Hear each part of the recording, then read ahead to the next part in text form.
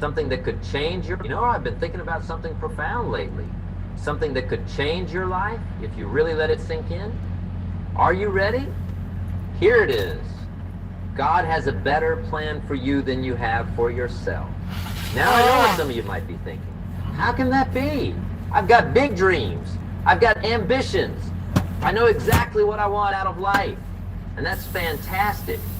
Having goals and aspirations is crucial. But let me tell you something. The universe, the grand architect of it all, has an even grander vision for your life. Think about it for a moment. We're all living on this tiny blue marble, spinning through an infinite cosmos. Our lives are but a blink in the grand scheme of things. And yet, each one of us has been given a unique set of talents, experiences, and opportunities. Do you really think that's by chance? I remember when I was just starting out, working as a stock clerk. I had my own plans. Sure, I thought I knew exactly where I was headed, but life had other ideas. And let me tell you, those ideas turned out to be far more exciting, far more rewarding than anything I could have dreamed up on my own. You see, when we limit ourselves to our own plans, we're working with a very limited set of information. We can only see so far down the road. But the divine plan, that takes into account the bigger picture. It sees around corners we didn't even know existed. Now, I'm not saying you should just sit back and wait for good things to happen. Far from it. The divine plan unfolds through your actions, your decisions, your perseverance. But here's the key. You've got to be open to it. You've got to be willing to step out of your comfort zone and embrace the unexpected. Let me share a little secret with you. Success leaves clues. And one of the biggest clues I've discovered over the years is the most successful people, the ones who've made the biggest impact, are often the ones who were willing to deviate from their original plan. They were flexible. They were open to new possibilities. Think about some of the great inventions and discoveries throughout history. Do you think Alexander Fleming set out to discover penicillin? No, he was actually researching influenza. But when he noticed that mold had contaminated one of his Petri dishes and killed the bacteria around it, he was curious enough to investigate. And that curiosity led to one of the most important medical breakthroughs in history. Or consider the story of Colonel Sanders. Did he plan to start a fried chicken empire at the age of 65? Absolutely not. He was just trying to make ends meet. But he had a secret recipe and a willingness to knock on doors. And look what happened. Kentucky Fried Chicken became a global phenomenon. These stories aren't anomalies. They're evidence of a greater plan at work. A plan that takes our efforts, our passions, and weaves them into something far greater than we could have imagined on our own. Now, I know some of you might be thinking that's all well and good for other people, but my life is different. I've got problems. I've got obstacles. And to that, I say, good problems or opportunities in work clothes. Every obstacle you face is a chance to grow, to learn, to become better than you were yesterday. You see, the divine plan isn't about making your life easy. It's about making your life meaningful. It's about stretching you challenging you, molding you into the best version of yourself. And sometimes that process can be uncomfortable. But let me tell you, it's in those moments of discomfort that the magic happens. I remember a time when I was facing a significant setback in my business. Everything seemed to be falling apart. I was stressed, I was worried, I was questioning everything. But you know what? That setback turned out to be the best thing that ever happened to me. It forced me to reevaluate, to innovate, to dig deep and find resources within myself that I didn't even know existed. And that's the beauty of the divine plan. It doesn't just hand you success on a silver platter. It gives you the opportunity to earn it, to become worthy of it, to appreciate it. Now let's talk about fear for a moment. Fear is one of the biggest obstacles that keeps us from embracing the divine plan. We're afraid of the unknown. We're afraid of failure. We're afraid of what others might think. But here's the truth. Fear is just false evidence appearing real. The antidote to fear is faith. Faith in yourself. Faith in the process. Faith that there's a greater plan at work. And let me tell you, when you start living with that kind of faith, miracles happen. Doors open that you never even knew existed. I've seen it happen time and time again. People who were willing to take a leap of faith, to trust in a plan bigger than their own, ended up achieving things they never thought possible. They found their true calling. They made a difference in the world. They lived lives of purpose and fulfillment. And isn't that what we're all really after? We don't just want success for the sake of success. We want lives that matter. We want to know that we're here for a reason. And let me assure you why you are. Each and every one of you has a unique role to play in this grand tapestry we call life. But here's the catch. You've got to be willing to play that role. You've got to be willing to step out of the audience and onto the stage of your own life. You've got to be willing to say yes to opportunities even when they scare you, especially when they scare you. Because here's the thing. Growth happens outside of your comfort zone. If you're not a little bit uncomfortable, you're not growing. And if you're not growing, you're not fulfilling your potential. You're not living up to the divine plan. Now, I'm not saying it's always going to be easy. Far from it. The road to success is often paved with setbacks, with disappointments, with moments of doubt. But those challenges are what make the journey worthwhile. They're what make the victory sweet. Think about it like this. Have you ever watched a movie where the hero doesn't face any obstacles, where everything just falls into place perfectly? It would be pretty boring, wouldn't it? Well, life is the same way. The challenges you face are what make your story interesting.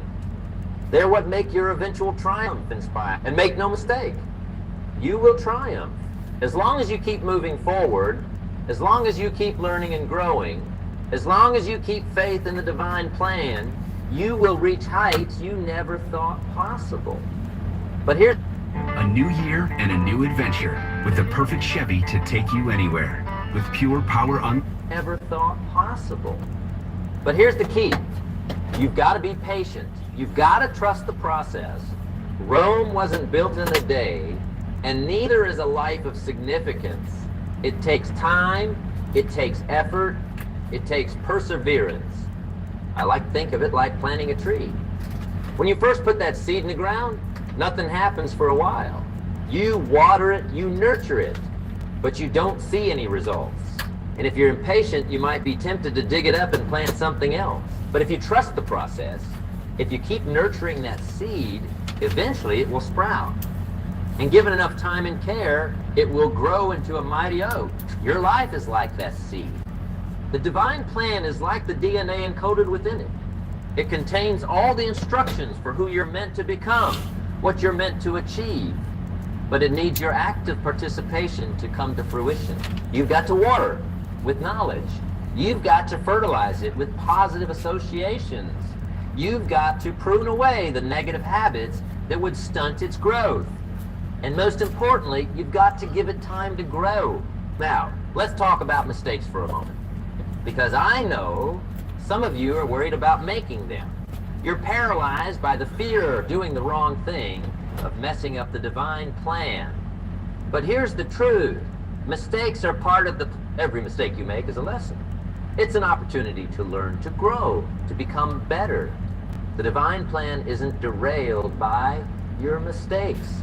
It incorporates them. It uses them to shape you, to mold you, to prepare you for the next phase of your journey. I've made more mistakes than I can count. And you know what? I'm grateful for every single one of them, because each mistake taught me something valuable. Each setback made me stronger, more resilient, more prepared for the challenges ahead. So don't be afraid of making mistakes. Be afraid not trying. Be afraid of staying in your comfort zone. Be afraid of settling for less than you're capable of achieving. Because here's the thing. The divine plan for your life is bigger than your mistakes. It's bigger than your fears. It's bigger than your doubts. And it's certainly bigger than any limits you might place on yourself. Now, let's talk about goals for a moment. Setting goals is crucial. It gives you direction. It gives you focus. It gives you something to strive for. But here's a little secret. The goal isn't really the point. The point is who you become in pursuit of that goal. You see, the divine plan isn't just about what you achieve. It's about who you become in the process. It's about the character you develop, the skills you acquire, the wisdom you gain along the way. So set big goals. Dream big dreams. But don't get so focused on the destination that you miss the journey, because the journey is where the magic happens.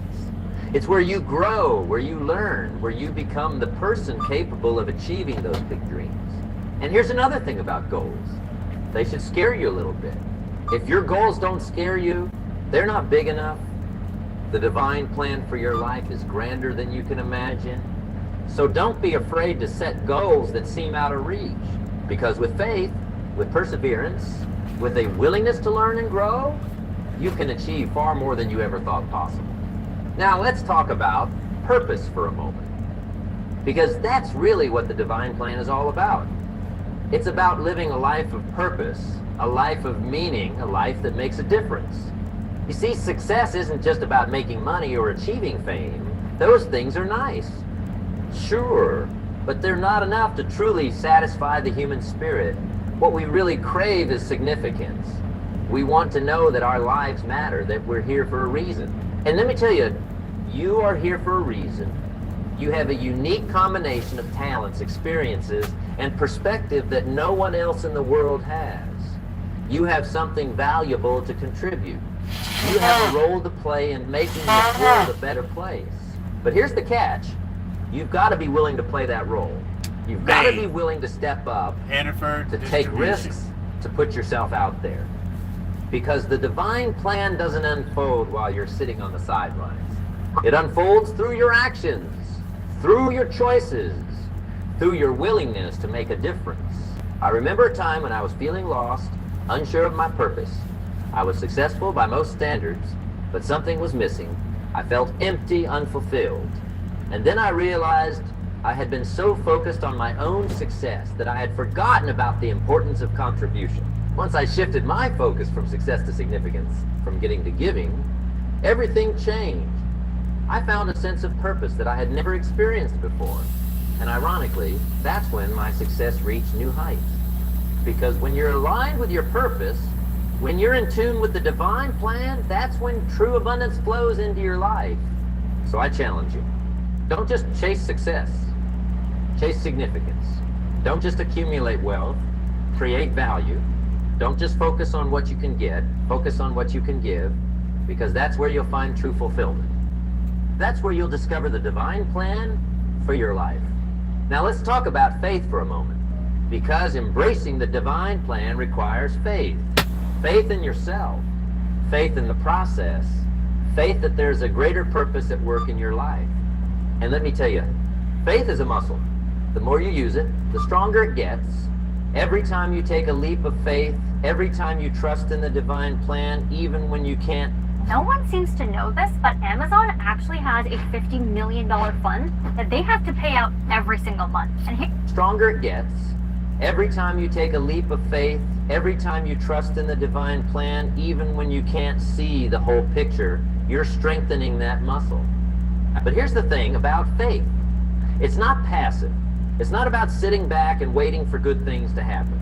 Faith is active. It's about moving forward even when you're not sure of the outcome. It's about taking action, even when you're afraid. I like to think of faith like a flashlight in a dark room. It doesn't illuminate the whole room at once. It just shows you the next step. But as you take that step, it reveals the next one, and the next one, and before you know it, you've crossed the entire room. That's how the divine plan works. You don't need to see the whole staircase, you just need to take the first step. And then the next one, and then the next one. Trust that each step is leading you exactly where you need to go. Now, let's talk about attitude for a moment, because your attitude is crucial in aligning with the divine plan. You see, life is 10 what happens to you and 90 how you react to it. You can't always control your circumstances, but you can always control your attitude. And here's the thing, your attitude determines your altitude. If you approach life with a positive attitude, with an expectation of good things, you'll rise higher than you ever thought possible. But if you approach life with a negative attitude, with doubt and fear, you'll never get off the ground. I remember a time when I was facing a significant challenge in my business. Everything seemed to be going wrong. And for a while, I let it get me down. I started focusing on all the problems, all the obstacles. And you know what happened? More problems showed up. More obstacles appeared. But then I made a decision. I decided to change my attitude. Instead of focusing on the problems, I started focusing on solutions. Instead of dwelling on what was going wrong, I started looking for opportunities. And you know what? The situation turned around. Not overnight, mind you, but gradually things started to improve. That's the power of attitude. It's like a magnet. A positive attitude attracts positive results. A negative attitude attracts negative results. So, choose your attitude carefully, because it's not just affecting your mood, it's shaping your reality. Now let's talk about relationships for a moment, because the divine plan for your life isn't just about you. Hey, it's about congratulations, the lives you touch, the Matt. people you influence, Just got the the CDLs. relationships you build along the way. Time to get to You see, work, none baby. of us are islands. Let's go. We're all Let's interconnected. go. And often, the divine plan unfolds through our interactions with others. The people we meet, the conversations we have, the collaborations we form, they're all part of the grand tap. So nurture your relationships. Treat people with kindness and respect. Be generous with your time, your knowledge, your resources. What'd you because get? never Did you get know hazmat, how a triple simple doubles, act of trailers? kindness might set off a chain reaction that changes someone's life. I remember a time when I helped out a young entrepreneur who was just starting out. I didn't think much of it at the time. I was just sharing some advice, offering a bit of encouragement. But years later, that same entrepreneur came back to me with an opportunity that transformed my business. You see, what goes around comes around. The good you do for others has a way of coming back to you, often in ways you never expected. So don't underestimate the power of relationships. Don't dismiss the seemingly random encounters, because often those are the moments when the divine plan is at work, setting up connections and opportunities that will bear fruit down the road. Now let's talk about resilience for a moment, because embracing the divine plan requires resilience. It requires the ability You don't to need to bounce go back from OTR. setbacks, to keep moving forward, even when things If you're get tough. if you're You gonna see, the drive, road to your destiny isn't always smooth. you can do There will be flatbed. bumps along the way. You There can will just be do detours. deliveries for like There will be moments when you feel beverage like giving companies, up. Pepsi, But those beer moments are companies. tests. You can There are deliver opportunities to prove your oil. commitment, to demonstrate your faith You can in do the divine plan. waste I like to think of management. it like this. It's up to Such you. as diamonds. What Fire can you refines deal with? gold, and challenges forge character. Every obstacle you overcome, every setback you bounce. Hey, good morning, sir. There you go. Need my license?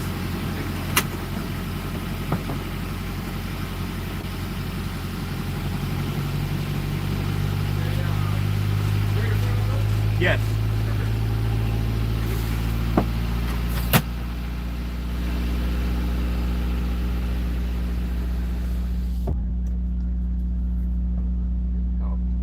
Embrace them. See them. I as advise you to go work for someone that pays pretty decent and is not going to run you like crazy, because even if you're doing regional or local, they'll try to work you to death.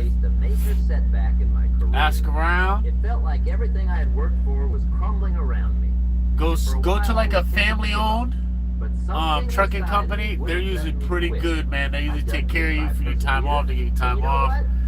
That You get in setback good with turned some out to be people, the man. setup That's for my greatest comeback. that's the move, beauty of man. Especially if you're just gonna be It sticking turns around. setbacks into comebacks. It turns obstacles into If you run for like opportunities. big places like It turns Amazon wounds or into Walmart, wisdom. And it's an essential quality if you want to it can get a align little with the divine hectic. plan for your life.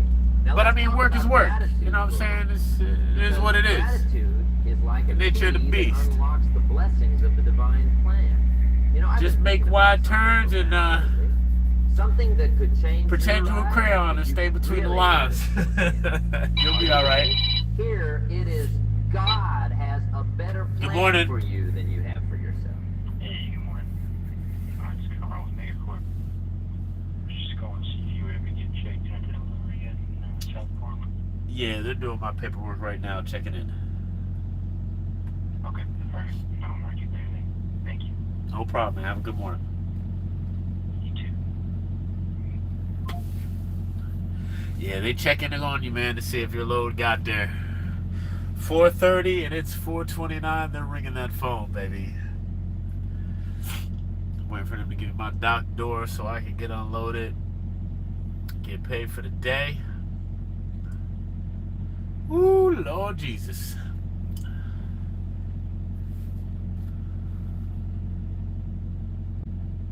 I appreciate that sub, Matt.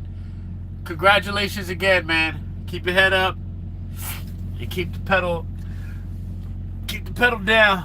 Keep the rubber on the ground. Later, bud.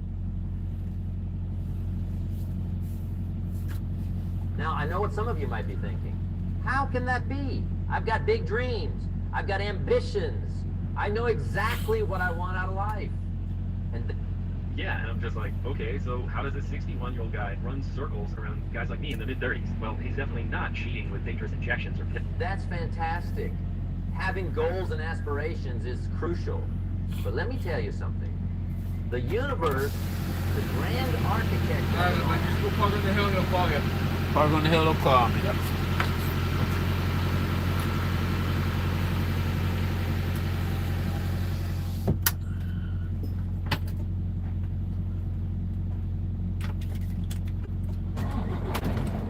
an even grander vision. Time to hurry up and wait. Think about it.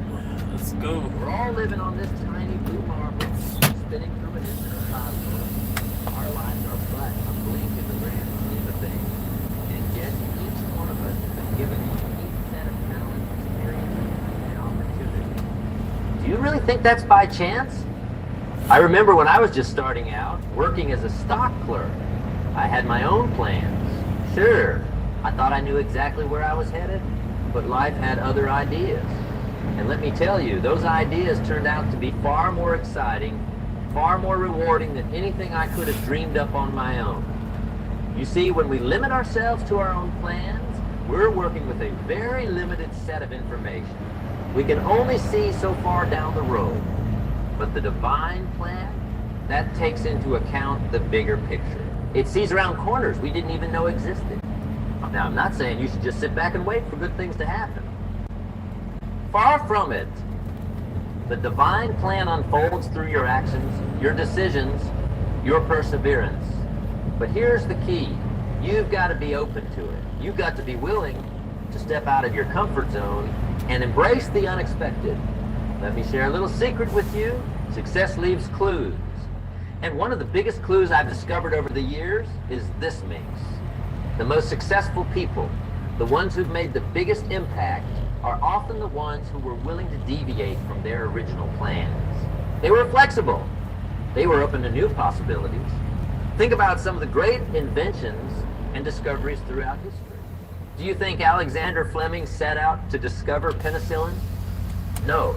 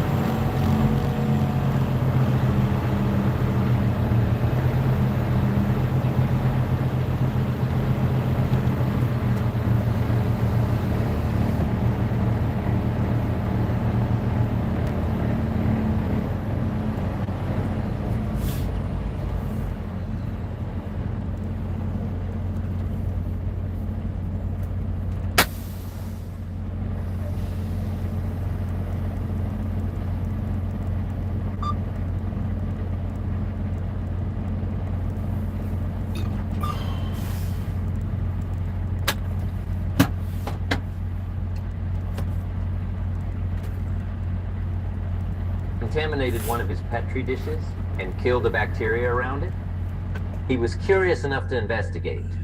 And that curiosity led to one of the most important medical breakthroughs in history. Or consider the story of Colonel Sanders. Did he plan to start a fried chicken empire at the age of 65? Absolutely not. He was just trying to make ends meet. But he had a secret recipe and a willingness to knock on doors. And look what happened. Kentucky Fried Chicken became a global phenomenon. These stories aren't anomalies. They're evidence of a greater plan at work. A plan that takes our efforts, our passions, and weaves them into something far greater than we could have imagined on our own. Now, I know some of you might be thinking, that's all well and good for other people, but my life is different. I've got problems. I've got obstacles. And to that, I say, good.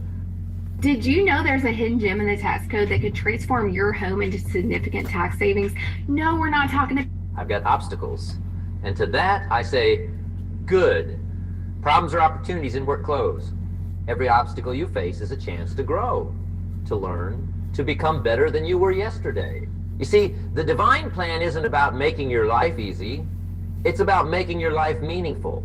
It's about stretching you, challenging you, molding you into the best version of yourself. And sometimes that process can be uncomfortable. But let me tell you, it's in those moments of discomfort that the magic happens. I remember a time when I was facing a significant setback in my business. Everything seemed to be falling apart. I was stressed, I was worried, I was questioning everything. But you know what? That setback turned out to be the best thing that ever happened to me. It forced me to reevaluate, to innovate, to dig deep and find resources within myself that I didn't even know existed. And that's the beauty of the divine plan. It doesn't just hand you success on a silver platter. It gives you the opportunity to earn it, to become worthy of it, to appreciate it. Now, let's talk about fear for a moment. Fear is one of the biggest obstacles that keeps us from embracing the divine plan. We're afraid of the unknown. We're afraid of failure. We're afraid of what others might think. But here's the truth. Fear is just false evidence appearing real. The antidote to fear is faith. Faith in yourself.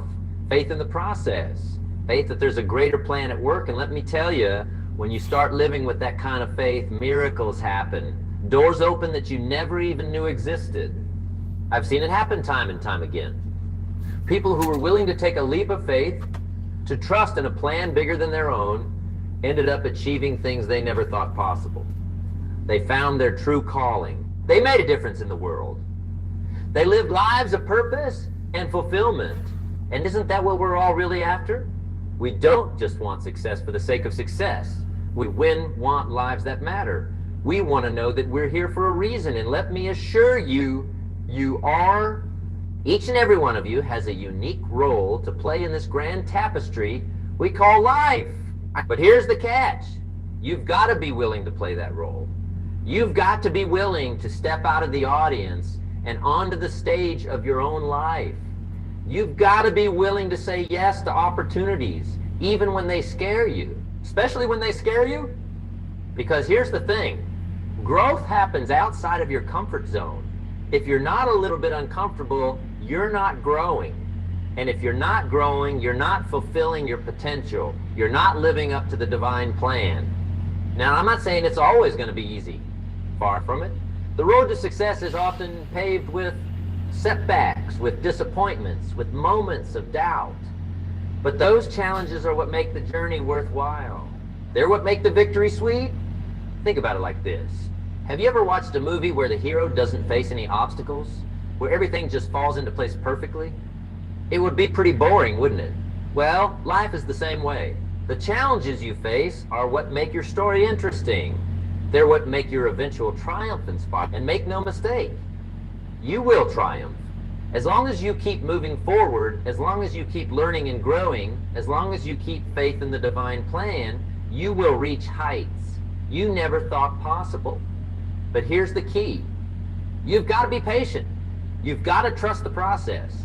Rome wasn't built in a day, and neither is a life of significance. It takes time. It takes effort. It takes perseverance. I like to think of it like planting a tree. When you first put that seed in the ground, nothing happens for a while. You water it, you nurture it, but you don't see any results. And if you're impatient, you might be tempted to dig it up and plant something else. But if you trust the process, if you keep nurturing that seed, eventually it will sprout. And given enough time and care, it will grow into a mighty oak. Your life is like that seed. The divine plan is like the DNA encoded within it. It contains all the instructions for who you're meant to become, what you're meant to achieve. But it needs your active participation to come to fruition. You've got to water it with knowledge. You've got to fertilize it with positive associations. You've got to prune away the negative habits that would stunt its growth. And most importantly, you've got to give it time to grow. Now, let's talk about mistakes for a moment, because I know some of you are worried about making them. You're paralyzed by the fear of doing the wrong thing, of messing up the divine plan. But here's the truth. Mistakes are part of the plan. Every mistake you make is a lesson. It's an opportunity to learn, to grow, to become better. The divine plan isn't derailed by your mistakes. It incorporates them. It uses them to shape you, to mold you. I've made more mistakes than I can count. And you know what? I'm grateful for every single one of them, because each mistake taught me something valuable. Each setback made me stronger, more resilient, more prepared for the challenges ahead. So don't be afraid of making mistakes. Be afraid of not trying. Be afraid of staying in your comfort zone. Be afraid of settling for less than you're capable of achieving. Because here's the thing, the divine plan for your life is bigger than your mistakes. It's bigger than your fears. It's bigger than your doubts. And it's certainly bigger than any limits you might place on yourself. Now, let's talk about goals for a moment. Setting goals is crucial. It gives you direction. It gives you... Having your information freely available on the internet makes it easier for anyone to impersonate you online or even try to find you in real life. You want to get your name, age... It gives you direction. It gives you focus. It gives you something to strive for. But here's a little secret. The goal isn't really the point. The point is who you become in pursuit of that goal. You see, the divine plan isn't just about what you achieve. It's about who you become in the process. It's about the character you develop, the skills you acquire, the wisdom you gain along the way. So set big goals, dream big dreams, but don't get so focused on the destination that you miss the journey, because the journey is where the magic happens. It's where you grow, where you learn, where you become the person capable of achieving those big dreams. And here's another thing about goals. They should scare you a little bit. If your goals don't scare you, they're not big enough. The divine plan for your life is grander than you can imagine. So don't be afraid to set goals that seem out of reach. Because with faith, with perseverance, with a willingness to learn and grow, you can achieve far more than you ever thought possible. Now, let's talk about purpose for a moment. Because that's really what the divine plan is all about. It's about living a life of purpose, a life of meaning, a life that makes a difference. Yep. See, success isn't just about 822? Yeah, 822. those things are nice. Sure, Where's that, in the back? but they're not enough What's on right to here? satisfy the human. Oh, right here to the left. Yeah, on left. What we really crave is significance. We want to know that our lives matter, that we're here for a reason. And let Oh, me tell right. you, I got it. you are Thank here you. for a reason. Have a good morning. You have a unique combination of talent, experiences, and perspective that no one else in the world has. You have something valuable to contribute. You have a role to play in making this world a better place. But here's the catch. You've got to be willing to play that role. You've got to be willing to step up, to take risks, to put yourself out there. Because the divine plan doesn't unfold while you're sitting on the sidelines. It unfolds through your actions, through your choices, through your willingness to make a difference. I remember a time when I was feeling lost, unsure of my purpose. I was successful by most standards, but something was missing. I felt empty, unfulfilled. And then I realized I had been so focused on my own success that I had forgotten about the importance of contribution. Once I shifted my focus from success to significance, from getting to giving, everything changed. I found a sense of purpose that I had never experienced before. And ironically, that's when my success reached new heights. Because when you're aligned with your purpose, when you're in tune with the divine plan, that's when true abundance flows into your life. So I challenge you, don't just chase success, chase significance. Don't just accumulate wealth, create value. Don't just focus on what you can get, focus on what you can give, because that's where you'll find true fulfillment. That's where you'll discover the divine plan for your life. Now, let's talk about faith for a moment, because embracing the divine plan requires faith. Faith in yourself, faith in the process, faith that there's a greater purpose at work in your life. And let me tell you, faith is a muscle. The more you use it, the stronger it gets. Every time you take a leap of faith, every time you trust in the divine plan, even when you can't see the whole picture, you're strengthening that muscle. But here's the thing about faith. It's not passive. It's not about sitting back and waiting for good things to happen. Faith is active. It's about moving forward even when you're not sure of the outcome. It's about taking action even when you're afraid. I like to think of faith like a flashlight in a dark room. It doesn't illuminate the whole room at once. It just shows you the next step. But as you take that step, it reveals the next one and the next one. And before you know it, you've crossed the entire room. That's how the divine plan works. You don't need to see the whole staircase. You just need to take the first step. And then the next one, and then the next one. Trust that each step is leading you exactly where you need to go. Now, let's talk about attitude for a moment. Because your attitude is crucial in aligning with the divine plan. You see, life is 10 what happens to you and 90 how you react to it. You can't always control your circumstances, but you can always control your attitude. And here's the thing, your attitude determines your altitude. If you approach life with a positive attitude, with an expectation of good things, you'll rise higher than you ever thought possible. But if you approach life with a negative attitude, with doubt and fear, you'll never get off the ground. I remember a time when I was facing a significant challenge in my business. Everything seemed to be going wrong, and for a while, I let it get me down. I started focusing on all the problems, all the obstacles. And you know what happened? More problems showed up. More obstacles appeared. But then I made a decision. I decided to change my attitude. Instead of focusing on the problems, I started focusing on solutions. Instead of dwelling on what was going wrong, I started looking for opportunities. And you know what? The situation turned around. Not overnight, mind you, but gradually things started to improve. That's the power of attitude. It's like a magnet. A positive attitude attracts positive results. A negative attitude attracts negative results. So choose your attitude carefully, because it's not just affecting your mood, it's shaping your reality. Now, let's talk about relationships for a moment, because the divine plan for your life isn't just about you. It's about the lives you touch, the people you influence, the relationships you build along the way.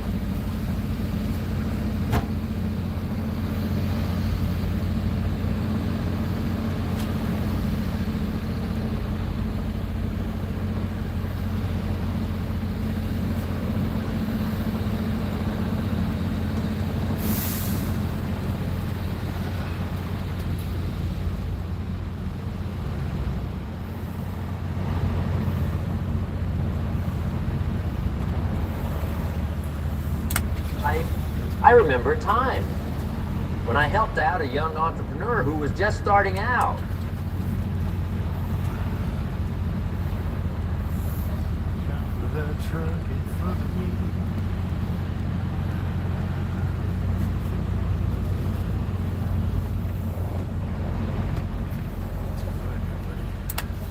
Way of coming back to you, often in ways you never expected.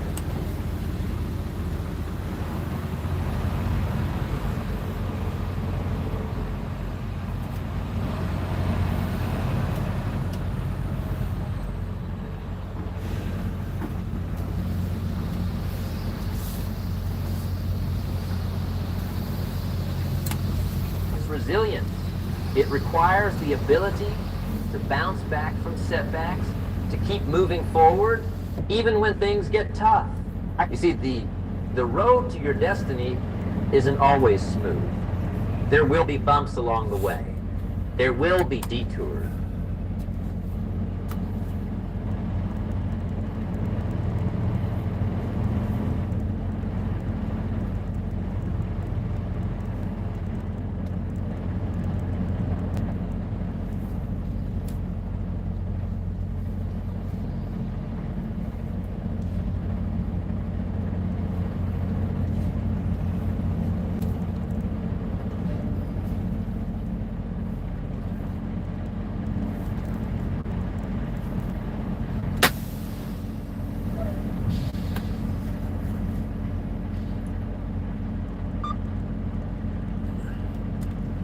When I faced a major setback in my career.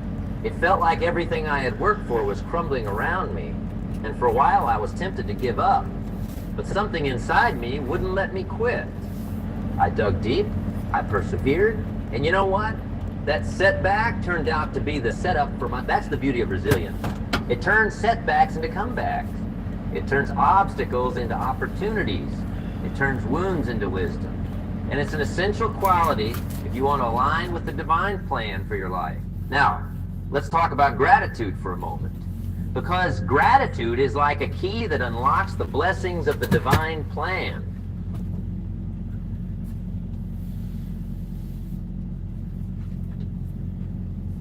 Professional women, here are 3 simple reasons you are burning out. First, you're operating with an all or nothing approach.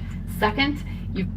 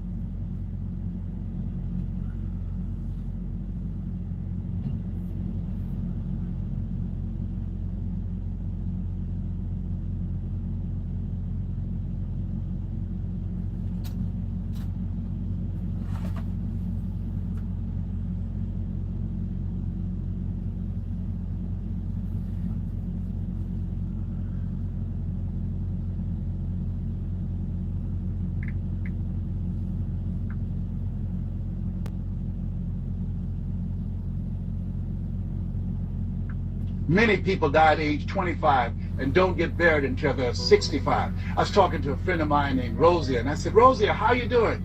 And she said, let me tell you something. Life is a mess. I said, girl, what are you talking about? She said, my life is a mess. She said, you know what? She said, I just was sitting up here thinking, I haven't lived. I haven't lived. She said, I've been working hard all my life, paying bills and taking care of my children, and my children are gone, and I've just been thinking, I haven't done anything. I said, why? What are some of the things you'd like to do? She said, travel. I would love to travel. I'd like to see the pyramids. I've never been to Paris. I want to go to Paris. I've never been there. There are things that I want to see, things I want to do. She said, I want to make a difference in young girls' lives, teenage mothers. I was a teenage mother. I want to be able to make a difference in their lives and see the impact that I had on their lives. She mentioned a variety of things. And I remember a story about a lady who went to the doctor, and she was diagnosed with terminal cancer. And she came home and she was sitting at the table and she was drinking some coffee, and all of a sudden she just looked up and she said, I refuse to die an unlived life. I refuse to die an unlived life. And she decided that she was going to live. That up to that point, her life was for her family, for her children, for her husband, but she had left herself out of the equation. Have you ever done that? I remember at a period of my life, I was going to work, and I was working on a job that I...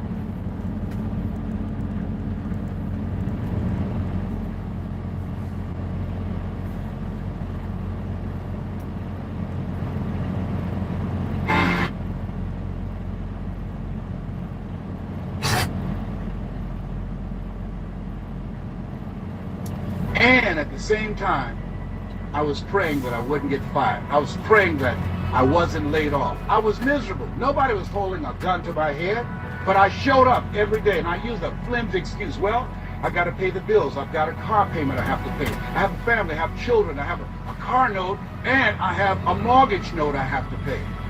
I got to survive. I was showing up for a paycheck.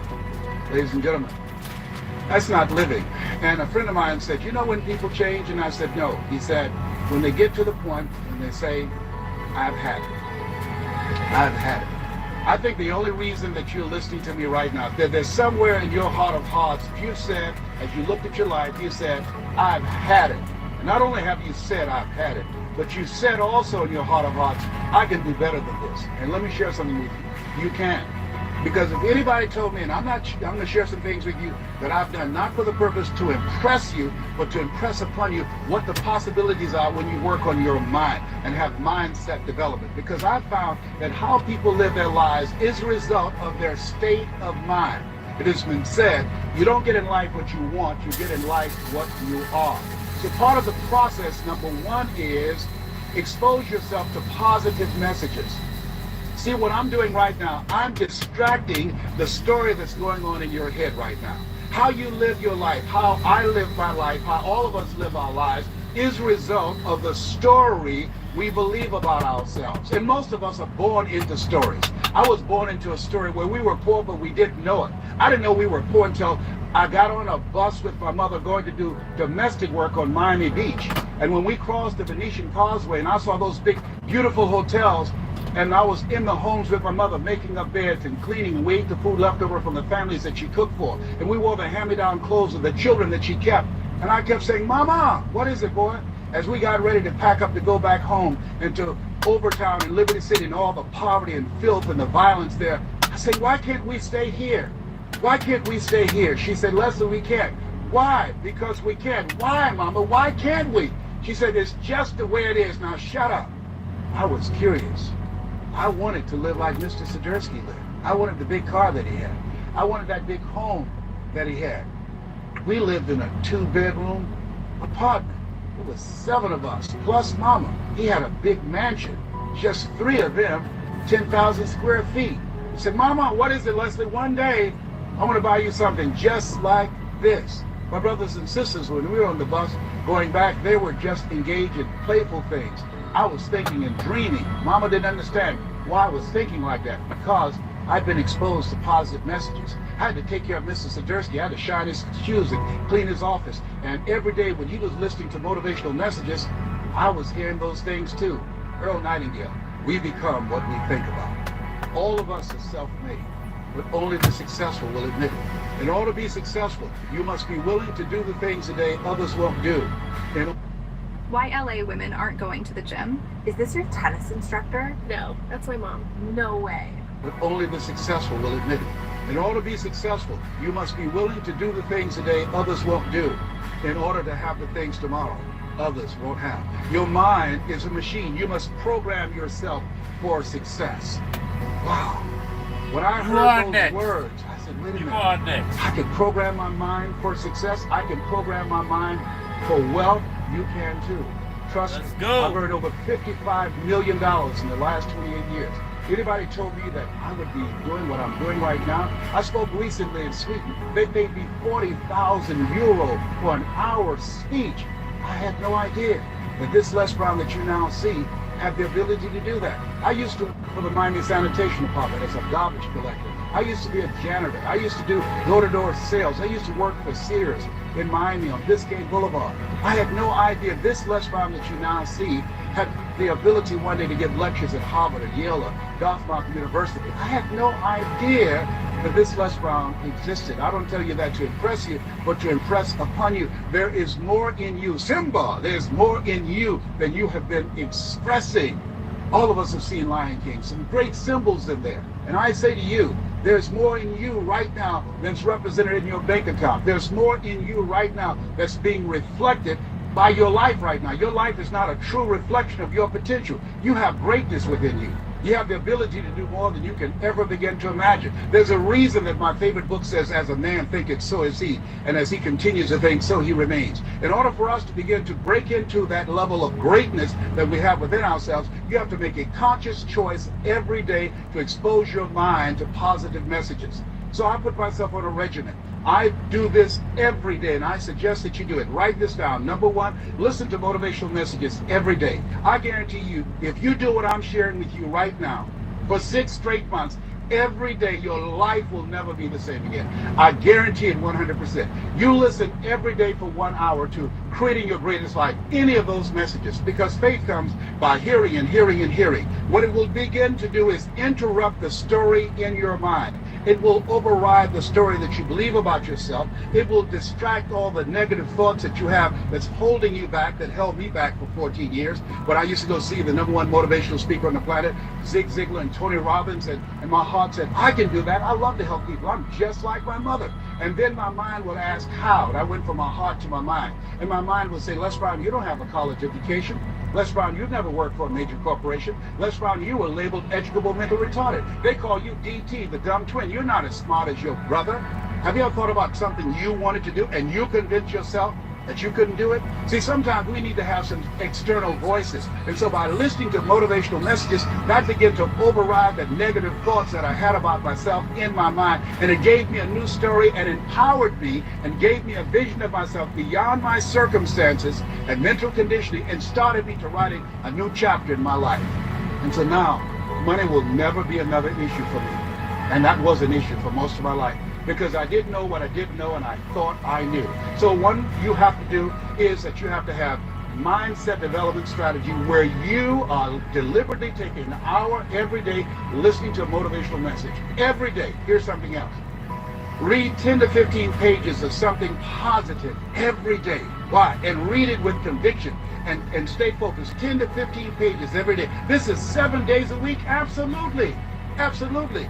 Every day. McDonald's know that you know where they are. Burger King know that you know where they are. But every day they have some advertising. They have billboards, they have radio, they have television. Why? Because by exposing you to those messages, that will begin to impact your behavior. It will drive you into the place to purchase what they're advertising.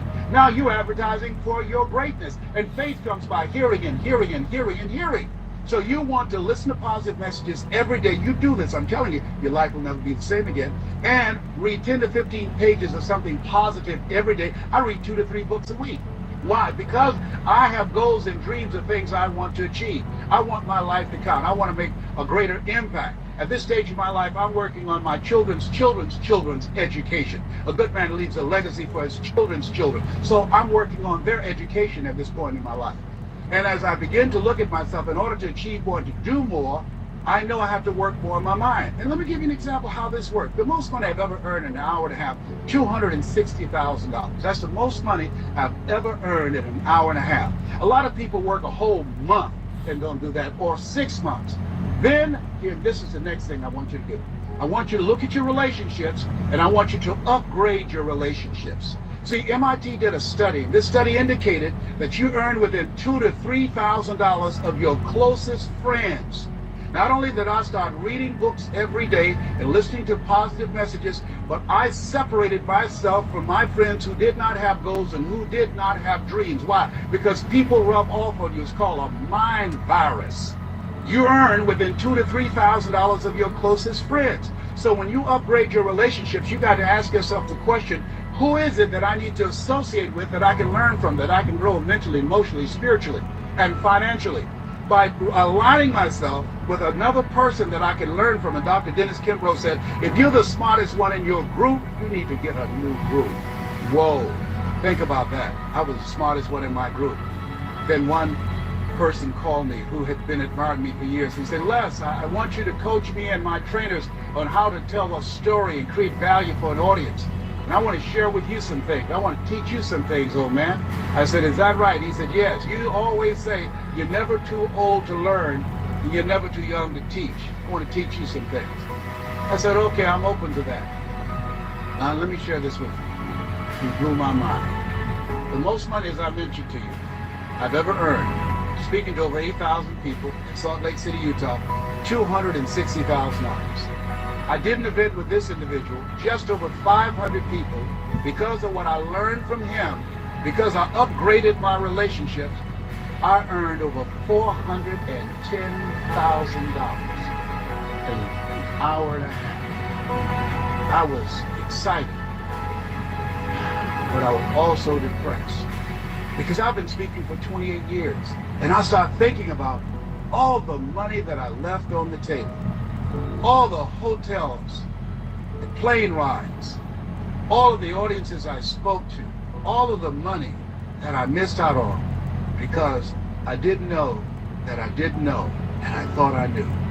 I was a big fish in a small pond. I can't tell you, if you don't get anything else, you have to look at your relationships and you've got to ask yourself the question, what is this relationship doing to me? See, has anybody ever seen something for you that you didn't see it for yourself?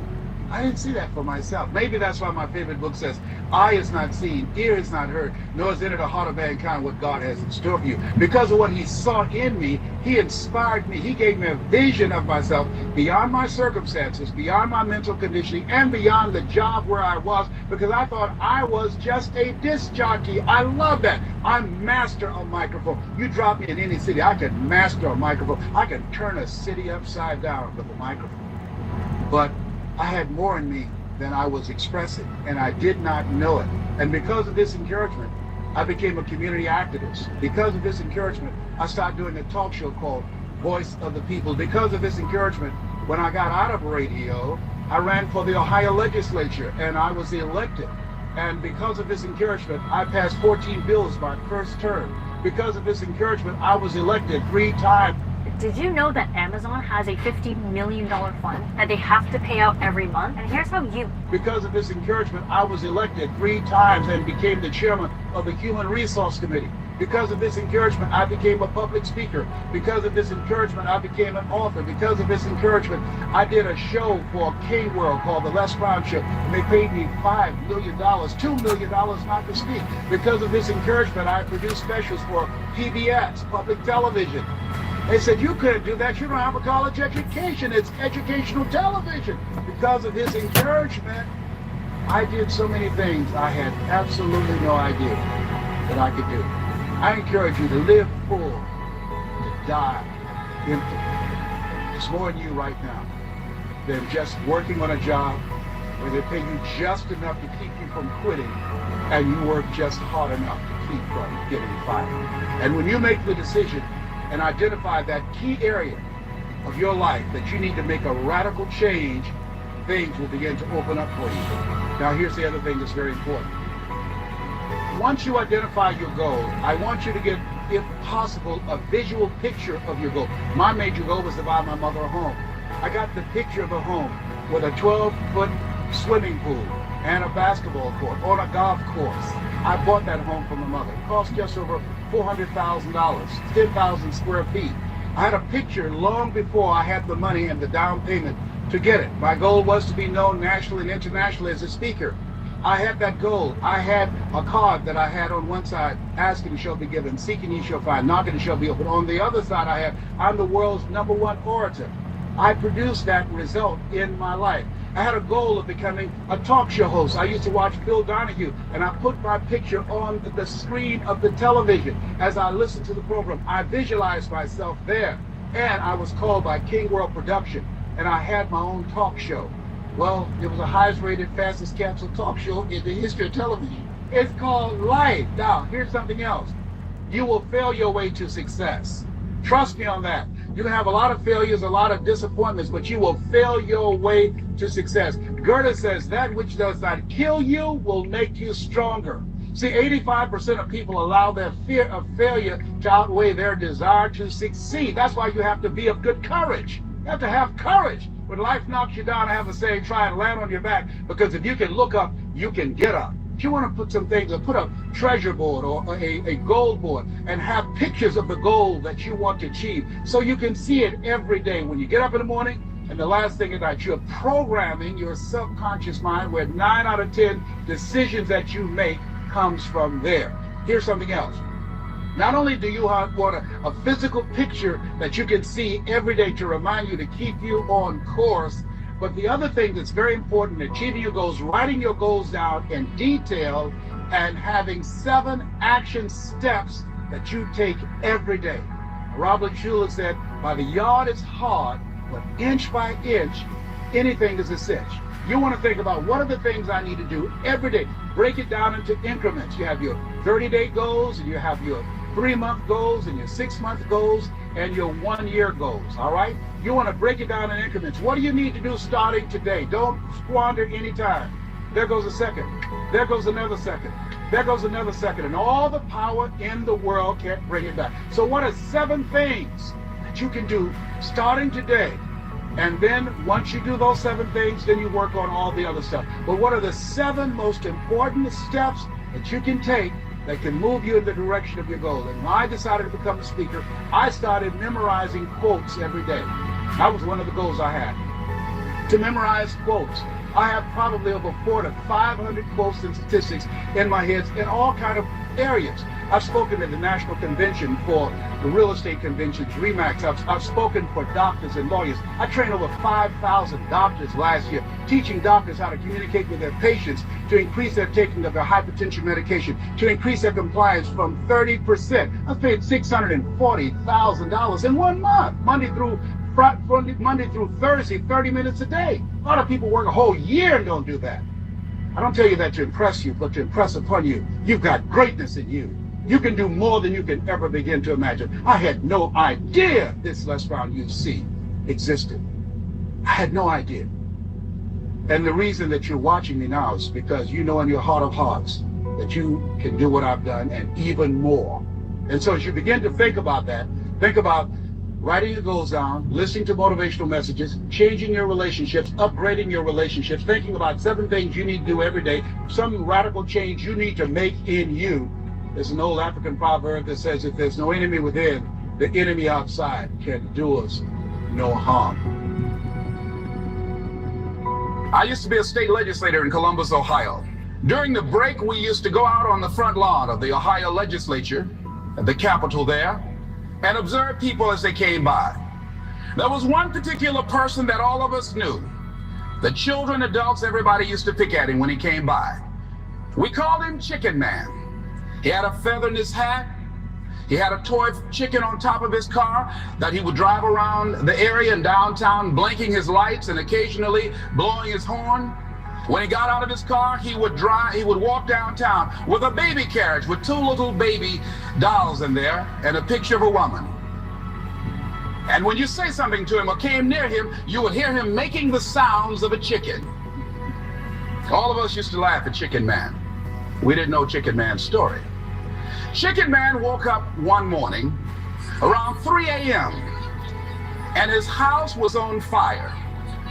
He panicked and he got out of the window, left quickly, only to get outside to hear his children and his wife screaming for help. He ran back to the door to go in to save them, and the flames were too hot. He tried to get in, he couldn't get in. He was desperate, frantic. Pretty soon the cries stopped. They perished in the fire. His brother-in-law came, found out that his sister had died and his nieces in the fire, grabbed Chicken Man and started beating him. You chicken, why did you save my sister? You're chicken, you're chicken. When the people pulled him off Chicken Man, they picked him up and said, are you all right? And Chicken Man looked at him and he started making the sounds of a chicken.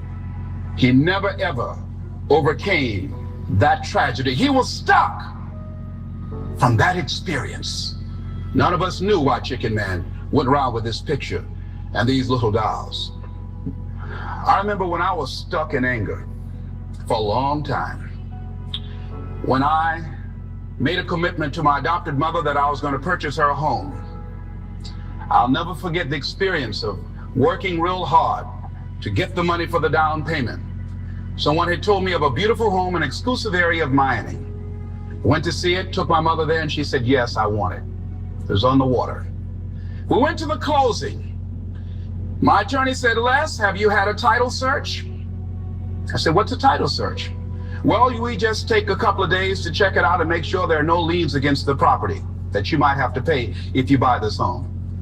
The guy who was there selling me the house, he said, listen, he said, the only reason that I'm selling you this house and selling it at a loss is because I admire the fact that you want to purchase this house for your mother. I have another guy who will give me substantially more money, but I like you. And I've got to get back to Philadelphia. Now, if we cannot consummate this deal now, then the deal is off. I said, there are no liens against the property? He says, no, of course not. I looked at my attorney. I said, I believe him. I'll sign. She said, Mr. Brown, I'm not questioning his honesty.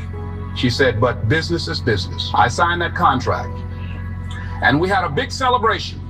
Everybody in the neighborhood was talking about Leslie coming home, one of the twins that Mamie adopted, to buy her home. Child, isn't that nice?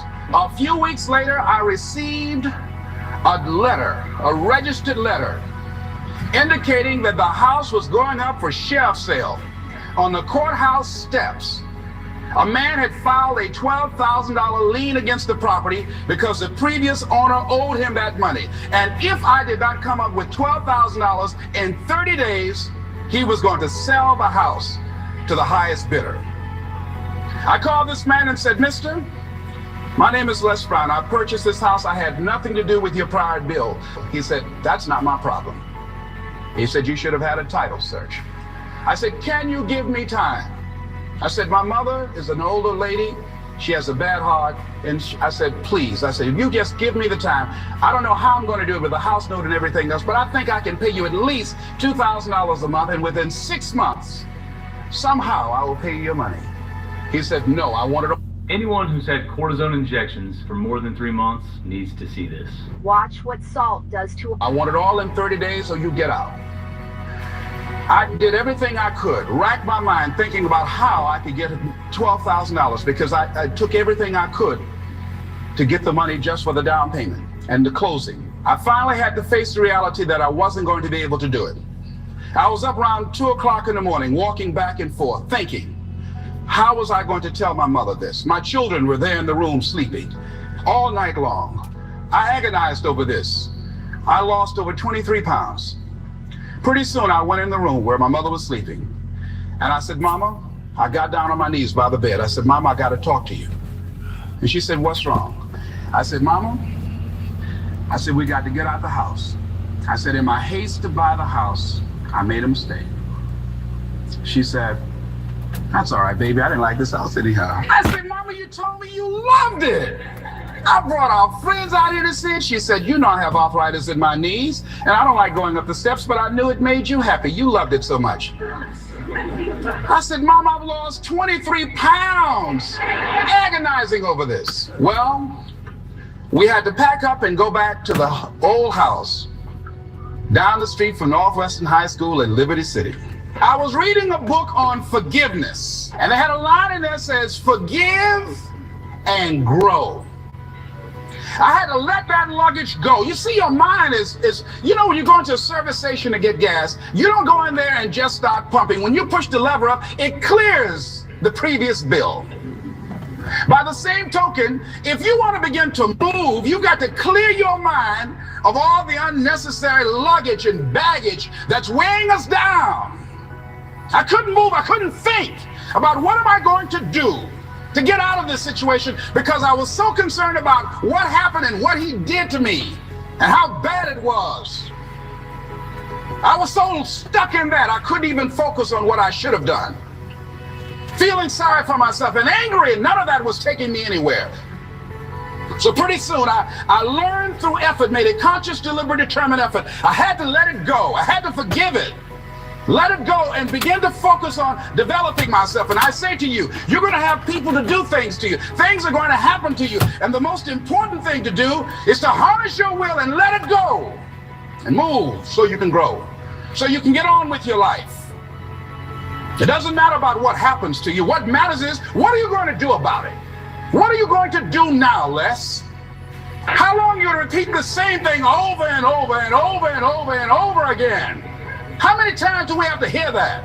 Don't go around telling people what your story is. Everybody has a story. 80% don't care and 20% glad it's you. So I had to let that go. All of us got stories to tell. Chicken Man allowed his tragedy to destroy his life. All of us have experienced some tragedy, and if we haven't, we will. And you can either let it destroy your life, or you can build upon it. You can permit it to let it hold you down, or you can decide, I'm not going to let that happen to me. I'm bigger than this. Make a declaration to yourself. Declare all out war that you're going to get out of this rut. I don't care how good you are, I don't care how talented you are. I don't care how much you work on yourself. There's some times when things aren't going to go right. They just are not going to go right. There are times when anything that can happen will happen. Murphy's Law will be knocking at your door. Why? I don't know why. That's called life. And you have to deal with it. Sometimes your life will be in a slump. Just like sports. Some of the best shooters can't hit baskets different times in games. They get in a slump. Do they sit on the sideline and say, I just didn't hit a basket today? No, they continue to execute. I suggest to you that if you are facing a challenge, don't stop. Stay busy. Work your plan. Continue to do those things that you know that work for you after you have evaluated yourself in the situation. Find somebody that you can help so you can forget about you for a moment. See, sometimes the best thing to do is to be. Sometimes you have to just back up and go within yourself. A bow and arrow, you can't take a bow and just push it out an arrow. You just can't push the arrow out. You have to pull it back and then release it. Sometimes you have to back up and go within and pray and meditate and recharge your batteries. Go away, clear your head, and then come back and look at it from a different vantage point. Don't operate while you're under the spell or the effect of what's going on. Next thing is that you've got to activate the thinker in you. Don't allow your emotions to control you. We are emotional, but you want to begin to discipline your emotion. If you don't discipline and contain your emotions, they will use you. Your mind goes on automatic, just like a guard. I love reading the book called As a Man Thinketh by James Allen. He uses the analogy of the mind being like a garden. Weeds don't have to have any encouragement to grow. You don't have to water them. They don't have to get sunshine. They don't have to have fertile ground. They will grow through the cracks of a sidewalk. But if you want to grow orchids or roses or any kind of exotic flowers, there are special processes and procedures you must go through. Well, by the same token, you don't have to force yourself or motivate yourself to think negatively, to be depressed, to hate somebody, to want revenge, to want to get back at somebody, to beat yourself up over the head, to feel loaded with guilt. You don't have to make any effort to do that. Your mind is on automatic. It will do that by itself. But if you want to begin to move into your own personal greatness, if you want to begin to really enjoy a happy, successful, healthy life, you've got to be willing to go against the tide. You've got to be willing to harness your will and say, in spite of this, I'm in control here. I'm not going to let this get me down. I'm not going to let this destroy me. I'm coming back, and I'll be stronger and better because of it. You have got to make a declaration that this is what you stand for. You're standing up for your dreams. You're standing up for peace of mind. You're standing up for health. You want it, and you're going to go all out to have it. It's not going to be easy. When you want to change, it's not easy. If it were in fact easy, everybody would do it. But if you're serious, you'll go all out. And looking at some of the definitions of options: decision, self-determination, choice, preference, desire. I want to share something with you that's relative to critical options, because we all have them in our lives. And I want to ask you a question. What is the focus of your life? What is the focus of your life? In life, you have a critical option. You can take a stand in your life, or you can follow the crowd. See, people who follow the crowd, their lives are not focused. They're not immersed in anything. People who take a stand, they're living a life that has some power, a life of achievement, a life that has some meaning. People that are taking a stand in life, they are consciously involved in a process to design a life of substance.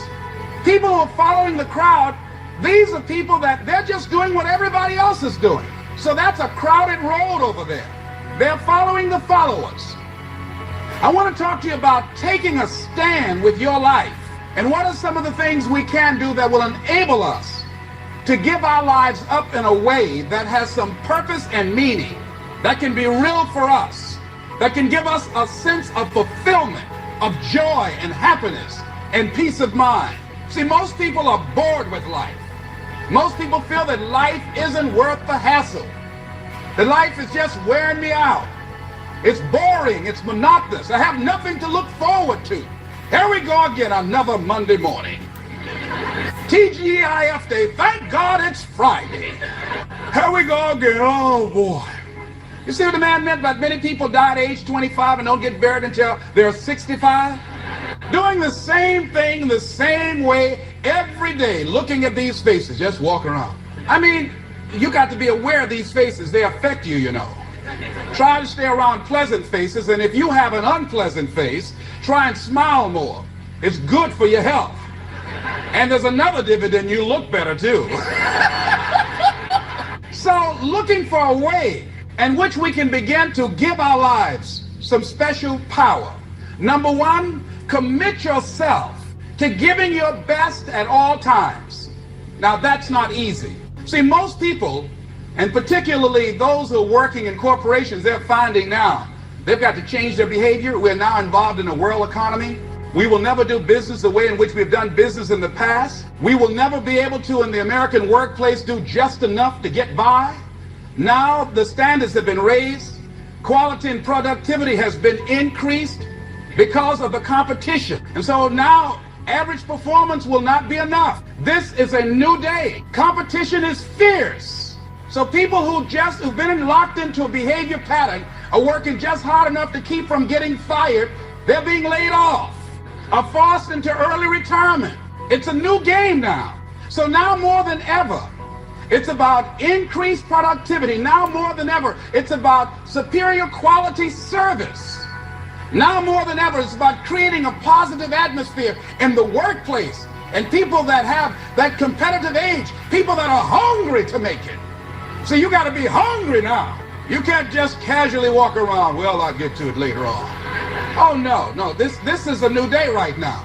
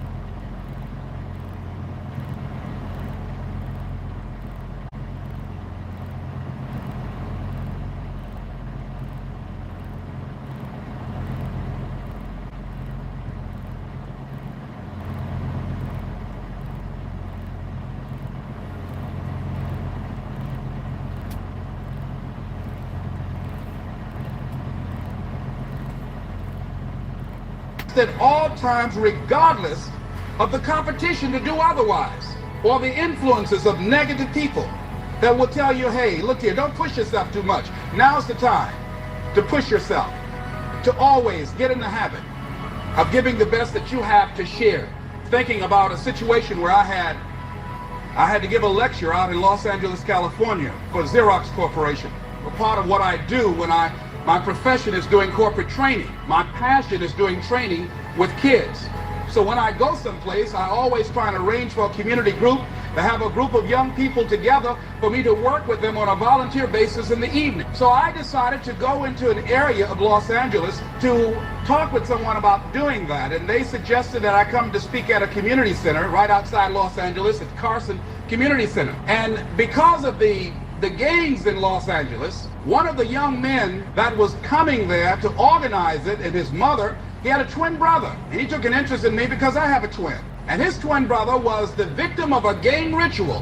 They brought in a new member in the gang, and he had to prove that he was really with them and committed. And his job was just to select anybody at random and kill them. And he did that as this young guy was coming out of a store. So they told me, Mr. Brown, would you come over and talk to the teenagers here? There's a lot of depression and despair and hopelessness and people feeling powerless about the gangs. And bring with you some handouts and materials so you can do a workshop, and parents will be involved too. Would you be willing to do that? I said, well, I'm doing a full day seminar, and I'm usually just physically exhausted afterwards. How many people you say you're going to have? We guarantee at least 400 to 500 people there. I said, okay, I will come there and work with them and take them through this intensive. It's called Project Respect, how to create a shift in the community, how to get young people engaged in the process of creating positive peer pressure rather than buying into the negative peer pressure. Instruments and techniques of how we can provide ongoing coaching for young people to begin to change how they see themselves and their values, and how to resist negative peer pressure. So I came there after working in a seminar, totally exhausted, in that Los Angeles traffic. It took over an hour to get there. Got there, they only had 7 people. I had an attitude.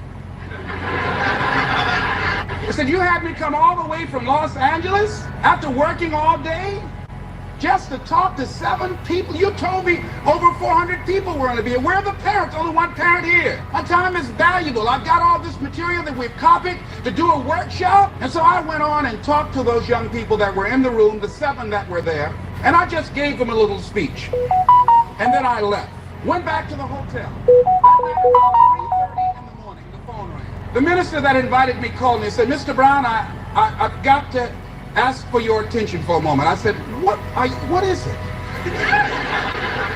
Kenyatta, one of the young men who was there, want to talk to you. He was a brother of the guy that was killed. He'd like to talk to you. He's been here for over an hour, and I told him, please don't call.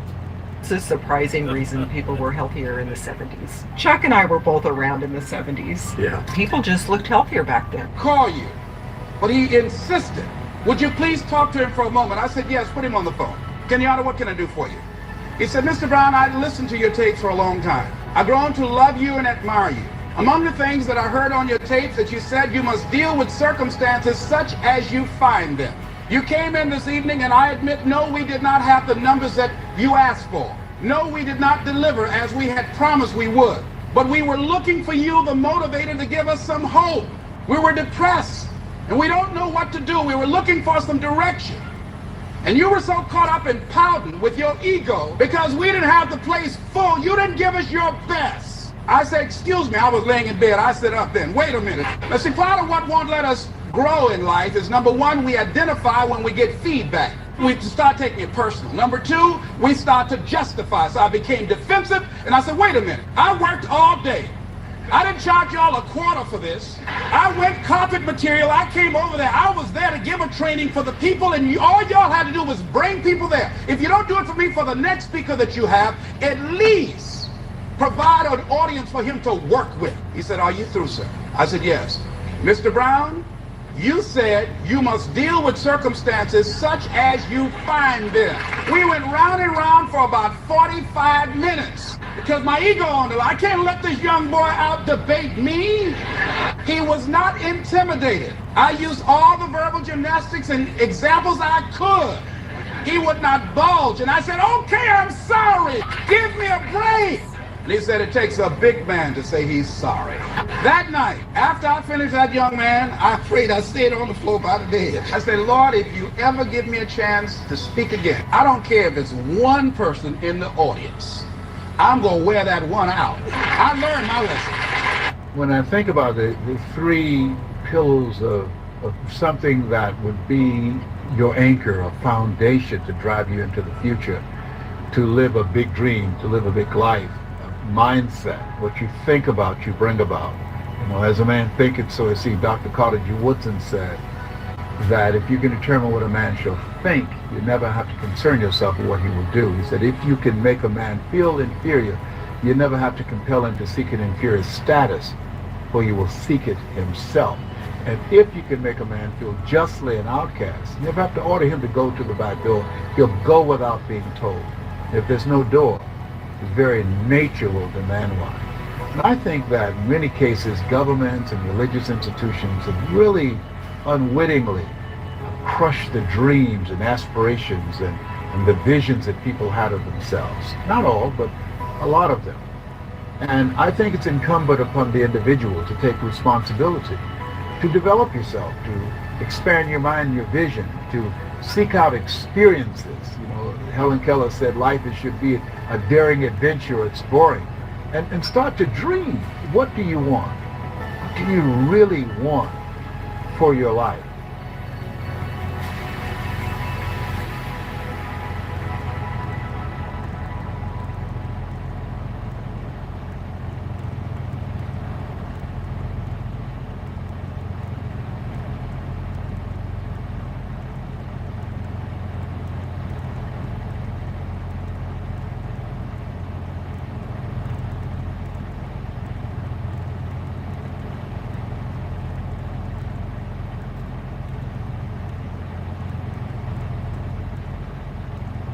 Okay, this is the automatic course creator, and if you are looking for the fastest and most affordable way to launch your first or next course, high ticket offer, or online business, you do not want to miss this video. Why? Because what I'm about to show you just might be the greatest breakthrough in digital marketing history. The GrowthWorks Course Creator combines your knowledge and expertise with the latest AI technology and the same proprietary systems that we've used to help over 40,000 course creators, coaches, consultants, and entrepreneurs launch awesome online businesses over the last decade. It's also the same technology we've used to sell over $12 million of our courses and coaching programs. If you have ever sat down and tried to create your own course, coaching offer, or digital product, you're familiar with these course creation problems. The first is you get way stuck and overwhelmed just trying to turn your idea or expertise into a live product. Second, spending weeks or even months in some cases, I've actually seen years, staring at a blank screen, trying to create copy, slides, and content before you can even launch. And finally, all the marketing stuff, struggling to create a message and offer that stands out in a red ocean of competition. Let's face it, the best offer in the world is worthless if no one shows up and actually buys your product. Have you ever found yourself spending days or weeks staring at a blank screen, feeling totally stuck, wondering if you'll ever actually launch or sell your digital product? You ever had imposter syndrome or wondering if it's ever going to work? Have you found yourself wasting tons of time and money on confusing courses, tools, and gurus and all the yucky stuff out there? And the bottom line is, I know I've been here, if you wanted to quit or maybe even do this, throw your laptop out the window or smash it with a hammer, you are not alone. For most creators, going from idea to selling your digital product seems almost impossible until now. For the first time ever, you can create complete premium courses and coaching offers in a small fraction of the time and cost without staring at a blank screen for months, figuring out PowerPoint or all the techie stuff like Keynote, or hiring expensive graphic designers or copywriters. Let me show you exactly how it works. Okay, the first thing I'm going to do is go create a new campaign, and I'm going to call this one the Keto 50 course because I'm over 50 and trying to lose weight. But it's important to point out, it doesn't matter what problem you solve, if it's someone's health, wealth, business, relationships. We have B2C, B2B, from music instructors to therapists to violin teachers and everything in between. If you solve a problem, if you want to launch a product that solves a problem that someone would buy a book on or buy a course for or hire a coach to help you with, that is what GrowthWorks is engineered to do. So we're going to use AI to 100x the speed at which we create this. And I'm going to tell GrowthWorks what I'm trying to do in plain terms. There's some examples you can click through. Again, doesn't matter what your niche is, but I'm going to go ahead in this case and say that I want to launch a coaching program to help men over 50 get fit using keto. Now, what GrowthWorks is going to do is just make sure that I have the right business model and the right target audience. I'm going to solve the right problem. It should just take a few seconds, and it's going to say, do you want to do a course, a coaching program? What's the business model? This is going to be a coaching offer. I'm going to help 50 plus professional, maybe we'll say males to be more specific, and I'm going to be more specific in the outcome. I want them to actually not just do sustainable weight loss, but shed up to 20 pounds using keto. Now this is really, really cool. What GrowthWorks is going to do, it's going to look at our proprietary product roadmap technology that we've been using for decades, way before GrowthWorks. It's going to look at all the best-selling courses and products and problems that people are paying to solve around the web, and it's going to give us an outline. So again, it's not just a course. It doesn't matter if you're a consultant or a coach. If you solve a problem, this is the core body of knowledge that you're going to use. This is going to be your proprietary product that you put out to the marketplace. In this case, let's just say I like all this course outline. I could regenerate, I could rewrite it for beginners, I can make it more advanced, but I like this one, so I'm going to go ahead and use it. Now we're going to attach a proprietary name to each step to create a market of one, a unique mechanism, so to speak, that they can only buy from you. And if I like all these, again, I would edit these and play around with them and base it on my own research, but just for the sake of this demo, I'm going to go ahead and do it. Here's where the magic happens. I'm going to go and look at all the best products across the web. I'm going to use AI to search and scan for the best selling, most in-demand problems that people are paying money to solve, and it's going to come up with my whole campaign plan in real time. This is your complete marketing and content strategy that you're going to use in 100% of everything that you do. It's going to come up with the name of the product and the pricing. You can rename or work on anything individually if you want to, but I'm just showing you quickly who you're going to help, the target ideal clients that this product is going to be for, who you're going to work with, who you're not going to work with. It's going to go through all the problems you increase and decrease in your target market and create this complete marketing plan. Hippocrates had the answer 2,400 years ago. What conventional energy boosters can't match is still true today. Are you tired of energy solutions that promise the world but leave you crashing and jittery? It's time to embrace a smarter choice, one that combines ancient wisdom with modern science. Our energy strips are meticulously crafted with ingredients that work synergistically to elevate your energy levels without the downsides of traditional boosters. Pullulan. This natural polysaccharide acts as a delivery system, ensuring that all the nutrients are absorbed efficiently. L-theanine, known for its calming effect, it helps balance the stimulating effects of caffeine, creating a smooth, focused energy experience. Caffeine, a well-known energy booster, it helps increase alertness and concentration, so you can tackle your day with vigor. Mannitol and erythritol. These natural sweeteners provide a delicious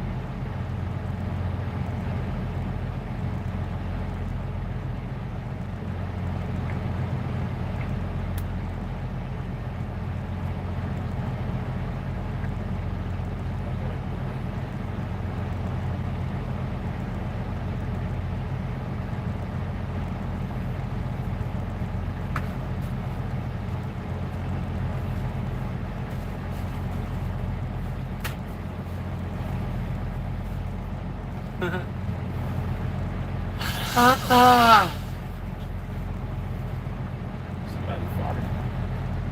Ah!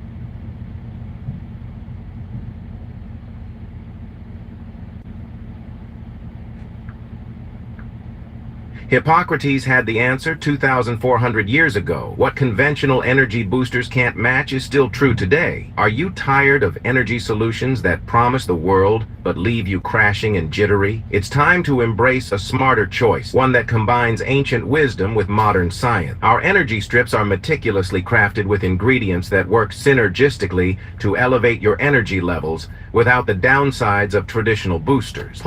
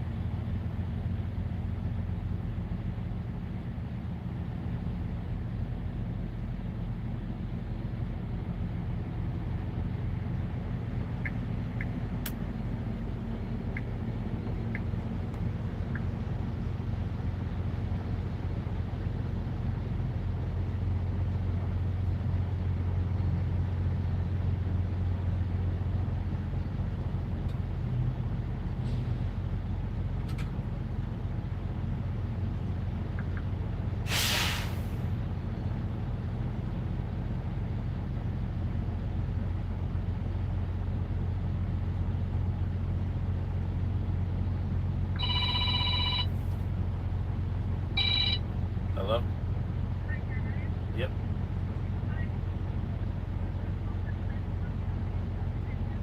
Thank you.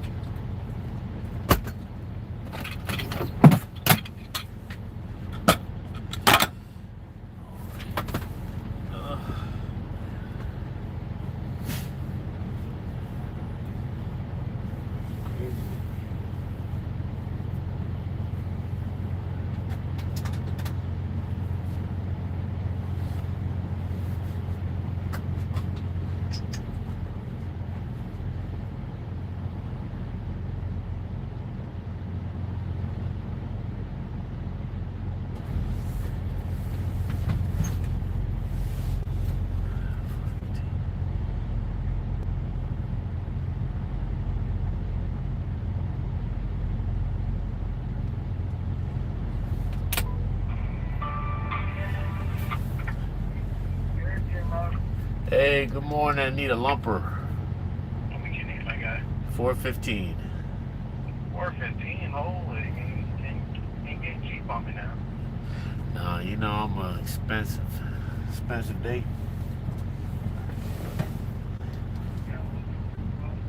Load number is 1122834.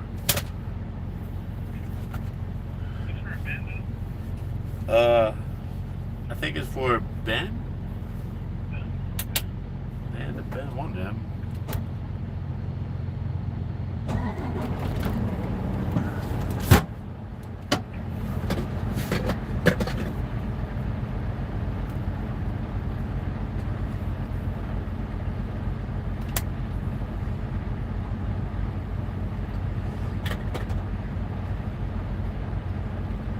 Can you hear me?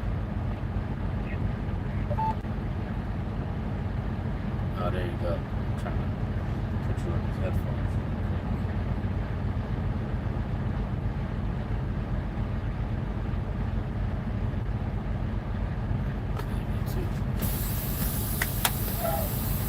I can't believe I got here down in Hannaford in an hour. It's crazy.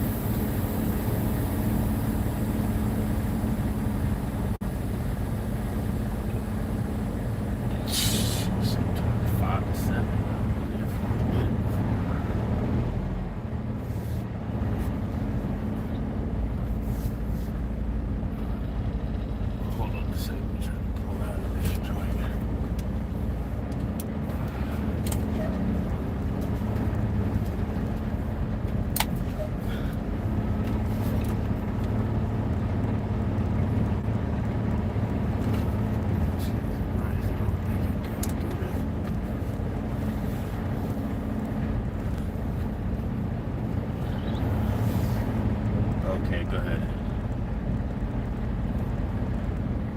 379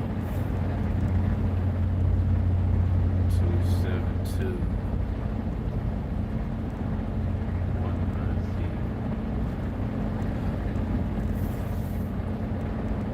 All right, thank you, sir. So, good night.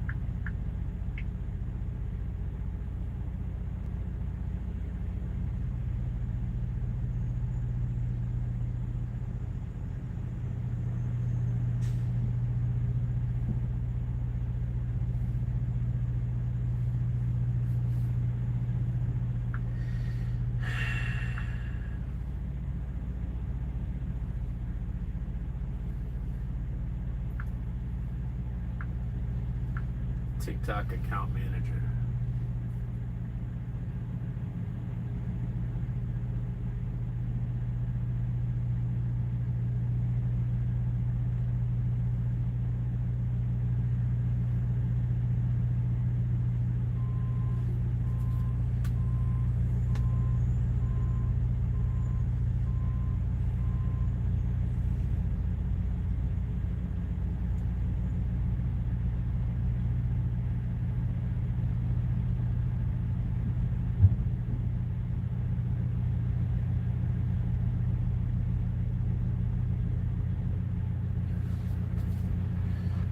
How do I find out who manages the fucking account? This shit is crazy. This shit is like...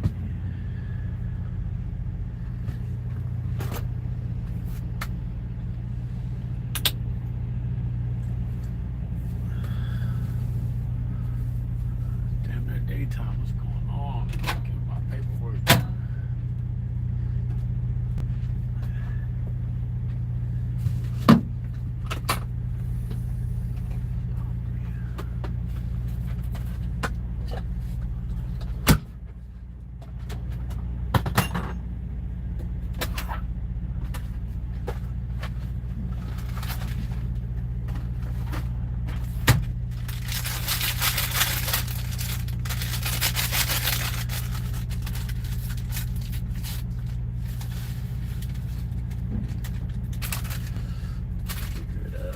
Figure it out.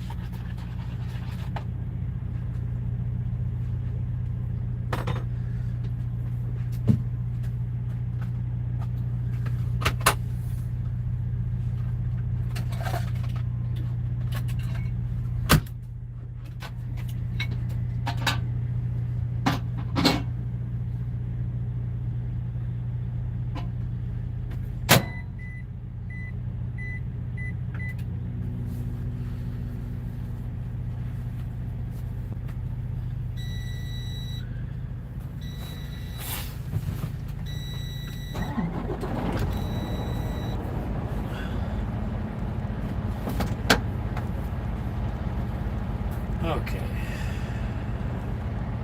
How do I contact my TikTok account manager?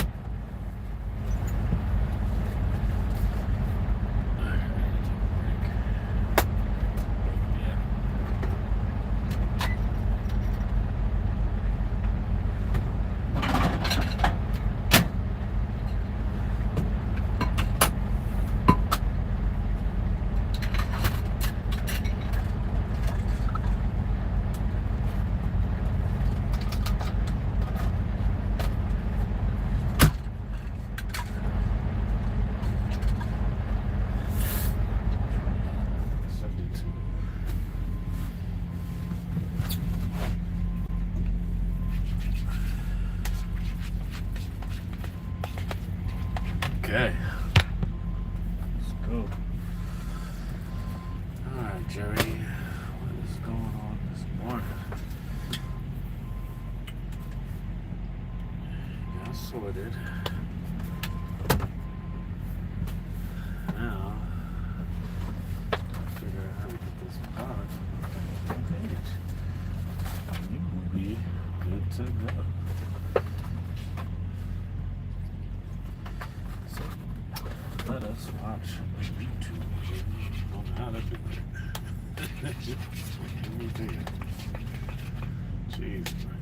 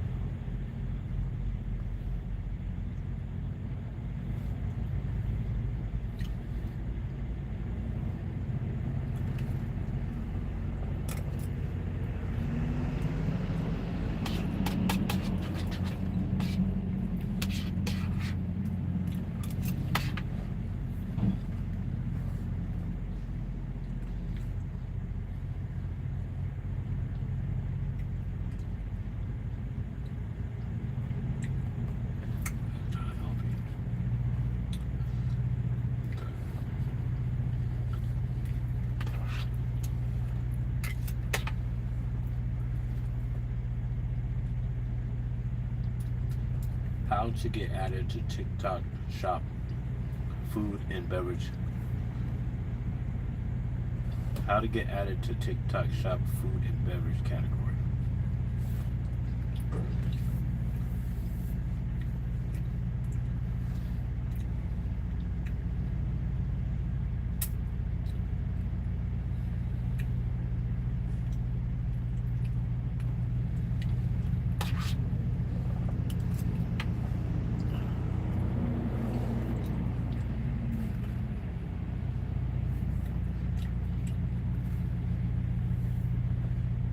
Shop. Hello guys and welcome back to today's video. In today's video we will be teaching you how you will be able to sell food items or product on your TikTok shop. Now when it comes to TikTok, of course food is going to be an item or a product that's going to be difficult to start selling. So it will have a lot of reviews before you can actually start selling, but let's show you the process. It's going to be simple. How you add other products, but you're going to go over here on your products and click on add new product over here. Now in this section, this is where you will be able to add your product, of course, and you have your categories over here. Now if you look through over here, you might not be able to find some food sections over here, but never mind, actually you have the food and beverage section over here. Simply select the food and beverage section and select the specific food that you have or want to sell. There's milk and dairy, drinks, instant foods, staples and cooking essentials, baking and snacks over here. Fresh and frozen is not available yet, but you have more specific options over here. So simply select the options that you want, of course. Unfortunately, if it's not within those categories, you will not be able to sell those items. But anyway, provide as much information as possible because it's going to be strict with when it comes to food. But anyway, after you're completing the basic information and other information, simply select submit for it. But anyway, provide as much information as possible because first, unfortunately, if it's not within those categories, you will not be able to sell those items. But anyway, provide as much information as possible because it's going to be strict with when it comes to food. But anyway, after you're completing the basic information and other information, simply select submit for review over here so that TikTok will be able to review the product that you want to sell. Or the specific when it comes over here, if you look through over here, you might not be able to find some food sections over here, but never mind. Actually, you have the food and beverage section over here. Simply select the food and beverage section and select the Hello? Hey, you're all set. Come and grab your paperwork. Thank you. Thank you. Bye-bye.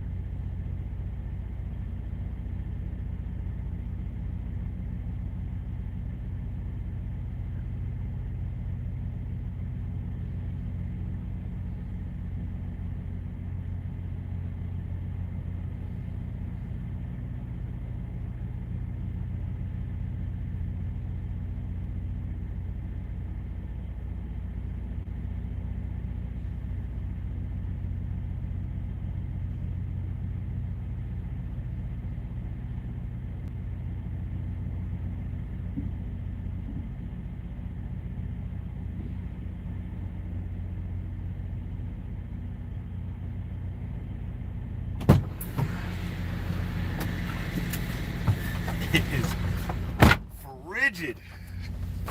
God damn.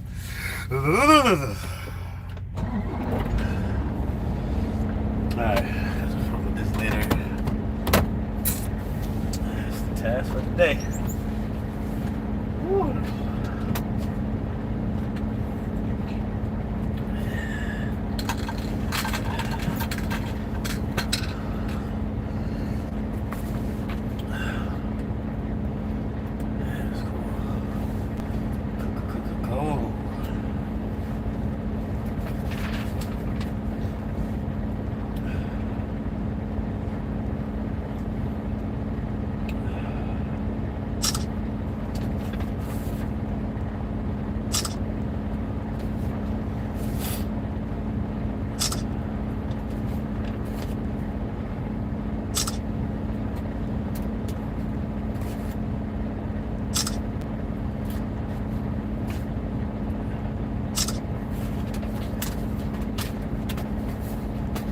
Make some money this week. What's going on?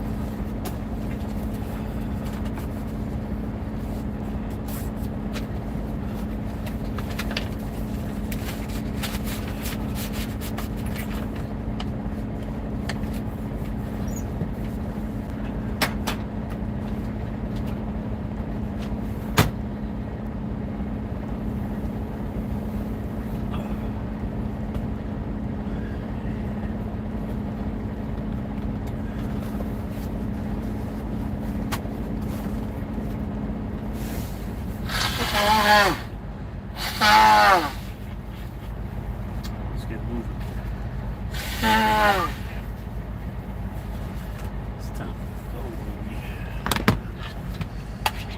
It's time to boogie.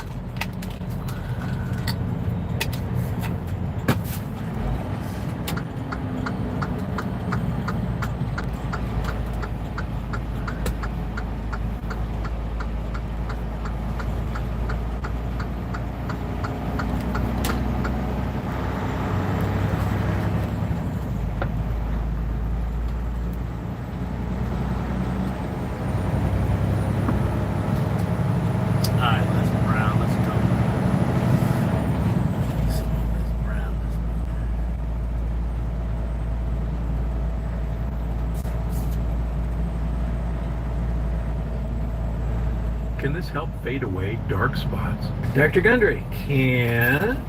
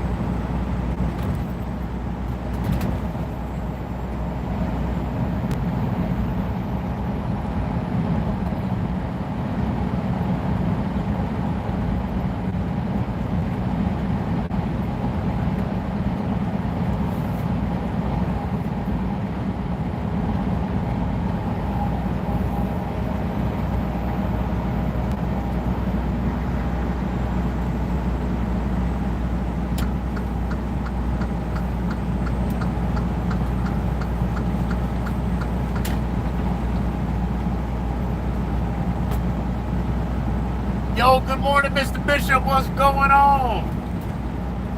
I'm up here in Maine. As you can see, it is chilly. You know it's cold when the exhaust leaves smoke trails like the car smoking a cigarette.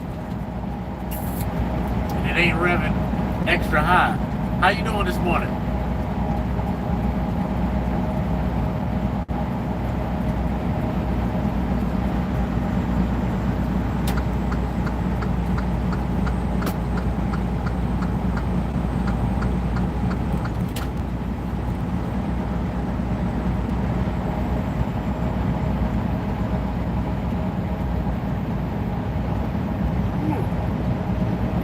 And I'm out of water. Oh, it is cold.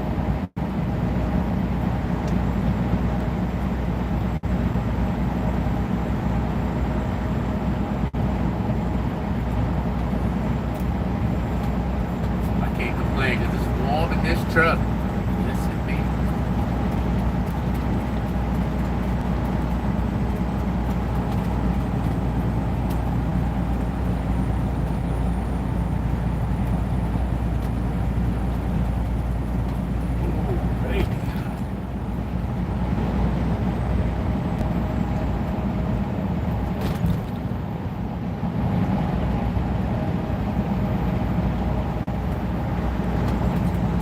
Oh, y'all got ice in Chicago? Well, yeah, it's that time of year, man. It's gonna get a little worse before it gets better. February and March, we get that snow, and then April start clearing up. And we get some warm weather. 60 days to go, babe. We'll be alright. We'll be alright. Just wrap them knees up and keep your lower back warm.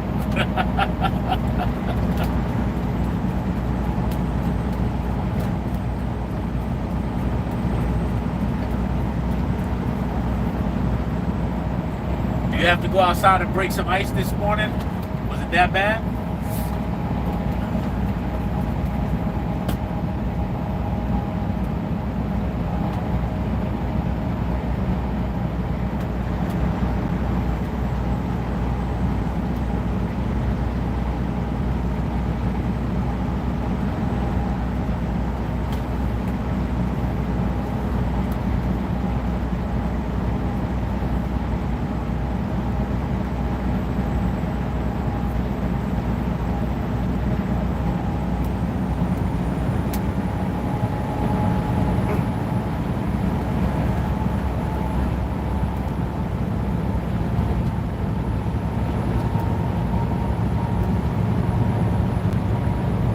not a fan of the freezing rain either. It's not too bad if you get a warm snow, and then you'll get freezing rain on top, and then it's just crunchy snow. But if it's just freezing rain, and there's no snow underneath, yeah, it gets pretty bad.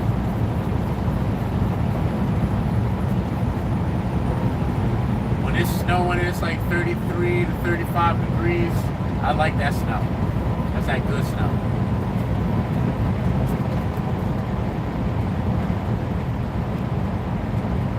I don't like driving in none of it though. But I've driven in all of it. I got caught in in an ice storm in Texas a couple years back. I was stuck outside Waco for like 3 days. Man, you see pipes bursting in real time. Like, it was bad. And they was using land levelers to get the snow off of the highways. It was awful. They had never got prepared.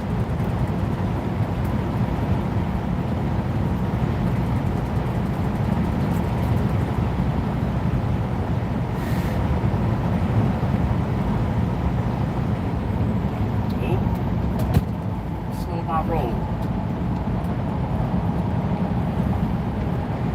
Speed limit over here.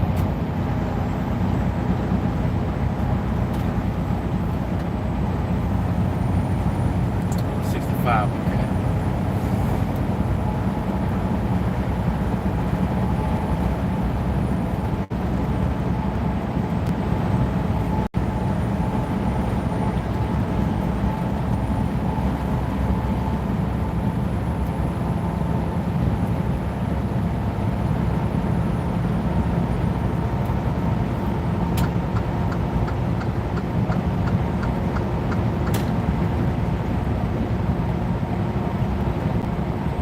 What you got going on today, Mr. Bishop?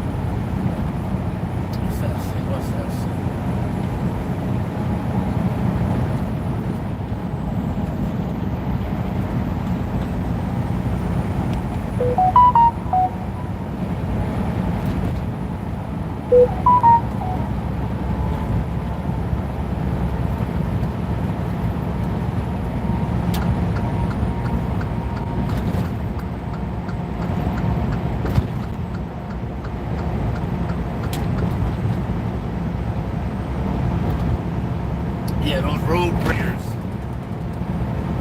Arkansas, but I thought Arkansas got snow. Do they use salt over in Arkansas? I know some states don't use salt on the roads.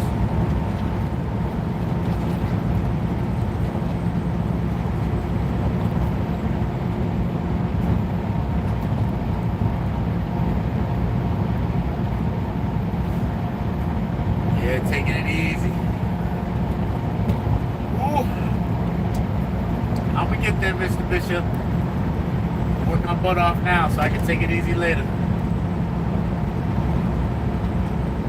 I'll be the old man in the Century Lounge, going on a lot of flights, seeing places with my suit on. By that time, my kid will be grown.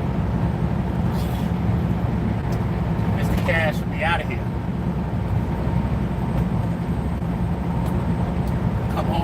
truck every once in a while, just so I can feel useful.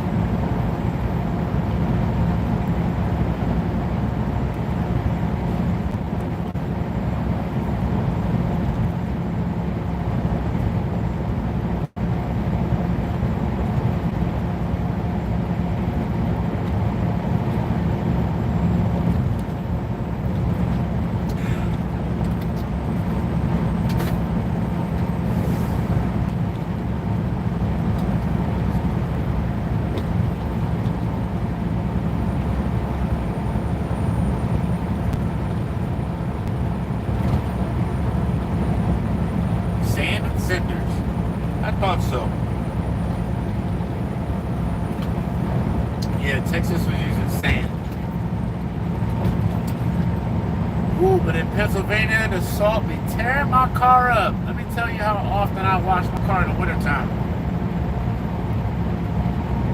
At least once a week, if I'm driving the car, I'm washing it because that salt get up under that undercarriage, and I got that big SUV. It gets in those nooks and crannies, and you know, your car starts looking like an English muffin underneath, without the butter. Can't have that. I think the next been saving up for a little sports car. I'm gonna get something fun, and I would like something from the Midwest or down south, or even West Coast, that's been sitting in some dry heat. I like older rear-wheel drive manual cars.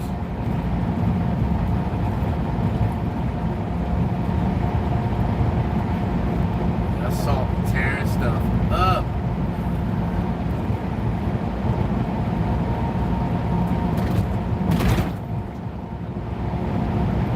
Any good movies lately? What you been watching?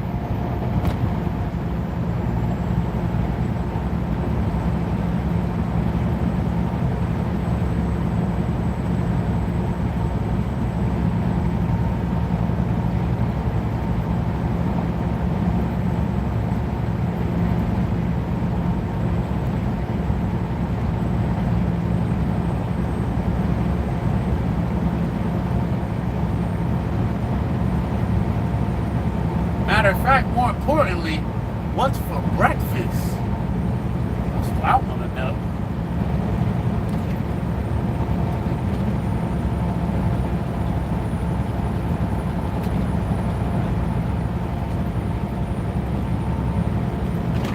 What's going in the old man furnace?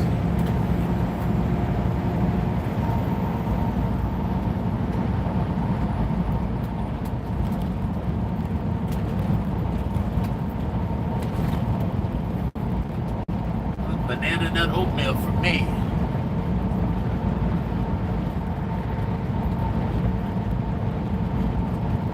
No snow in South Arkansas. Northern Arkansas, South Arkansas.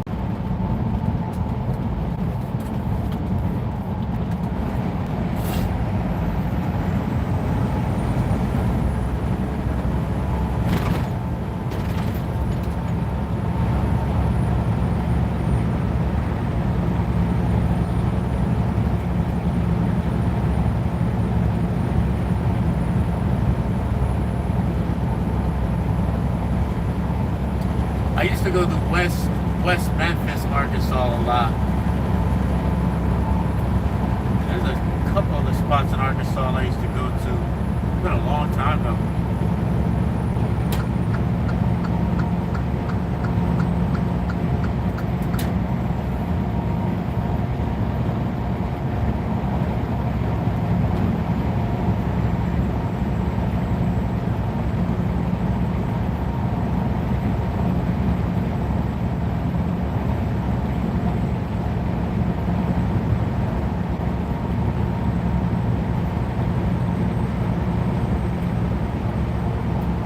Last 2 months over the holiday been tearing me up. I haven't gone to the gym in 2 months. I just started back at the gym last week. February, started getting back to it. Because December and January, your boy was going in on the sweets. I was eating all the cakes, the cheesecakes, the pies, the donuts, Snickers bar, the almond joys. I was eating all the snacks. Kids' Halloween candy still up there out in Tornado, you know. Just sitting here driving around. I was like, nah, I gotta get back to it.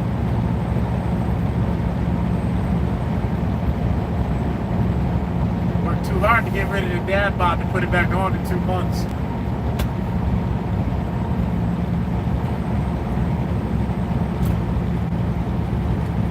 Now I look fit with clothes on, but then I look like a dad when I take my shirt off. That ain't no good. I gotta get back to it.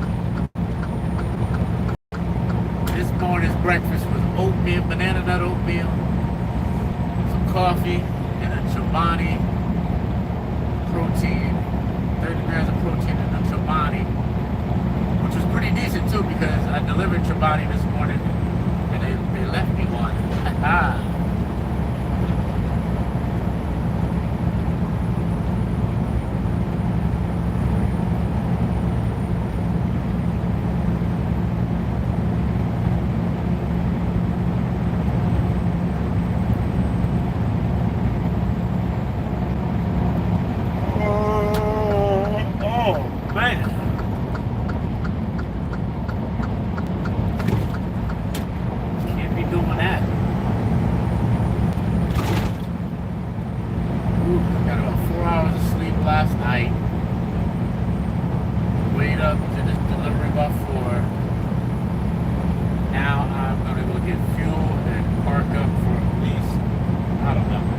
However long I take a nap for.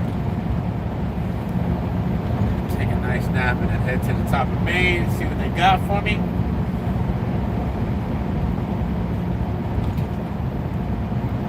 Time to come on back down. Time to get paid. Yes, indeed.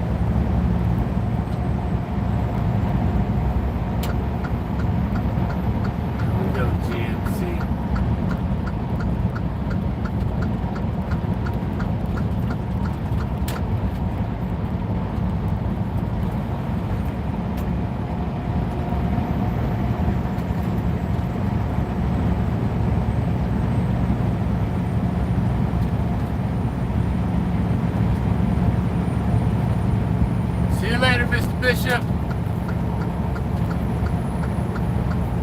Get that rest in, my guy.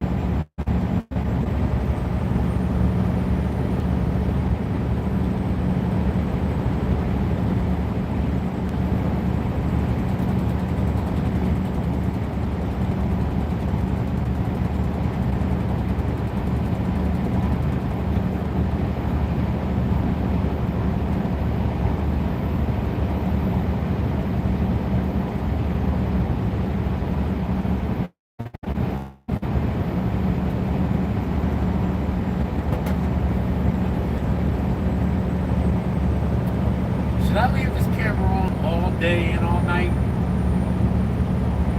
Just 24 hours.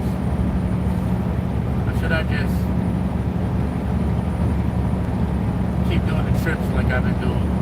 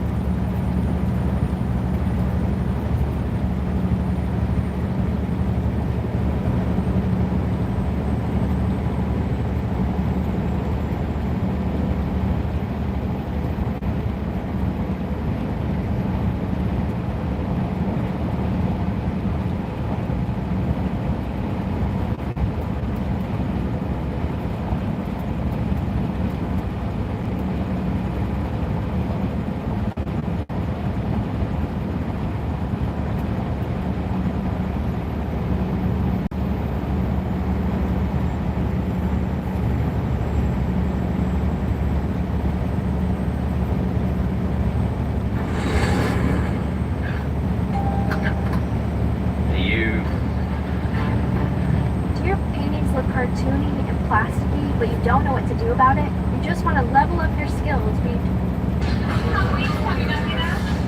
It is. No, why? Oh my god. Alright, we got a deal.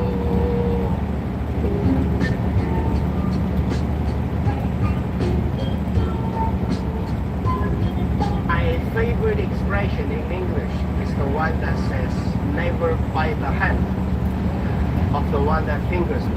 Something like that. Yeah, something like that.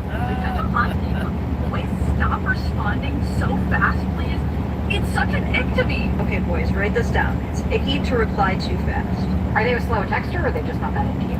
Oh, wait. Okay, no. Do reply faster, or else they'll think you're not into her. My bad. Here's a PSA for all the single ladies. If a guy texts you back right away, or if he's messaging you nonstop all day, it seems really flattering, right? But it's not. It means he has nothing else better to do. Wait, shit. Okay, don't reply. They hate it. Okay, wait. Do reply as fast as you can. Girlfriend is if you text him and he texts you back right away, ick. Maybe don't respond that fast. I don't know anymore. It appears your life is in danger no matter what. I'm so sorry. That sounds a bit confusing, doesn't it?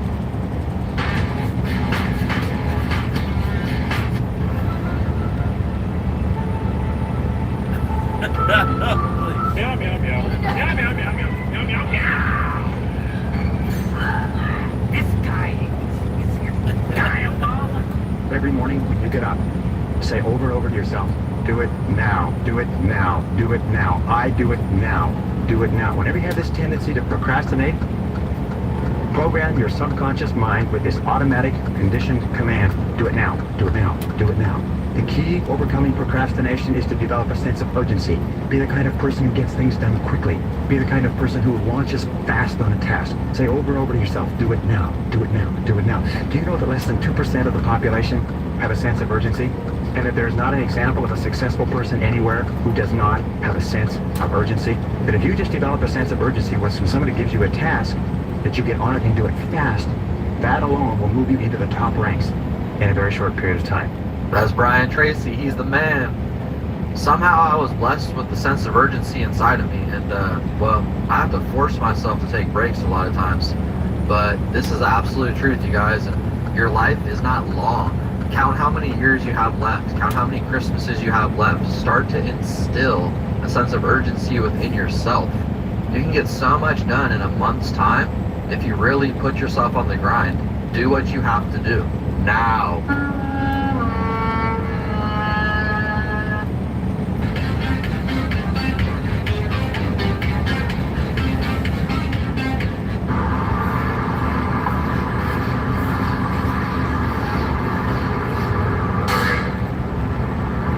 Strangers are your biggest supporters, not the people you know. There's over 7 billion people in the world, and the fact that some of y'all focus on your city, your state, your friends, your family, your peers, all that shit, that doesn't matter.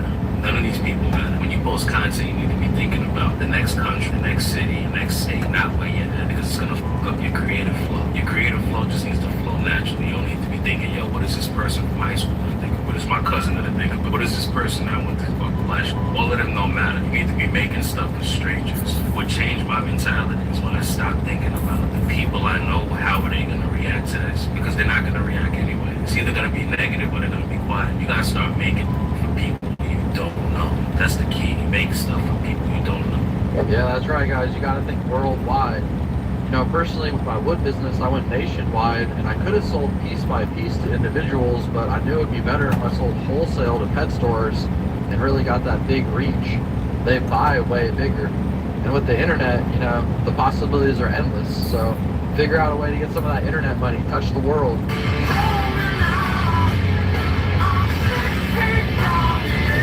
That's crazy. It's actually not that impressive. What? It's not that impressive. Yeah, it is. To me, it is. You know what they say? Say comparison is the thief of joy. You compare yourself to others and you'll never be happy. So that's impressive. Wait. Who cares what other people live? But what if I'm not satisfied with it? Well, I mean, you can push yourself, but you can't do negative self-talk. This is an interesting one, guys. I like to compare, but not in an envious way, just to like see how I'm doing to gauge.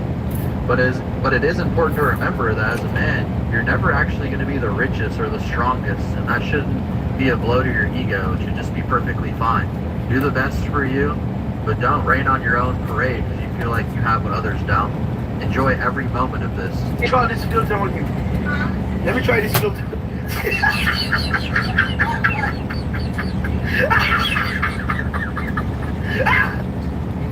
That shit, man.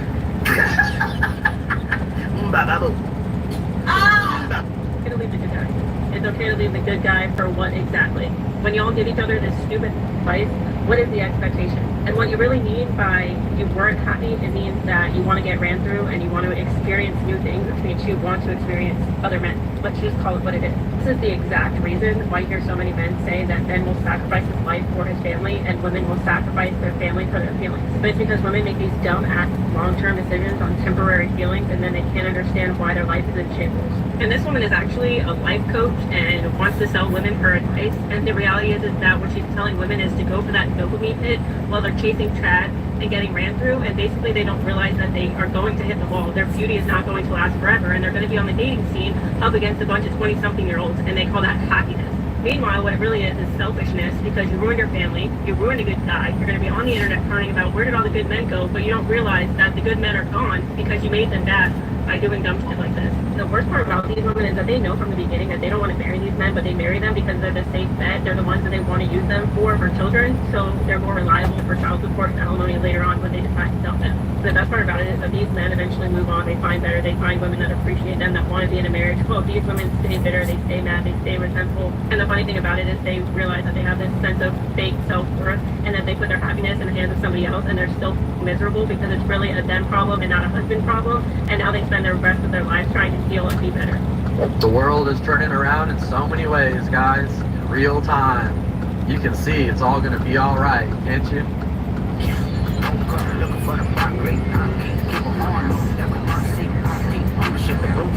Maybe you did have it harder than everyone else.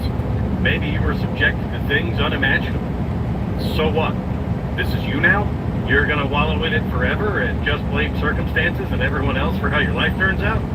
You're gonna spend your life living below your potential because you just won't let it go? If there's one thing I know, it's that if I've been through a thing, there's a better than average chance that the 9 billion people on Earth, someone else has been through it too. And they probably coped with it better than I did. Somehow, some way, another person on this planet has figured out how to just get over it. And to stop dwelling on the past and move towards something that they actually want. And that's likely happened because they bumped into the realization that if you want to feel better, you just have to blame other people. But if you want to do better, you have to take responsibility and then take some action. Hope this helps. Guys, the best thing we can do is man up, let that shit go with peace. Man up! It ain't no thing anyways, it's just whatever. Let's be real. The best thing we can do is reject the victim mentality and step on the other side of life. What does it mean when a guy can remember your eye color after the first date? It means you got small tits.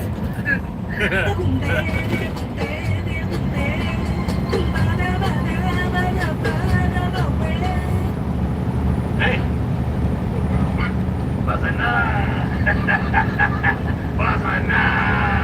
If no one calls you dangerous, it means you've never stood your ground. If no one fears you, it means you've never dared to disrupt the order. And if no one speaks ill of you, well, it means you've never stood tall enough to cast a shadow. The truth is, people reveal their insecurities in how they treat you. If they envy you, it's because you possess something they can't. If they mock you, it's because they don't understand the strength of your mind. And if they try to bring you down, it's because they've already realized you're above them. Criticism, slander, even imitation, these aren't insults. They're acknowledgments, proof that you matter, that you stand out, that you're living a life others can't ignore. So let them talk. Let them doubt. Let them fear. Their resistance only confirms your strength. After all, no one tries to stop a ghost. They only chase the ones who are truly alive. If you are not following, you will never hear my voice again. But if you are, then congratulations, you are growing every day. This President's Day, feel the freedom to style your space with modular sectionals starting at $699.98. Alright, y'all, let's see what I got for you today. Hasn't even been a few days and we're back at it again. Filling up the big boy. Alright, it's another Take Your Audience to Work day. We're gonna go fill the big truck up in the vineyard.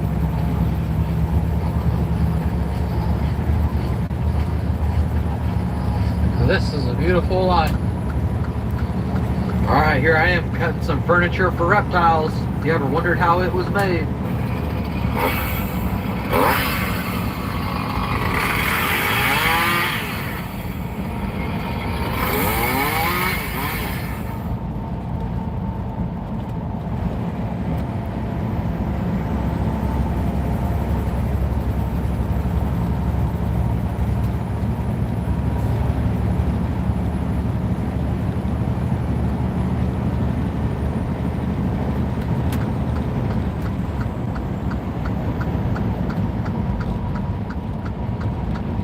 I'd like to tell you about the strangest secret in the world.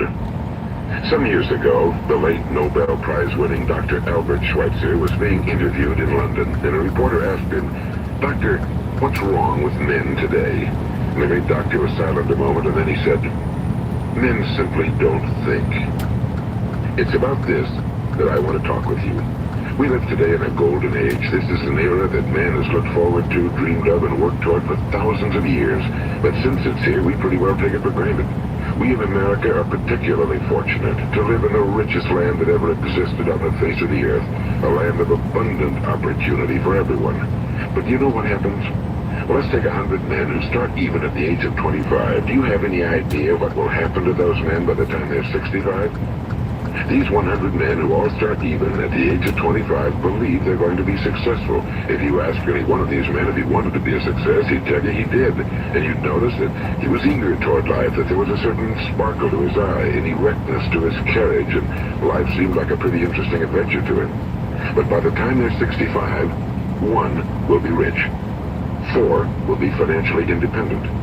5 will still be working. 54 will be broke. Now think a moment. Out of the 100, only 5 make the grade. Now why do so many fail? What has happened to the sparkle that was there when they were 25? What's become of the dreams, the hopes, the plans? And why is there such a large disparity between what these men intended to do and what they actually accomplished? When we say about 5% achieve success, we have to define success. And here's the best definition I've ever been able to find. Success is the progressive realization of a worthy ideal. If a man is working toward a predetermined goal and knows where he's going, that man is a success. If he's not doing that, he's a failure.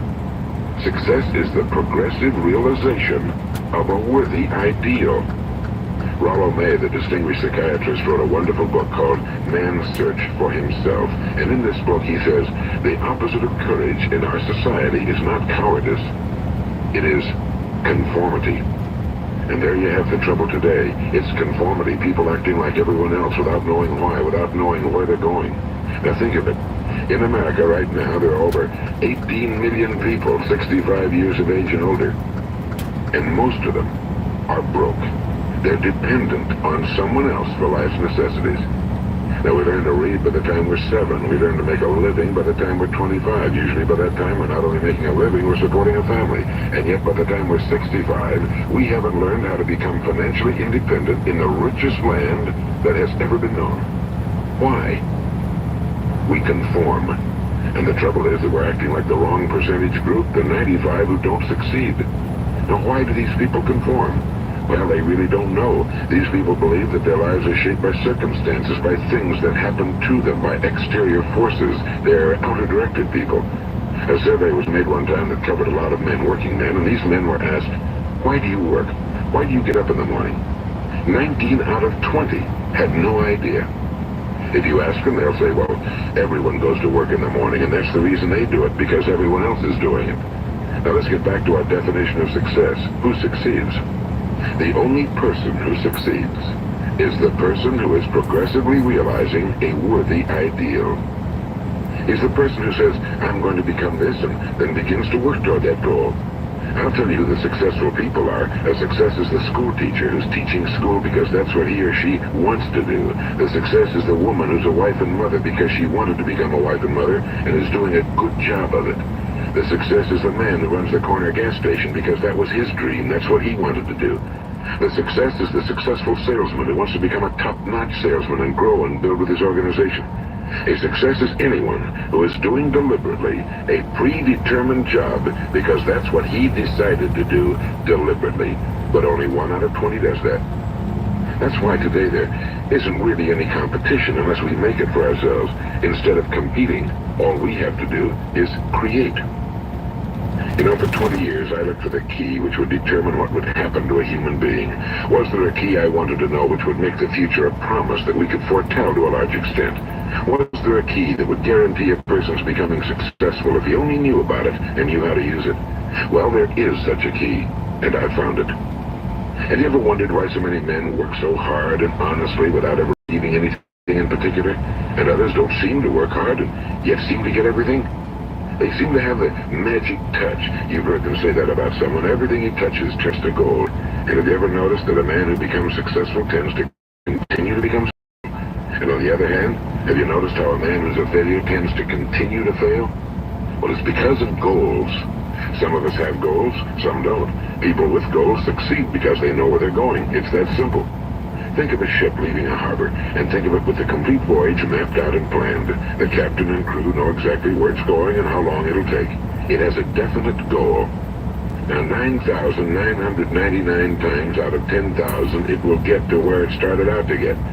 Now, let's take another ship, just like the first, only let's not put a crew on it or a captain at the helm. Let's give it no aiming point, no goal, no destination. We just start the engines and let it go.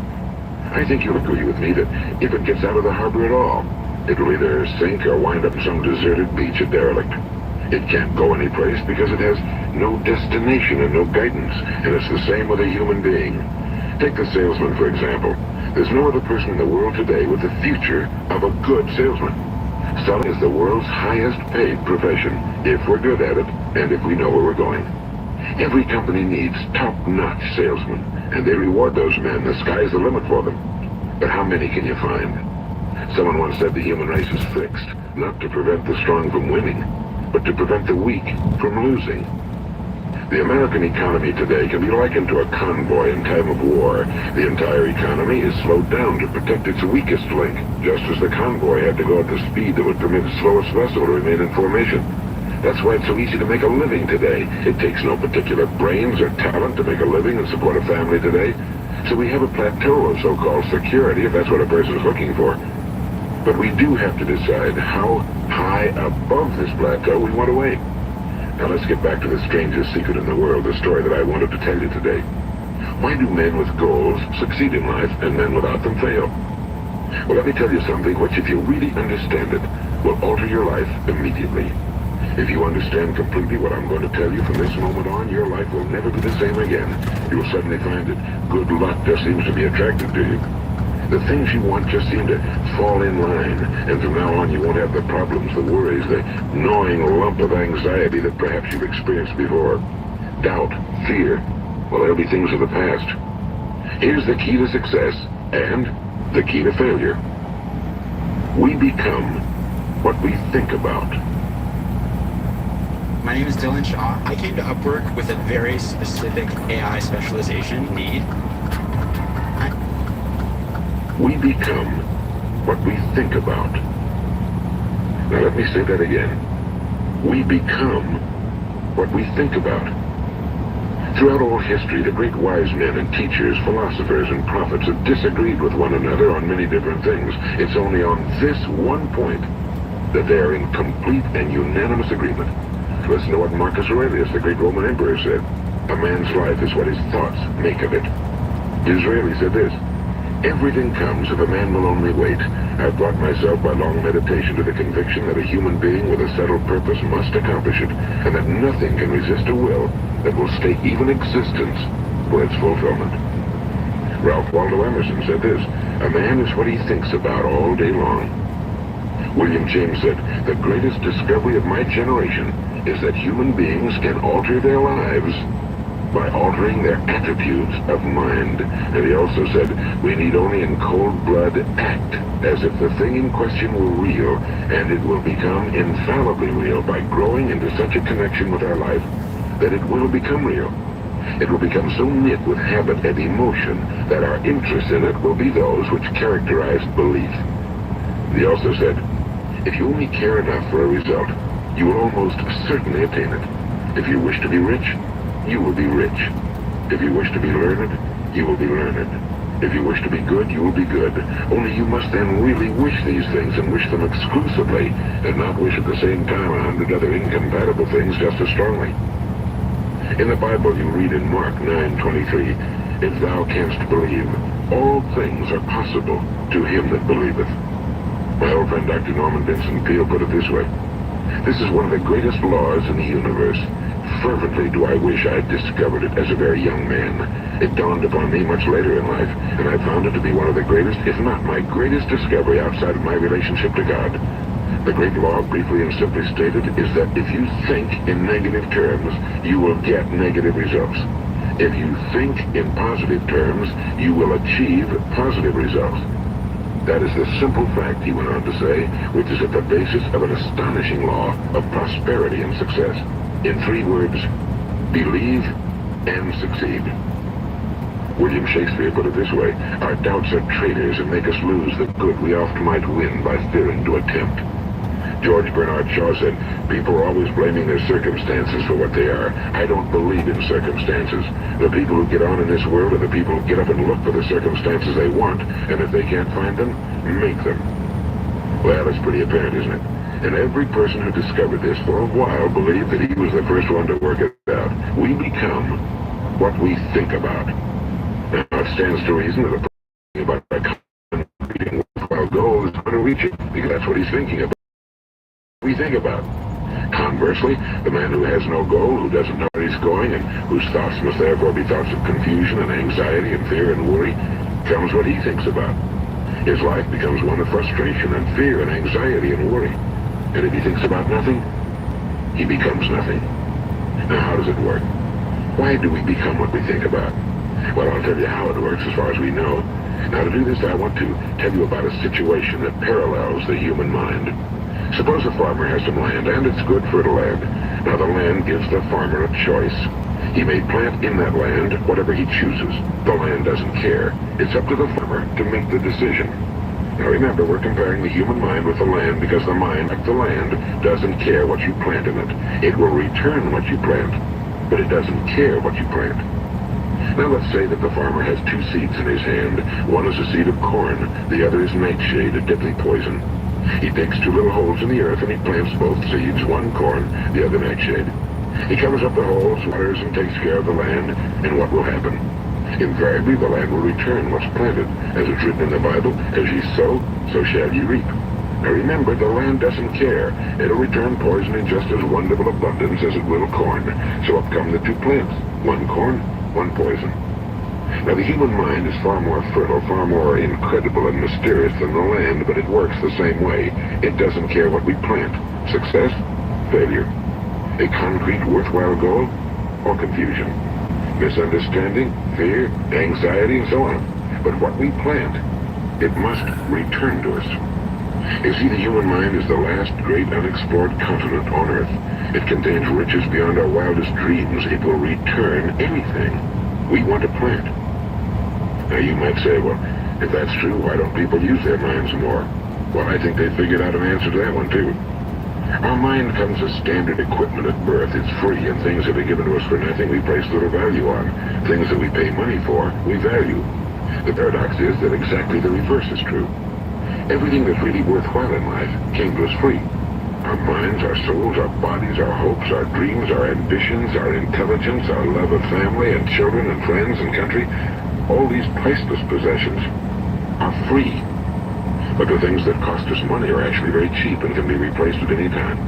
A good man can be completely wiped out and make another fortune. He can do that several times. Even if our home burns down, we can rebuild it. But the things we got for nothing, we can never replace. The human mind isn't used because we take it for granted. Familiarity breeds contempt. It can do any kind of job we assign to it. Generally speaking, we use it for little jobs instead of big, important ones. Universities have proved that most of us are operating on about 10% or less of our abilities. So decide now, what is it you want? Therapy really can make a difference in your life, especially when you're feeling stuck. As a victim. So decide now, what is it you want? Plant your goal in your mind. It's the most important decision you'll ever make in your entire life. What is it you want? Do you want to be an outstanding salesman? A better worker at your particular job? Do you want to go places in your company? In your community? Do you want to get rich? All you've got to do is plant that seed in your mind, care for it, work steadily toward your goal, and it will become a reality. It not only will, there's no way that it cannot. You see, that's a law, like the laws of Sir Isaac Newton, the laws of gravity. If you get on top of a building and jump off, you'll always go down. You'll never go up, and it's the same with all the other laws of nature. They always work. They're inflexible. Think about your goal in a relaxed, positive way. Picture yourself in your mind's eye as having already achieved this goal. See yourself doing the things you will be doing when you've reached your goal. Ours has been called the phenobarbital age, the age of ulcers and nervous breakdowns and coalizers, at a time when medical research has raised us to a new plateau of good health and longevity. Far too many of us worry ourselves into an early grave, trying to cope with things in our own little personal ways, without learning a few great laws that will take care of everything for us. These things we bring on ourselves through our habitual way of thinking. Every one of us is the sum total of his own thoughts.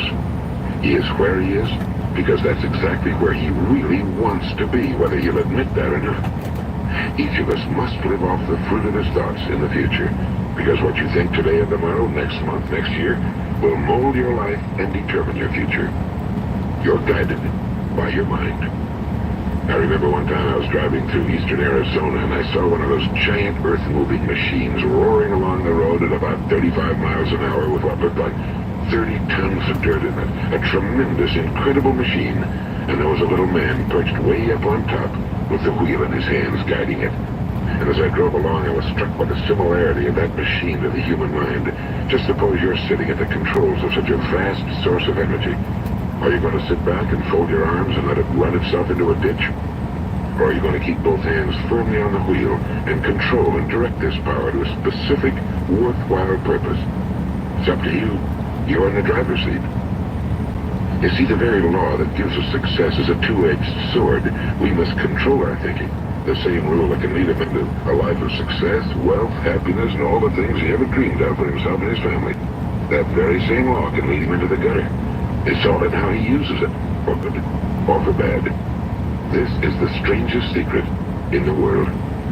Now, why do I say it's strange, and why do I call it a secret? Actually, it isn't a secret at all. It was first promulgated by some of the earliest wise men, and it appears again and again throughout the Bible, but very few people have learned it, understand it.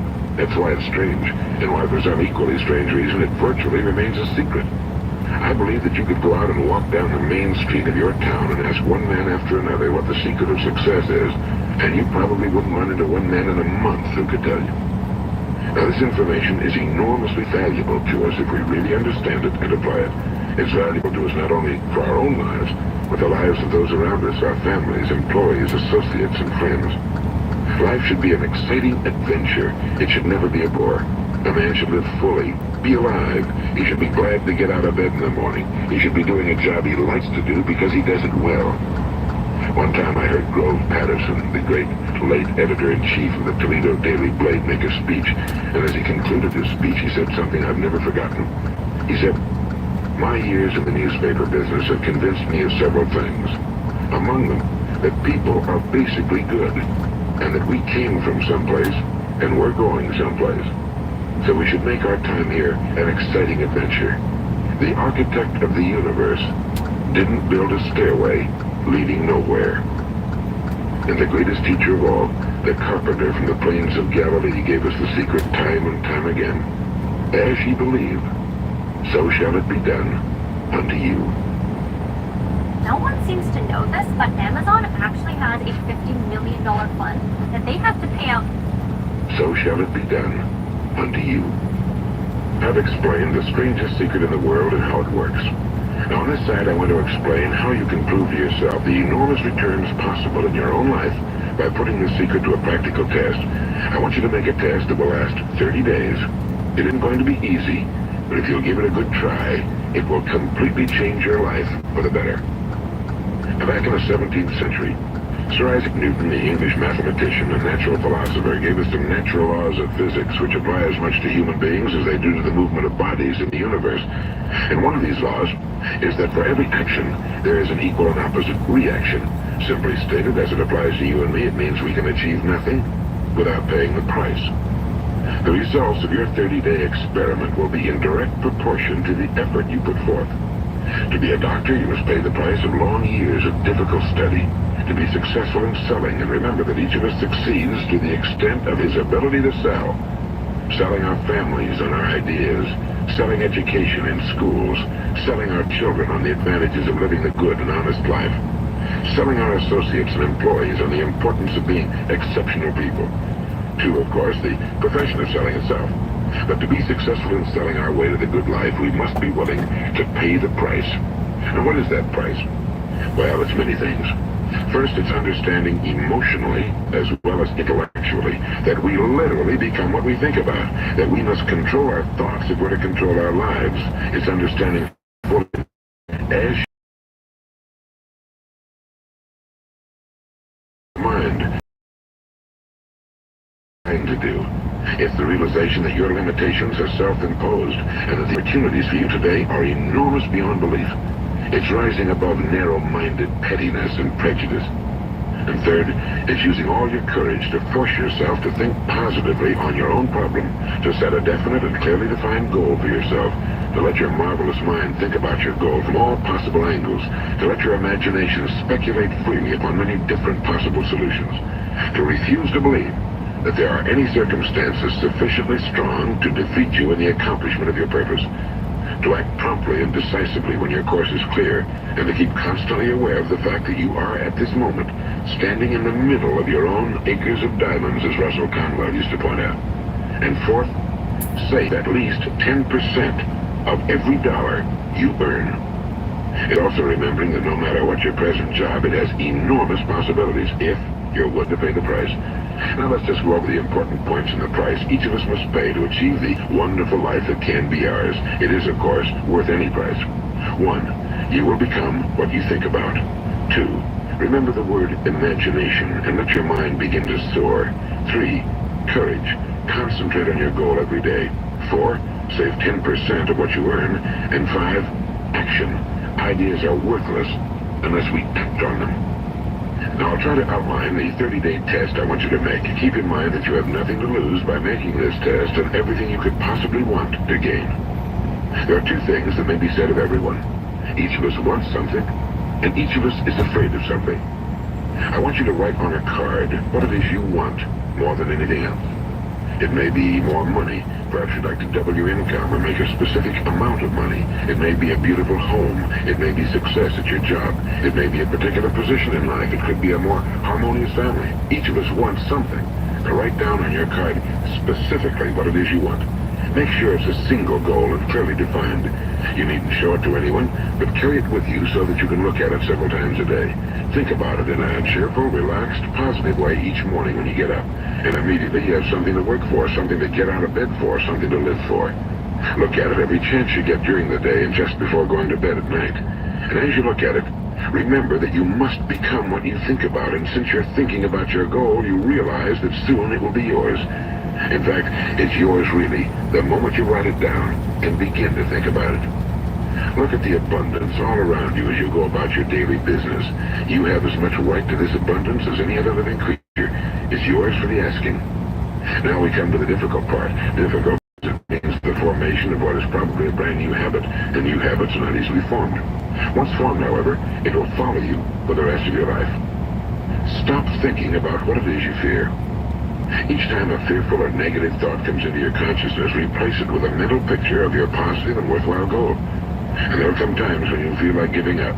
It's easier for a human being to think negatively than positively. That's why only 5% are successful. You must begin now to place yourself in that group. For 30 days, you must take control of your mind and think about only what you permit it. 30-day test. Do more than you have to do. Maintaining a cheerful, positive outlook. Give of yourself more than you've ever done before. Do this knowing that your returns in life must be in direct proportion to what you give. The moment you decide on a goal to work toward, you're immediately a successful person.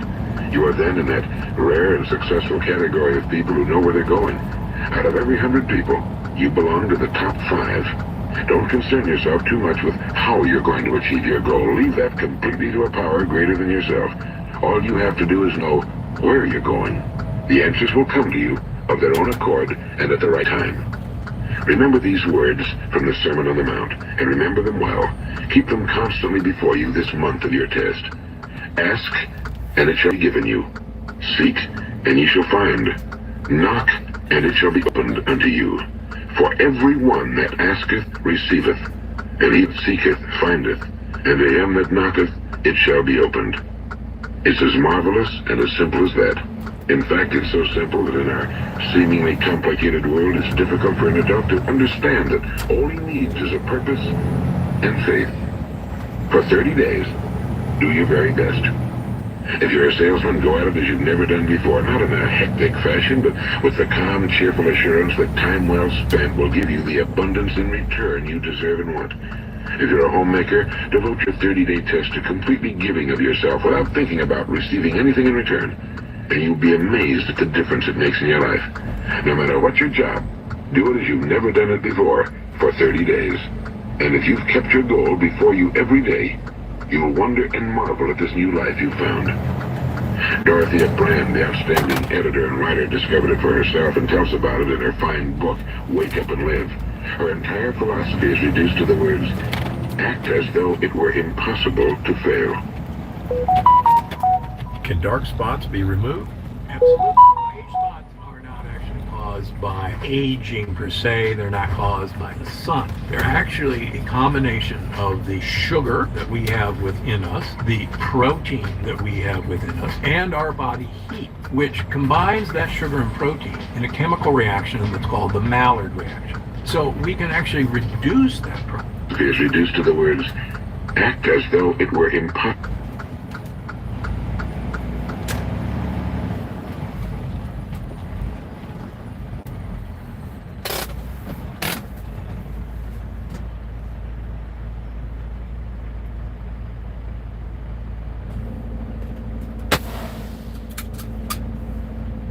Bills went to Mackenzie. I delivered in South Portland, Hannaford. I'm on my way back to the yard, 5-hour drive.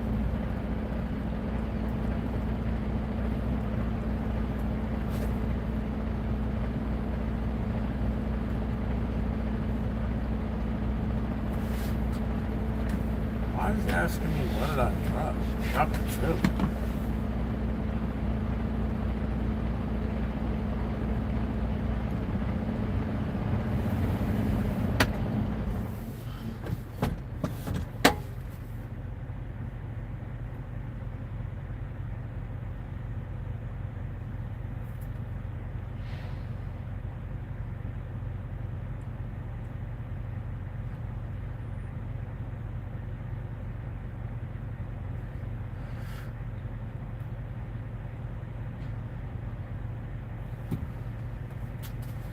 Right.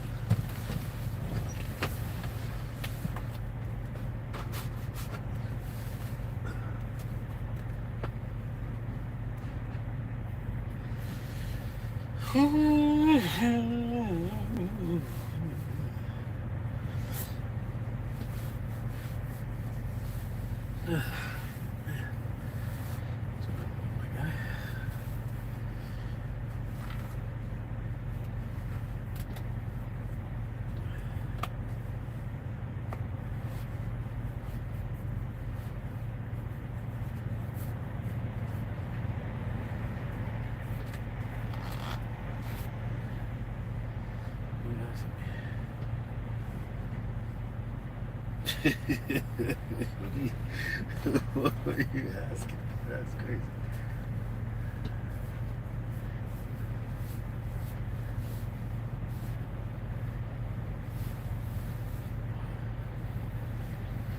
Okay.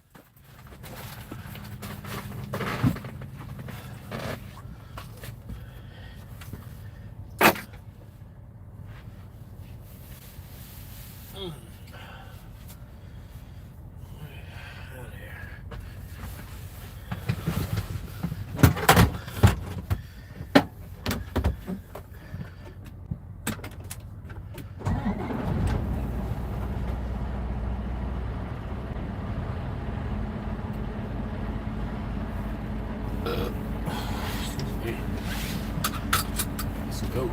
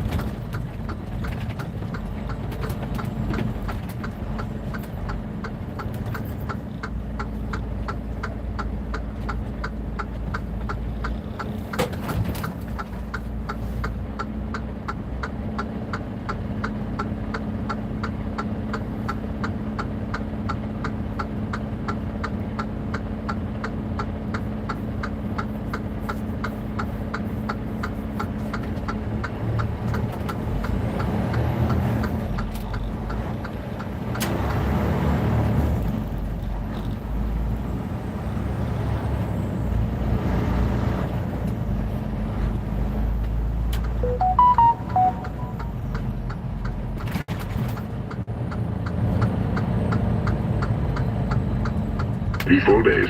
Don't start your test until you've made up your mind to stick with it. You see, by being persistent, you're demonstrating faith. Persistence is simply another word for faith. If you didn't have faith, you'd never persist. If you should fail during your first 30 days, by that I mean suddenly find yourself overwhelmed by negative thoughts, you've got to start over again from that point and go 30 more days. Gradually, your new habit will form until you find yourself one of that wonderful minority to whom virtually nothing is impossible. And don't forget the card. It's vitally important as you begin this new way of living. On one side of the card, write your goal, whatever it may be. On the other side, write the words we've quoted from the Sermon on the Mount. Ask, and it shall be given you. Seek, and ye shall find. Knock, and it shall be opened unto you. Nothing great was ever accomplished without inspiration. See that during these crucial first 30 days, your own inspiration is kept at a peak. Above all, don't worry. Worry brings fear, and fear is crippling. The only thing that can cause you to worry during your test is trying to do it all yourself. Know that all you have to do is hold your goal before you. Everything else will take care of itself. Remember also to keep calm and cheerful. Don't let petty things annoy you and get you off course. Now, since making this test is difficult, some will say, why should I bother? Well, look at the alternative. No one wants to be a failure. No one really wants to be a mediocre individual. No one wants a life constantly filled with worry and fear and frustration. That which you sow. If you sow negative thoughts, your life will be filled with negative things. If you sow positive thoughts, your life will be cheerful, successful, and positive.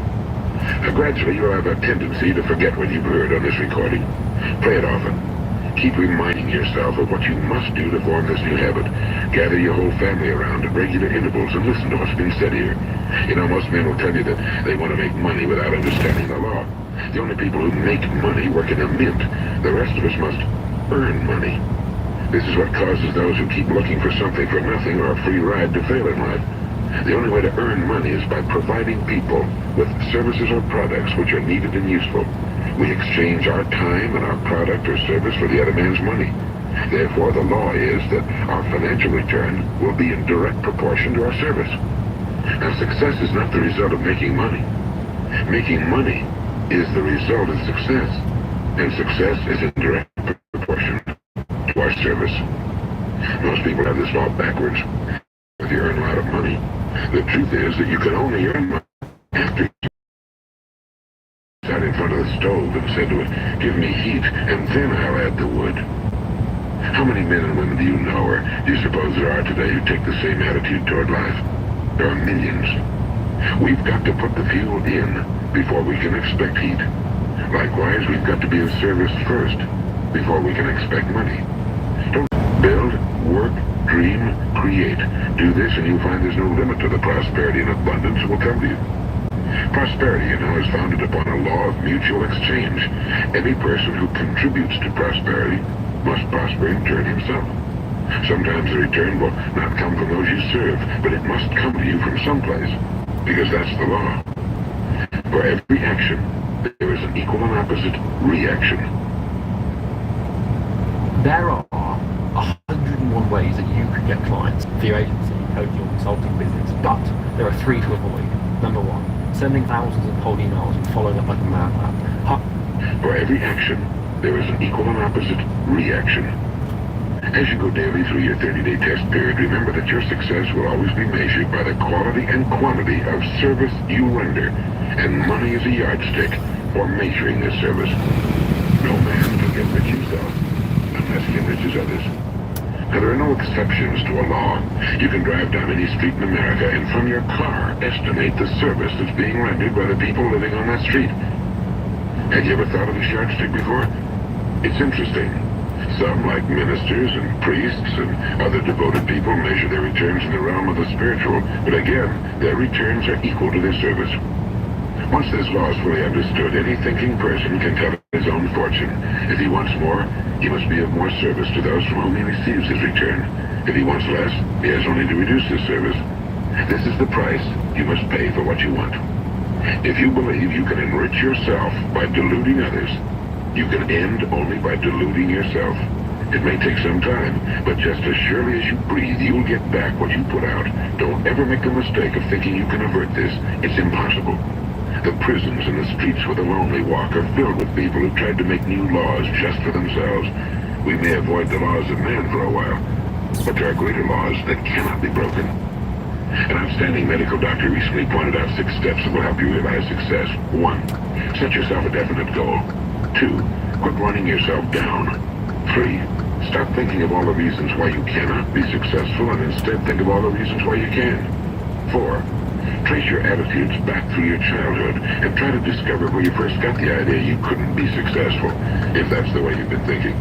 5. Change the image you have of yourself by writing out a description of the person you would like to be. And 6. Act the part of the successful person you have decided to become. The doctor who wrote those words is a noted West Coast psychiatrist, Dr. David Harold Fink. Do what the experts since the dawn of recorded history have told you must do. Pay the price by becoming the person you want to become. It's not nearly as difficult as living unsuccessfully. Make your 30-day test, then repeat it again, and each time it will become more a part of you until you'll wonder how you could ever have lived any other way. Live this new way and the floodgates of abundance will open and pour over you more riches than you may have dreamed existed. Money? Yes, lots of it. But what's more important, you'll have peace. You'll be in that wonderful minority who lead calm, cheerful, successful lives.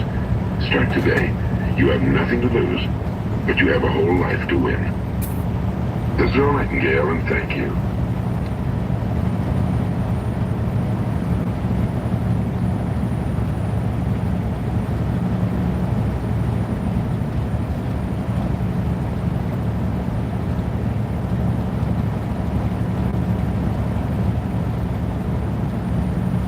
Lemonade's pet insurance.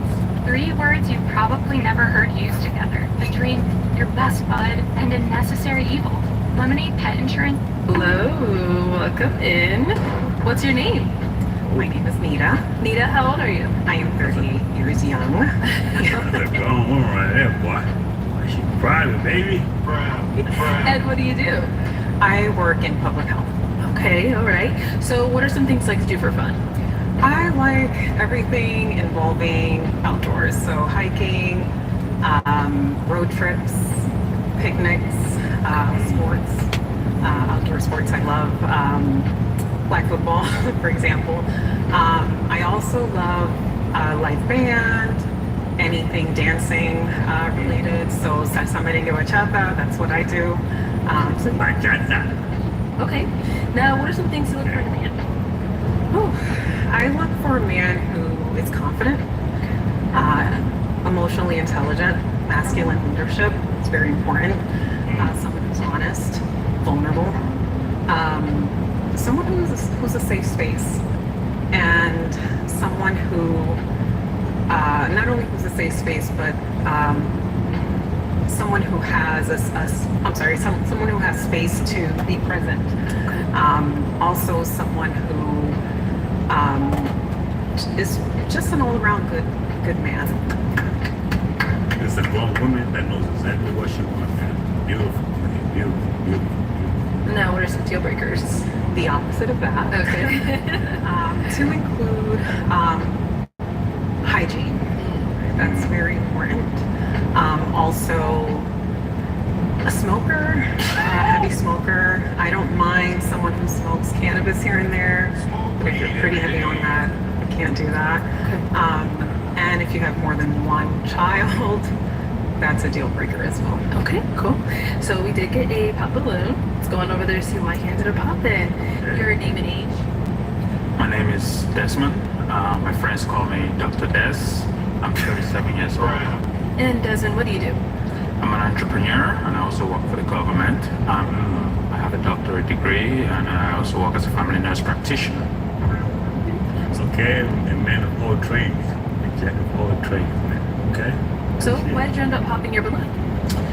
I do have a criteria. It's called the DES factor.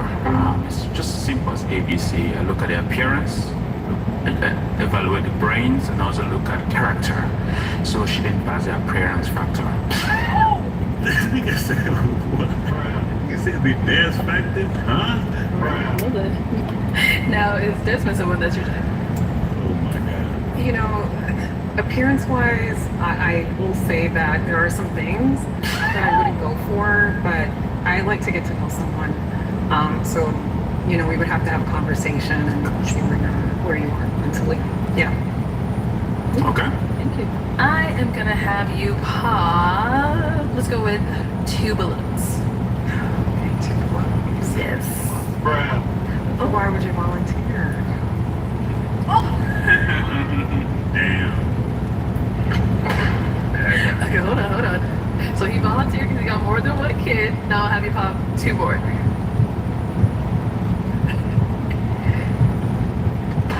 Okay, and then 1 more. Actually, no, I think that's all right. Let's go here. All right, your name and age. Dan, 40. And Dan, what do you do? I'm a GM of one of Las Vegas' greatest Greek grills, Yanni's, by the way. So what? I know you said you got more than 1 kid. How come you didn't pop when she mentioned that? I just wanted to hear her out. Okay. You know, maybe me being persuasive could have made it work, but I don't play about mine. Okay. So is she someone that is your type now? She cool. She tall. So, How tall are you? look eye to eye. I'm 5'7". That's a beautiful thing right there. I ain't no cap. Grown women. Grown. Gave me Jada Pinkett Smith. So now is he someone that's your type? Yeah, that's somebody I will take some time to get to know at least, yeah. Thank you. Love your dimples. I got them too. Thank you. Your name and age. I'm Greg, 41. And what do you do? I'm a firefighter, entrepreneur, connoisseur. Why did you have your balloon unpopped? Like I like that. I was digging what she was saying. She's a gorgeous woman, and I was hearing what she had to say. I thought it was a good vibe. She said nothing wrong with me. So why did you end up popping his balloon? I think it's more so the energy that I'm feeling. Energy's crazy. And because of that, normally I feel a level of energy that makes me kind of understand how I feel about you, I guess, in a way. So I guess there's really no attraction there. Yeah. I'm loud. I understand. Cool, thank you. Respectful. Okay, let's head back this way. So we've got 5 guys left. Go ahead and ask them a question. Help you narrow it down. Yes. So what do you value most in life and why? Hello, my name is Oba, 39. And Oba, what do you do? I am a project manager in the information systems field. So her question was, what do you value most in life? And why? It's funny, I'm learning to value things like relationships because I've spent so much of my life kind of independent, kind of doing my own thing and going my own way. And I'm starting to really understand that the quality of your life is directly related to the quality of those relationships. So, yeah, that's what I value. Name and age? Ice 44. Ice, what do you do? Okay, OG. I'm an author and I own my own logistics company. So, if you want to go ahead and answer the question. Time. I would say I value time. Time we can't get back. We're only here for a limited amount of time, and it's best that we enjoy it while we're here and make the best of it because we can't get it back. Name and age. When I'm ready, I'm always ready. And ready, what do you do? I'm a tattoo artist at my peers. You want to go ahead and just answer a question? Probably family. I grew up in a separated home, so I really want to be part of a loving family. I just lost my pops not too long ago, so I saw how death can really separate the family too. So just family. And I'll say that too, time and family for sure. And your mental health. Name and age? I'm Cedric, I'm 37. Cedric, what do you do? I'm a business development specialist for a staffing agency and an entrepreneur too. Okay, and then if you want to just answer her question.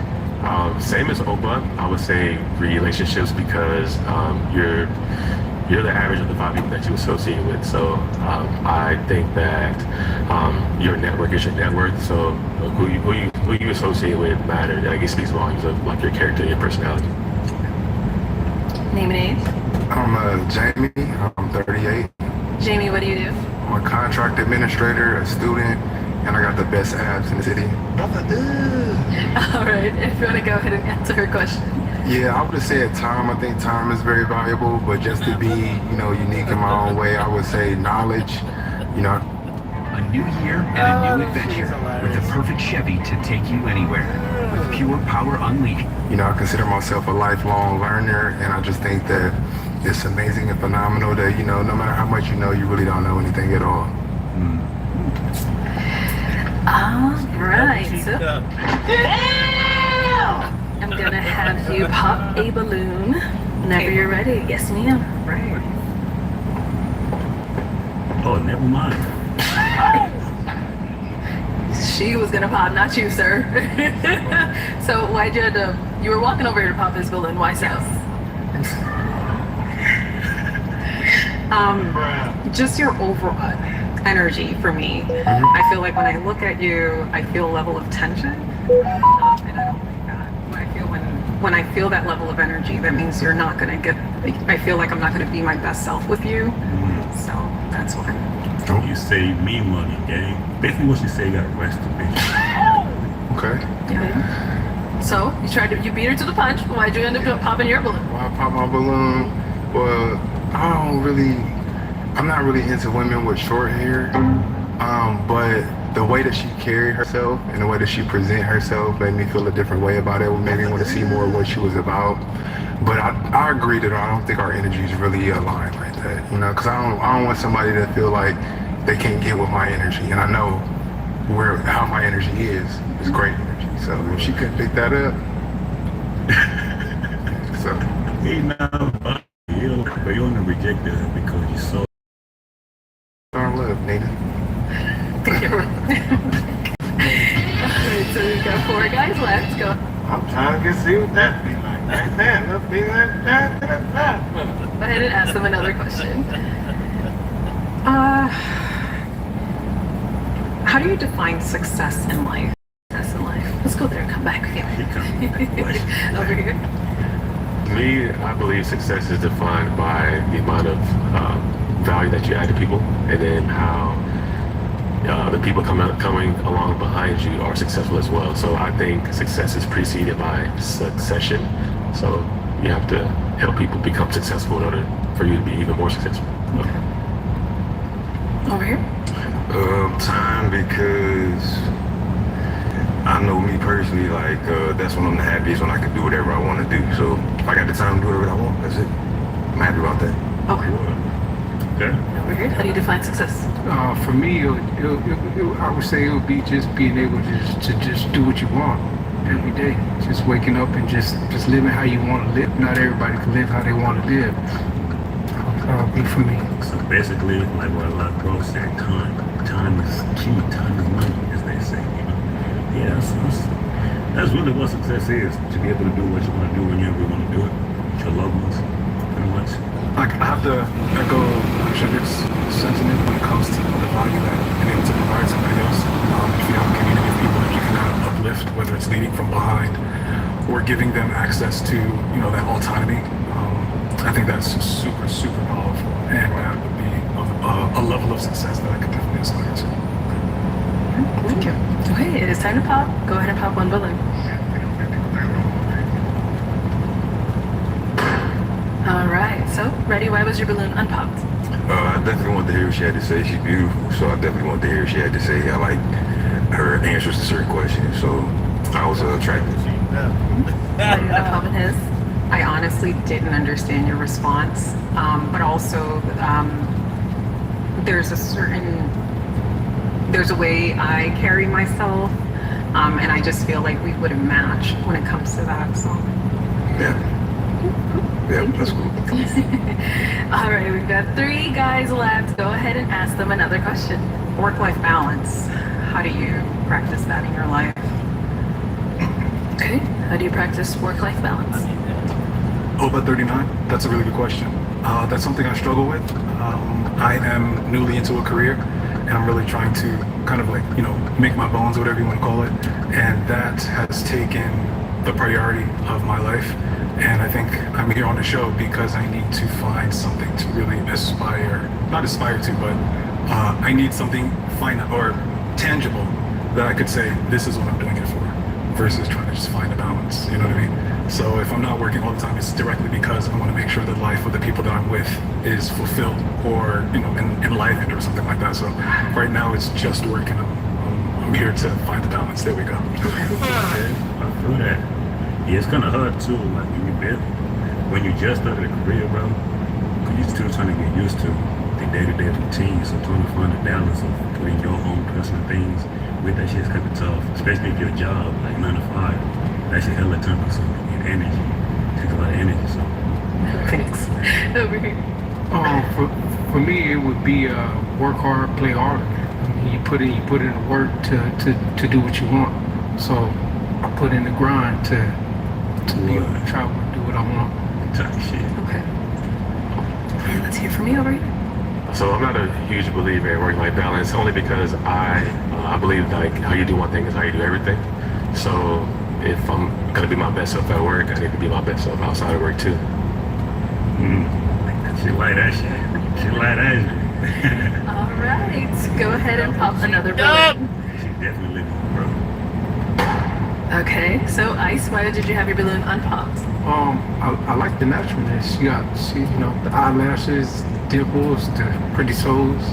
I like it. She's gorgeous in her own way. You dig it? Okay. So why'd you end up popping his balloon? Work-life balance is important to me. One of my deal breakers is someone who's a workaholic. And I know that you said work hard, play hard, but I just feel that if you don't, with the work hard, play hard part, I guess I needed to understand it more. But for me, it's just, it kind of gave me a sense that you kind of work a lot. And, with the play hard, I don't know, you didn't really elaborate how you balance that part out. So that's the only part for me. So yeah, deal breaker for me, workaholic. I just can't do it. Yeah. I work hard, but I don't work a lot in that sense. But I do work, but I travel. So it's mainly for me. It's just you work smarter, not harder. So I have things set up to where I can do what I want, but I get it done. You should have said work smarter. No, it's cool. Okay. Thank you. Okay, we've got 2 guys left. Go ahead and ask them your last question. How do you define love? How do you define love? You gotta switch it up. You gotta switch it, guys. Oh, that's a good question, because I honestly feel like I've never found love in that sense where like I'm trying to be a partner with someone. So my definition of love may be a little different. So for me, I would say full transparency from day one, and just letting everything out on the table, and hey, either you'll stick with me or you're not. So that's what I think love is. Okay. Nah, he living in life. Let's hear from you here. How do you define love?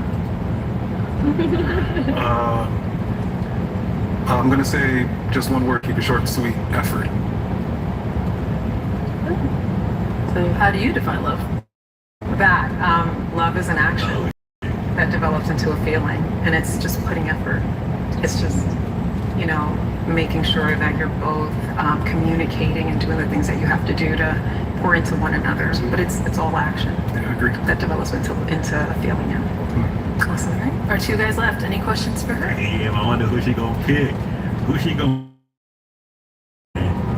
You said you were into salsa, bachata. Those are really like that can be intimate, but there's a level of intimacy when it comes to partner dancing.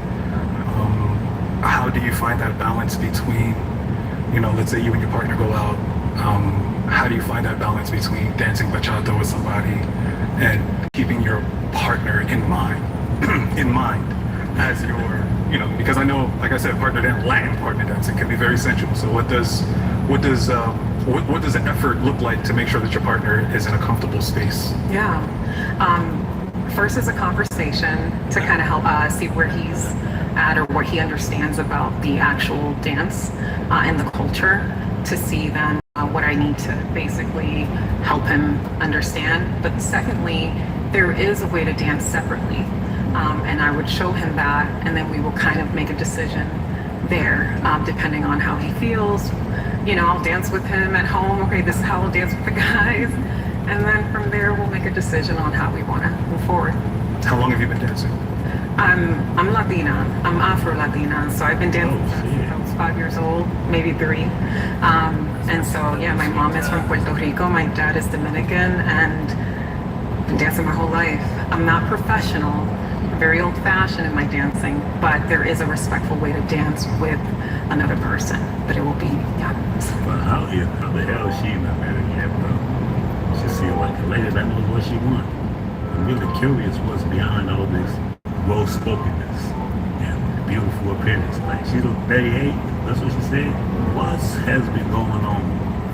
Not to be cuffed up or nothing, but this beautiful woman that knows exactly what she wants. Maybe that's the problem. She knows exactly what she wants, and she ain't put in the bullshit. Thank you. Any questions over here? She like brother, baby. I love your dimples. Thank you. What does success mean to you? So, what does success mean to me? I think is reaching your highest vibration, which is authenticity for me. That for me is success because it lines everything else up for you. We're in a world where money and materials is what this earth has to offer. So normally when you reach your highest self, when you reach authenticity, everything that's for you will come to you and you will reach your purpose. So that is success to me. I like that. Yeah. Great. Okay, it is now the tough part. You do have to pop one of their balloons. I know they had a lot of great responses, great questions. Whenever you're ready though, pop one balloon. And I can't ask any more questions. No, not right now. All right.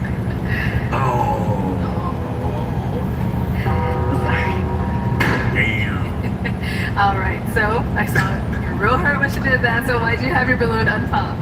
Because she's beautiful. She's active. I like that too. Keep herself in shape.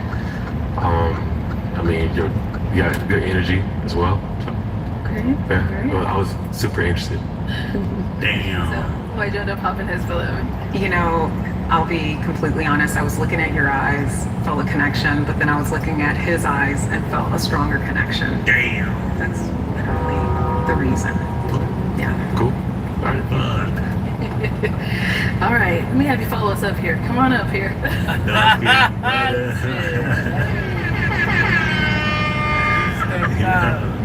Stop. You say? All right, so any final questions? ¿Hablas español? Sí, hablo español. Sí. Oh. Shit. ¿Tú hablas español? Yo no. You got the accent though, right? Yeah, really good. Okay, are you good? Any questions? I do have a question. I have 2 dogs. How do you feel? What breed of dogs? 2 toy poodles. Toy poodles? 2 of them. Yeah. All right, let's talk more. Let's talk more. Okay. Is that a problem though? No. I'm a full package. That's okay. There's nothing wrong with that. Okay. That's my only question. Perfect. Well then, is it a yes for you for her? Absolutely yes. We got a match! Yeah, that's tough. I'll take the mic. And you guys can go on up. Go ahead.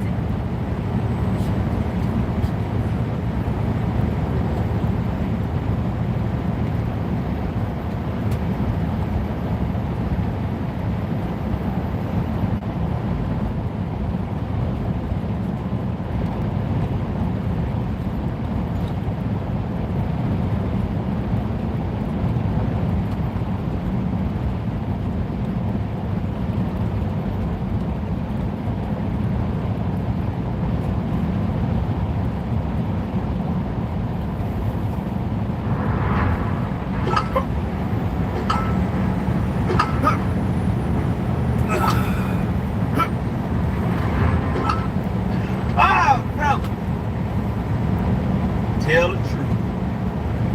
Tell the truth. There's a whole lot of y'all. Yeah, you would. I ain't got to say. Yes, you would. I know, cause I know you. I know you. You would.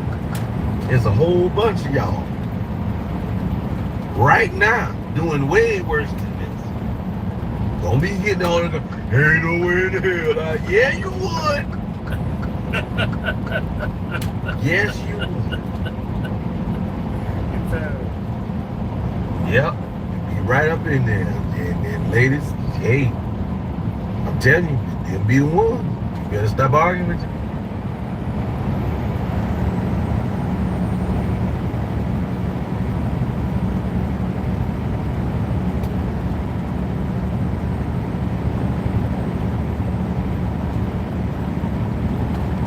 Luma Labs recently released Dream Machine, and some of the outputs coming out of these tools are really, really amazing.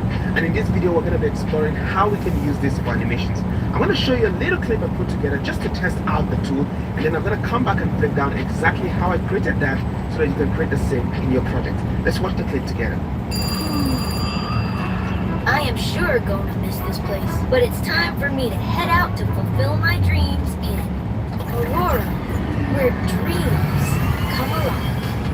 Whoa. Stark Corporations. I'm gonna work there someday. Welcome to Aurora. Attention. Fresh vegetables. No way. Hi, I am Max. And someday I am gonna build a rocket to take us all to the sun. They can laugh all they want, but I think I got what it takes.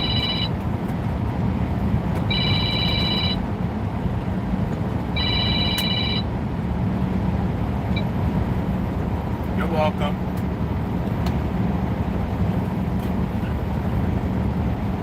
Yes, I was.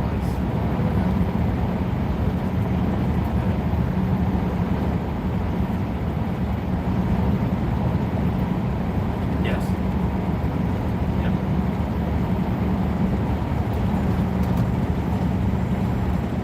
Thanks.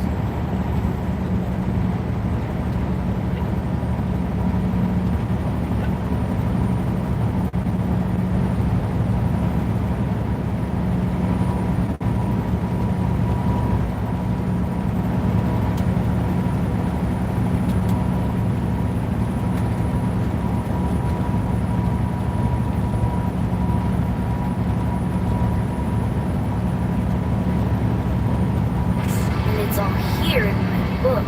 All I have to do is Operations. Yeah. Where have I heard that before? Hey, I guess I do say that a lot. I don't have it, I promise. They are after my notebook. Where am I going? Just that operation. You said that was impossible. That's when I thought you were crazy.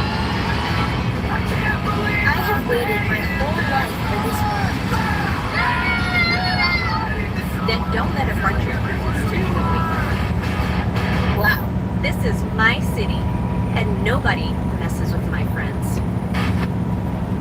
Hold on, take a look at this. Think you can tell what's real anymore?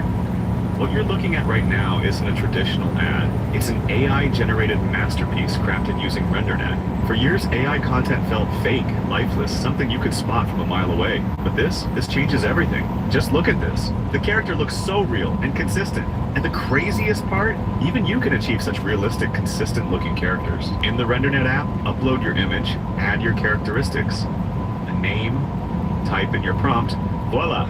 Consistent looking characters. With their advanced tools like Video Anyone and Narrator, you can even make your characters talk. Hello, my name is Mark. Creators, brace yourselves. With RenderNet, the game just changed. The question is, are you ready to keep up?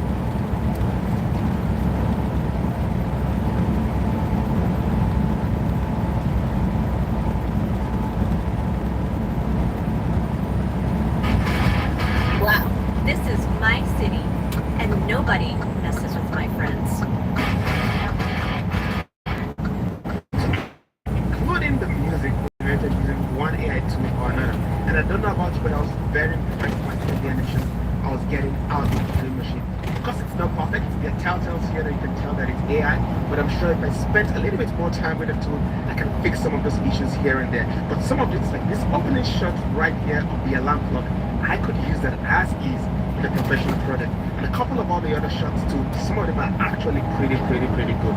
This video is going to be split into two parts. The first is just going to be an overview of Dream Machine, how to get access, how to use it. And in the second part of it, I'm going to show you the workflow that I use to generate that demo. So doing your lip sync, generating your animations, your images, including generating the music using AI. I'm going to show you how to put all of that together. It's going to be on a high level, because if I go into all the details, then this video is going to get too long. But I'm going to post a longer version of that in the member section of this channel. So if you're a member and you joined as a member, you can go and watch that. It's going to be a long video. We're going to go step by step, everything that I did. If you want to watch that longer version, you can check it out on the member section of this channel. But let's get straight into the tutorial. To access the tool, simply head over to lumalabs.ai. The good thing is that they actually have a free tier where you get about 30 generations per month for free, and this limitation is paramount. So this might not be a bad time for your mom to get an account. If you know, you know. But you do burn through those credits really quickly, especially when you're doing your first project experiment. So I had to move to one of the paid plans to finish that project that I was doing, because I generated almost 100 generations to get the right shots. Another thing is that if you're on the free plan, sometimes the generations are very slow because the tool is very popular right now, so there's a long wait time in the queue. One thing I noticed is that about 12 midnight Eastern time, it seems like the traffic is really low at that time, so that's a good time to have your generations done. They move very fast. So I have generation open here, and the UI is very straightforward. You can do text to video, and you can also do image to video. So let's try one of the example prompts they have here, which is an extreme close-up footage of a young sailor woman with a concerned expression during a rainstorm. Rare images that'll make you say, damn, that's rare. Nikolai the walrus received a fish cake for his birthday from a zookeeper. This was his reaction. What wood looks like under an electron microscope. A woman's head visibly steaming due to menopause. This is rime ice, a deposit of ice that forms when supercooled water droplets freeze onto surfaces, found on the Summit Cross at the top of Frontalpstock, Switzerland. The keel-billed toucan has beaks that look like a giant overripe banana. The mountain of eyeglasses from the Auschwitz warehouse taken from Jewish people before entering the gas chambers. Chinese Lunar New Year celebrations with jellyfish fireworks. Meet Methuselah, the nearly 5,000-year-old tree that's been alive since before the pyramids were built, still standing strong in California's mountains. A rare sighting of a two-toned wolf spider with its trapdoor burrow. During World War II, a Great Dane named Juliana was awarded the Blue Cross Medal for extinguishing an incendiary bomb by peeing on it. This video shows that a bull does not attack anyone if it is not threatened. The architecture inside of the 1100 years old Sahasrabahu Temple in Rajasthan, India. An American Airlines flight crashed into a Black Hawk helicopter over Washington, D.C. last night. A designer created a shirt with magnetic buttons to help people with cerebral palsy dress faster. The Neptune statue at Melanara Beach, Gran Canaria, looks awesome through the waves. France's 2.8 megaton thermonuclear bomb test in Mururoa, July 1970. The Fitzroy River turtle is capable of obtaining up to 70% of its oxygen needs from water through its cloaca in a process called cloacal respiration. It quite literally breathes through its butt and can remain underwater for up to 3 weeks due to this. The weirdly cute way elephants clean their eyes. This is the first flower grown entirely in space, an orange zinnia, which bloomed in 2016 aboard the International Space Station. This person's basement has the coolest shooting range I have ever seen. Updated before and after Google Maps 3D views of the Palisades.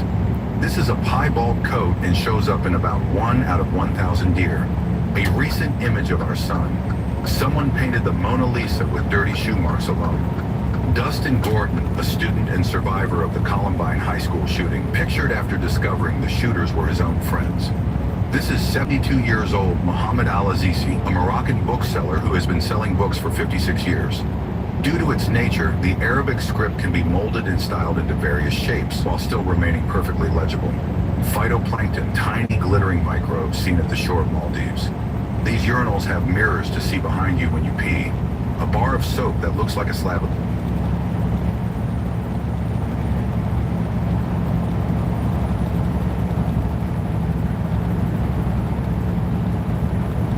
These urinals have mirrors to see...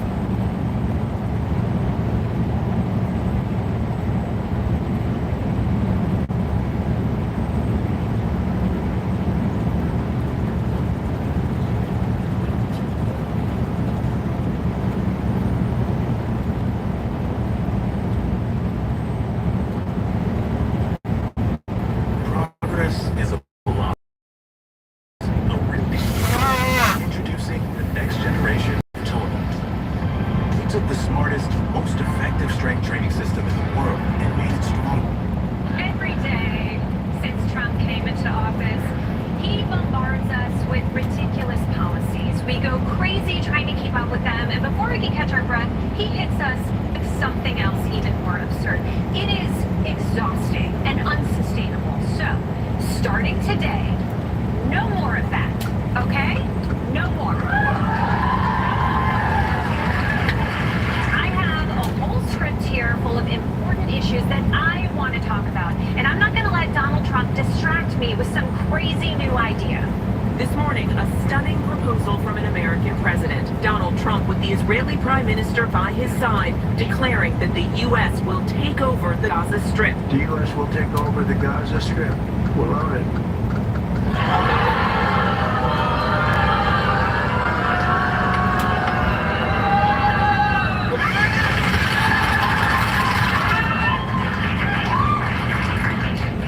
Okay, let me just ask, what?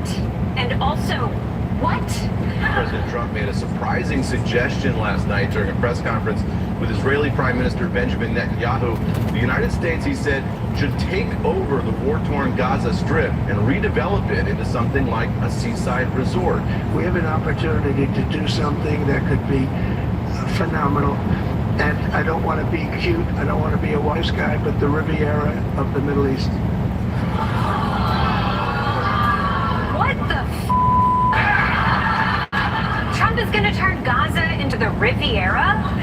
He couldn't even turn Atlantic City into a nicer Atlantic City.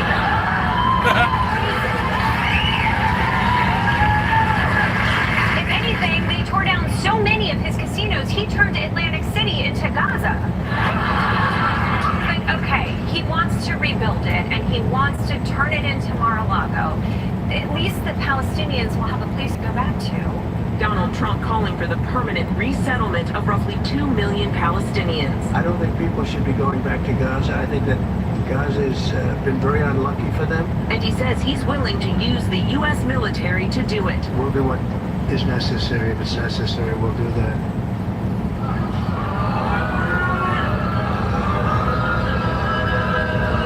Okay, just so I'm clear, your idea is to take over Gaza, rebuild it into Mar-a-Lago, and make sure that the Palestinians who live there can't go back? That is the craziest thing he said since yesterday and until tomorrow. Even his chief of staff was shocked. Look at her face. She looks just like she won Best Country Album at the Grammys.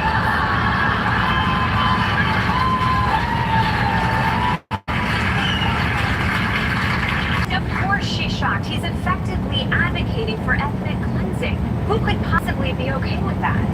You see things others refuse to see. You say things others refuse to say. And after the jaws drop, people scratch their heads. And they say, you know, he's right.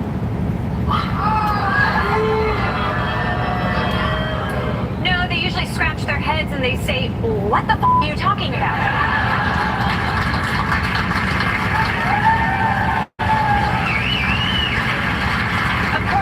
Is ecstatic at Trump's idea. Look at him. He looks happier than a teenager getting a hand job in the back of a birthright bus.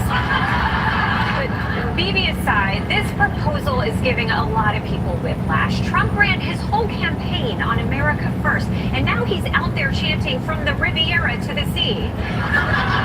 Even Trump's Republican allies aren't on board, although, of course, they have to let him down easy. We're trying to get the details of it. It was a surprising development. Senator Josh Hawley says, quote, I don't know that I think it's the best use of U.S. resources to spend a bunch of money in Gaza. We also heard from Senator Lindsey Graham. I think most South Carolinians would probably not be excited about sending Americans to take over Gaza. I think that might be problematic. Tom Tillis likely with the quote of the night, which was, there are probably a couple kinks in that slinky. There's a couple kinks in that slinky. That's how desperate these guys are to not openly disagree with Trump. They're just making up sayings now. Of course, some of his supporters, like Steve Ducey, are trying to give Trump the benefit of the doubt. It was a jaw-dropper last night. The cover of the New York Post is, we'll take over Gaza. I think this is just the tipping, this is the conversation starter. Because obviously, the president knows when he says, we'll take Gaza. He knows the United States can't invade another country.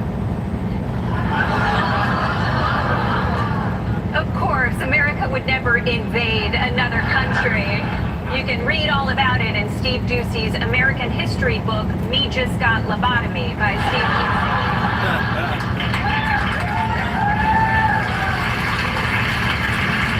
So to summarize, MAGA people think this is dicey. Their eyeballs think it's batshit crazy. And the entire plan is DOA unless Trump can do some real outreach to the countries in the Middle East. And based on his response to reporters from Afghanistan, I don't think he has the skills to do it. Watch this. Why is drying made of diatomaceous earth? Because it dries in seconds. Whether you've got kiddos, dogs, everything stays clean, dry, and pristine. Thanks to Durai, I don't have to rest my dishes on a soggy towel anymore. Never. Because every Durai product is made to naturally dry in seconds. Whether it's a dish pad, bath stone, coaster, dog stone, or steam caddy. But seriously, I love this thing. All right, kids, let's go. Why does diatomaceous earth work so well? The naturally occurring stone contains millions of pores, meaning it can hold up to 150% of its weight in water, which will evaporate quickly and help produce. And based on his response to reporters from Afghanistan, I don't think he has the skills to do it.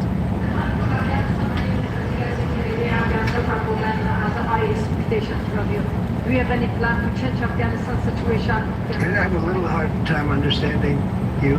Where are you from? Actually, it's a beautiful voice and a beautiful accent. The only problem is I can't understand the word you're saying. But I just say this, good luck. Live in peace. Good luck, live in peace? Why does he sound like he's saying goodbye to E.T.? The people of Earth wish you peace. May your slinky have no kinks. For more on Trump and Gaza, let's go live to the White House with Jordan Klepper.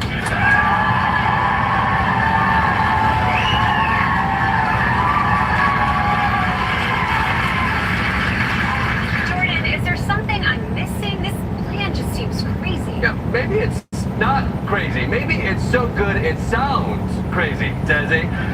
Maybe it's time to think outside the box. You know, they say it's better to beg for forgiveness than to ask for permission. But what if we did neither, you know?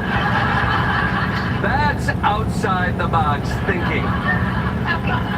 Okay, but what's being proposed is a war crime. Have you considered that? I'm desperately trying not to, Desi. I'd rather not contemplate American culpability here, so let's just think of this as the brainstorming phase. No bad ideas. How about a two-state solution? Bad idea, okay? Come on, Desi. Let's be serious here. You don't want to drive the Palestinians out? Fine. We'll drive them up. Put the entire Gaza Strip on 10-foot stilts, create a bunk bed situation. Palestinians on top, sing lullabies to the Israelis below, you know? Who says no to the top bunk? No one. But the framework for a two-state solution already exists. There's no need for displacement. Don't think of it as displacement, especially if you're a prosecutor at The Hague. Instead, how about this? How about this? Let's get some cruise ships and the Palestinians can explore the world. After a few years, they could come back refreshed with one of those little Jamaican hair braids, maybe a weird French accent whenever they say croissant, you know. Calling elevators lifts, all that bullshit. Okay. But then they go back to live in Gaza? No, then they get right back on the boat, you know. Another trip around the world, hair braids for all. What was so wrong with the two-state solution idea? Come on, Desi. If that idea existed the whole time, then what's happening right now would make us the bad guys. So let's just keep spitballing, okay? Here's one.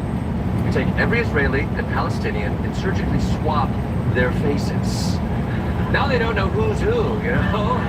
Are you my wife or my neighbor? I can't tell. I guess we'll have to live in peace.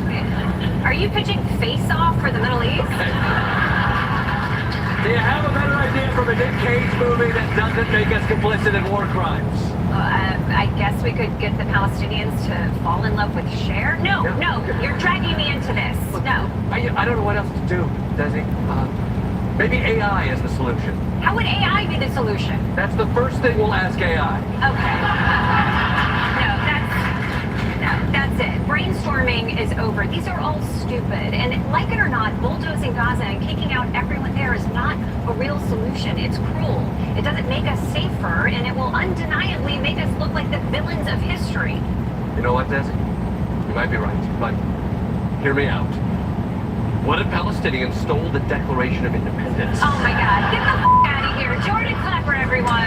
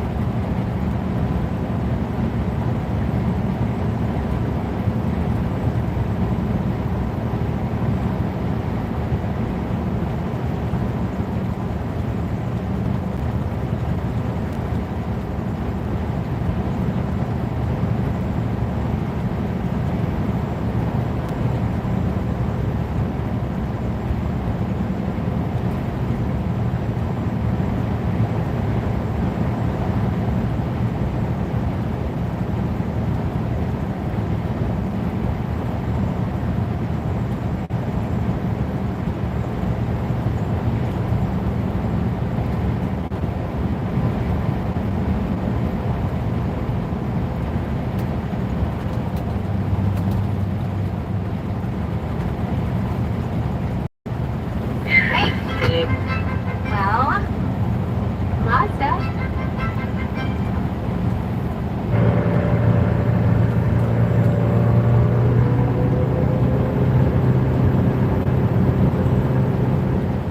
Hi, I'm Stefan with Papadakis Racing. We just got back from the SEMA show in Las Vegas where my Celica was in the Enios oil booth. On the way back, we decided to do something a little bit more fun and drive back from Vegas to LA. But instead of just going down the major interstate, we actually went through the national park, Death Valley. My buddy Dom came out with his old 80s Volvo, and my friend Brad has a Z32 300ZX twin turbo from the 90s. So we thought it'd be fun to do, you know, a cool trip through the desert on the way back to LA. We did a bunch of updates before the SEMA show. So we went through the whole paint and body. I've got a video on that. That'll be in the description below, all the way down to the metal. And then rebuilt the car, all the paint back up with this really nice Toyota 80s blue paint. We went through and redid the whole front end of the car, refinished everything. It's like this little badge, you can't get these anymore. So we had a buddy, this is actually 3D printed.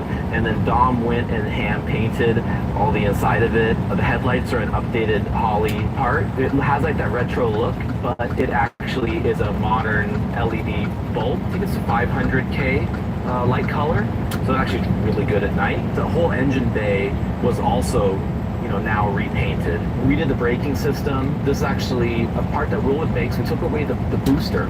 And the pedal now goes to this single rod from the pedal to a dual master cylinder setup. So you can do separate front and rear masters, so you can get the balance right. And then to fine tune the balance between front and rear, it actually has this knob that turns. When you push on the rod from the center, it'll offset to give more master cylinders, so you can make changes to the front to rear bias on the brakes. The engine still did the 18RG engine, and I'm in the process of actually building a new one of these that has more modern parts, so keep an eye out for that video. The wheels are based from an old Tom's Toyota racing wheel. They made some for the street as well, but they're all 13 and 14 inch wheels, and I really wanted to use 15s. So what we did was we had a buddy design up the center in the Tom's type design, and then we built it into a 3-piece wheel. So we had the center machined, and the barrels and everything are like a BBS based hoops, and with the, I think it's a 30 bolt, and these are all titanium bolts, aluminum machined center, powder coated, and then the polished lip. And it's got 205 50/15 front tires, and then 225 50/15 rear tires.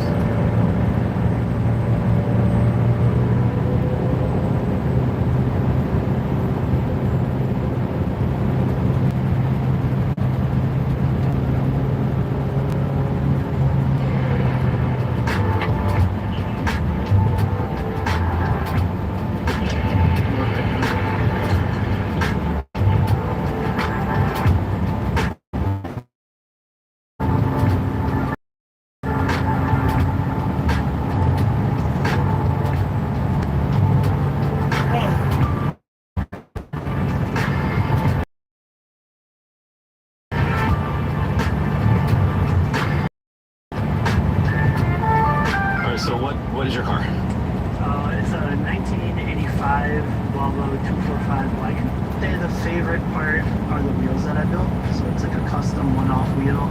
I took a Mustang 15-inch wheel, cut it apart, and I made it a 3-piece, so now it's a 17-inch. What size wheels are on it? So right now there's 17 by 9 all around. Oh, okay. And what about tire size? I have 2 different size tires. I run a 235 40 17 and a 245 40 17. So this is not the stock engine? So it is a stock engine, but not out of this car. The car is originally a non-turbo, so it's a 2.3 liter 4-cylinder. And they made a turbo version of it that came in some of the newer cars, so I swapped a motor from a 92 Volvo 780. So this is the B230 FT, which is the turbocharged version.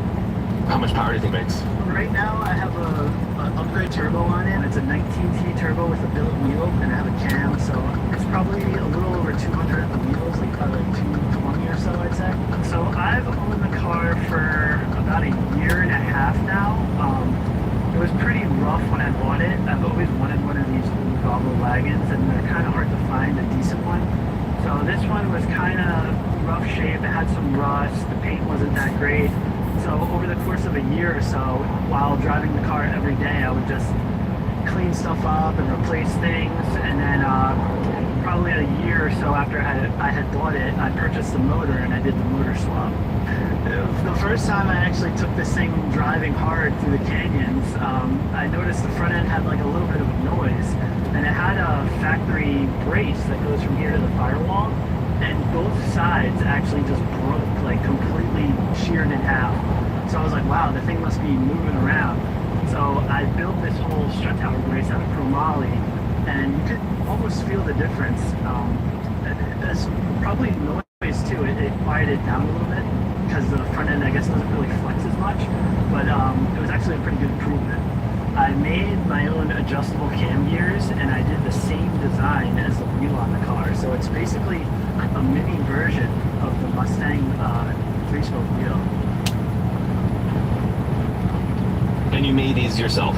Yeah, I drew it up in Fusion 360 and programmed it and machined them out of the 6061. Are these intercooler pipes and the factory ones? So I retained a few of the stock items, like this is the stock intercooler and radiator and overflow tank, but I kind of upgraded some of the parts to make it look a little cleaner and to fit in the engine bay better. So all the thing is all titanium. I TIG welded all this.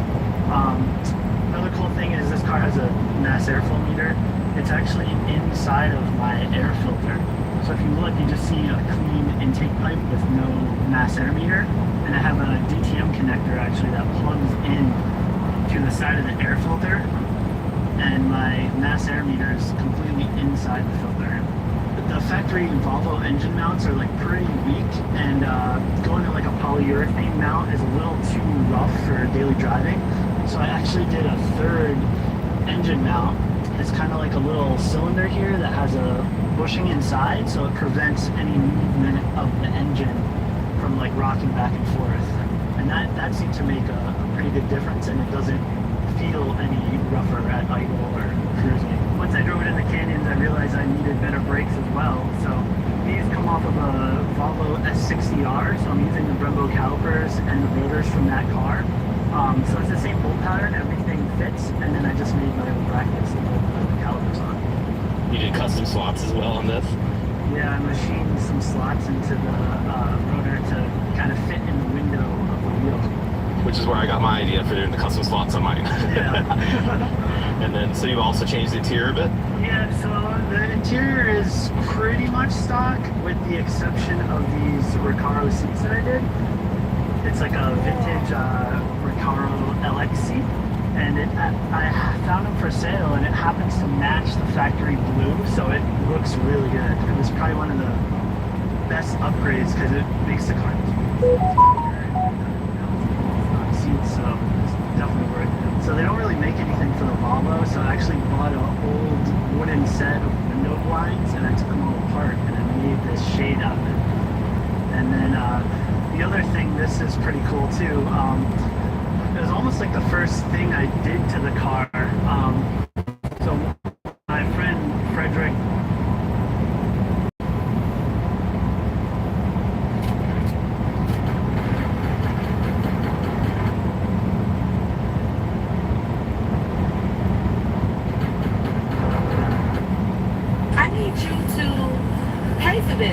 if I'm cooking, you can at least pay. This is a first date. No, it's never, it's rules, we're going to chance, bro. It's always we're going to chance, bro. We're going to team, bro. No. Now, what if I so stick his finger in it, have Jen stick her finger in it? Do you think it'll taste the same? Would you want to drink it? No. That is the difference. We've got 4 wild videos today that'll have you laughing and cringing all at once. From grocery store gold diggers to regretful husbands, we're diving into the crazy world of modern relationships. And trust me when I say you're gonna want to stay for the last one. Let's get it. In the last video, Corey Holcomb is going to explain why most women are single mothers because they're just narcissists that feel like only their opinion matters. And how he explains it is going to be eye-opening. You really want to stick around and watch that. Plus, we got some really good ones today. I don't want to hold you. Go ahead and hit the like button. Definitely share the video. If this is your first time watching, hit that subscribe button. I need you to pay for this because if I'm cooking, you can at least pay. This is a first date. So, let me get this straight. This dude thought he was going on a nice date and homegirl takes him to the grocery store. Is she trying to finesse a meal prep kit or what? And you can pay for these groceries. First date? And y'all at the grocery store? I'm confused on what the hell is going on. First date? You invited me over for I think I invited you over for dinner, but I invited so what? So you're not gonna walk off on me either. Why the hell did you go to the grocery store with her on her date? And y'all know what happened next. She expected him to pay for all the groceries. You know damn well that lady was trying to get you to load up her refrigerator. It ain't have nothing to do with cooking. Okay, what do you mean? You invited me over for groceries. I invited you over for dinner. So if I'm cooking dinner, then you're buying. You're recording in the grocery store? Yes, I'm recording in the grocery store. I'm recording. You're holding up the line because you're not there. Pay for this. And why the hell is somebody invited to your house on the first date? You're not even a good dog, nigga, girl. You are embarrassing me. Pay for this. You invited me to your house, man. You invited me to your house. So you mean to tell me you're not paying for this? You know what? I tell you what. I'll pay for this. I'll pay for this, and then you gonna take me home, and you gonna just go home. Right. So I'm gonna pay for this. I'm gonna pay for this and go home. I'm gonna pay for this, and we gonna go. Everything like you punishing him. Shit, you doing him a favor. He was at home and you paying. That's exactly what the hell you should have did at first. You should have already paid for them goddamn groceries. Instead of calling that man out there trying to get him to pay for the goddamn groceries.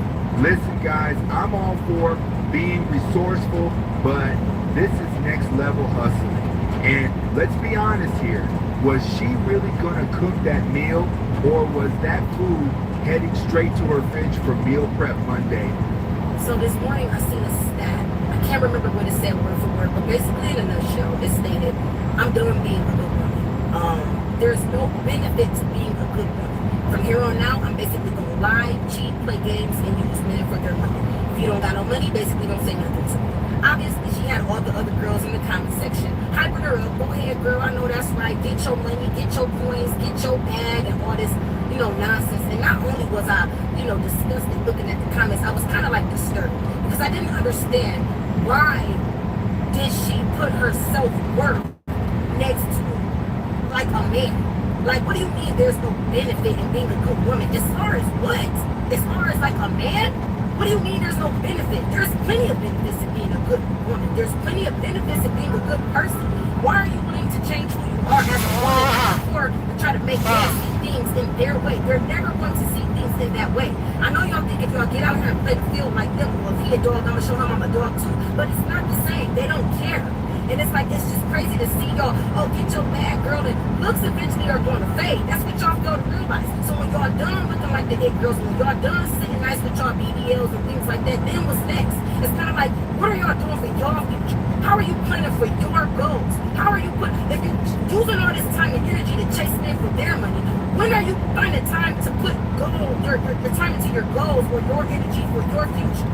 A lot of y'all gonna end up in a nursing home because y'all put so much energy into trying to, prove to men that you can be men too and be dogs too, and I'll use them for their money. Ladies, the game is not meant to be played like that, and that is why so many ladies are ended up unalive, domestic violence, women get beat. Y'all say things like, oh, women aren't protected by men. Men are not really here for y'all to dance and play on their emotions like it's a piano.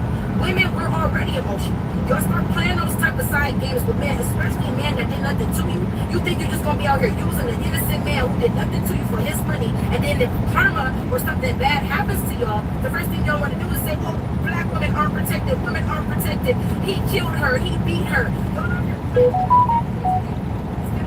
back, taking some time to heal. The only thing that's gonna stop y'all from hurting is to heal. When you're speaking like that, you're speaking from an unhealed place. You're speaking from a hurt place. Baby, just go heal. I don't even have time to play those type of games. You are what you attract, and not only are you what you attract, you are what you entertain. Just stop entertaining those type of men that make y'all feel like that. Why do it seem like y'all only get a boost of energy for y'all life and goals when it's a man involved? And the minute y'all get y'all heart broke, I'm just gonna focus on me. Y'all wanna go and do everything. Y'all wanna pop out with degrees, with cars, with houses. Why can't y'all focus like that on yourself without a man in the picture? Why do y'all get so much boost of energy from men in general? It's something else to focus on. There's a lot of things to focus on in life. I really wish women stop making their surrounding point of life around men. There is so many other things that y'all could be out here doing. Get yourself together. Who cares about what men are and aren't doing? Stop surrounding your thought process about a man. Get your shit together for you. God, I'm tired of here. Fellas, you gotta be aware of the tricks out here. Is it a date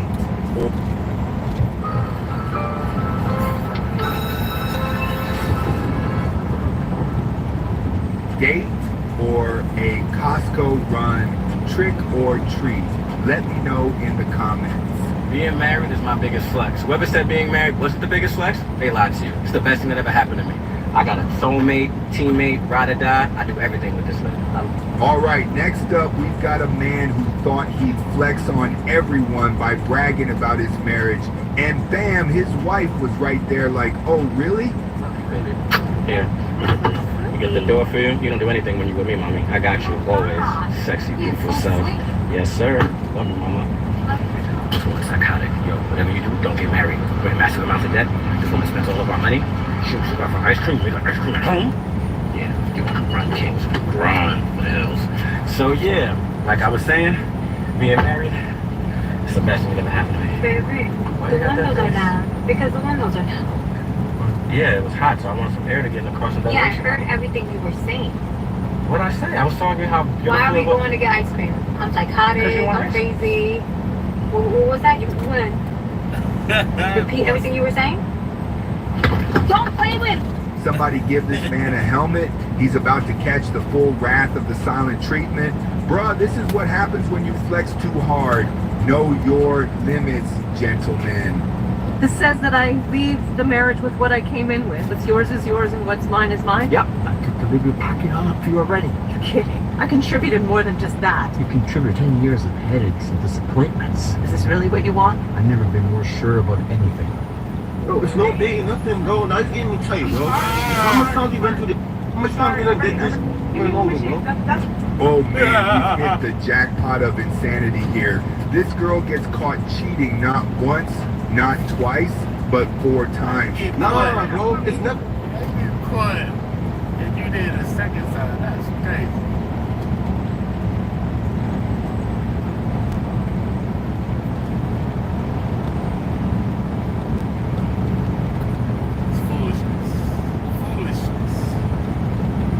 That's entertaining.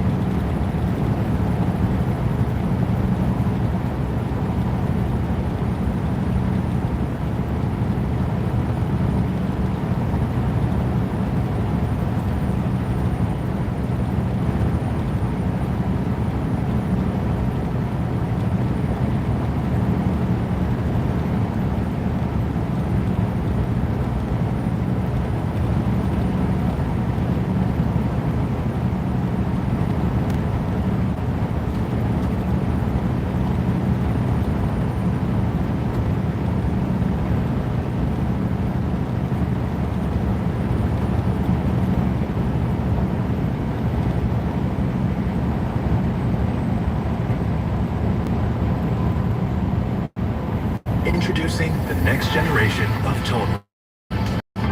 We took the smartest, most effective strength training system in the world and made it stronger. In today's video, the truth about belly fat. How to go from looking like this to looking like this. What we need to understand about visceral fat, subcutaneous fat, and its role in our overall well-being. Hey guys, what's going on? This is Paul Rebella from ProPhysique.com, and today I found a really interesting article. It's a review on the Harvard website.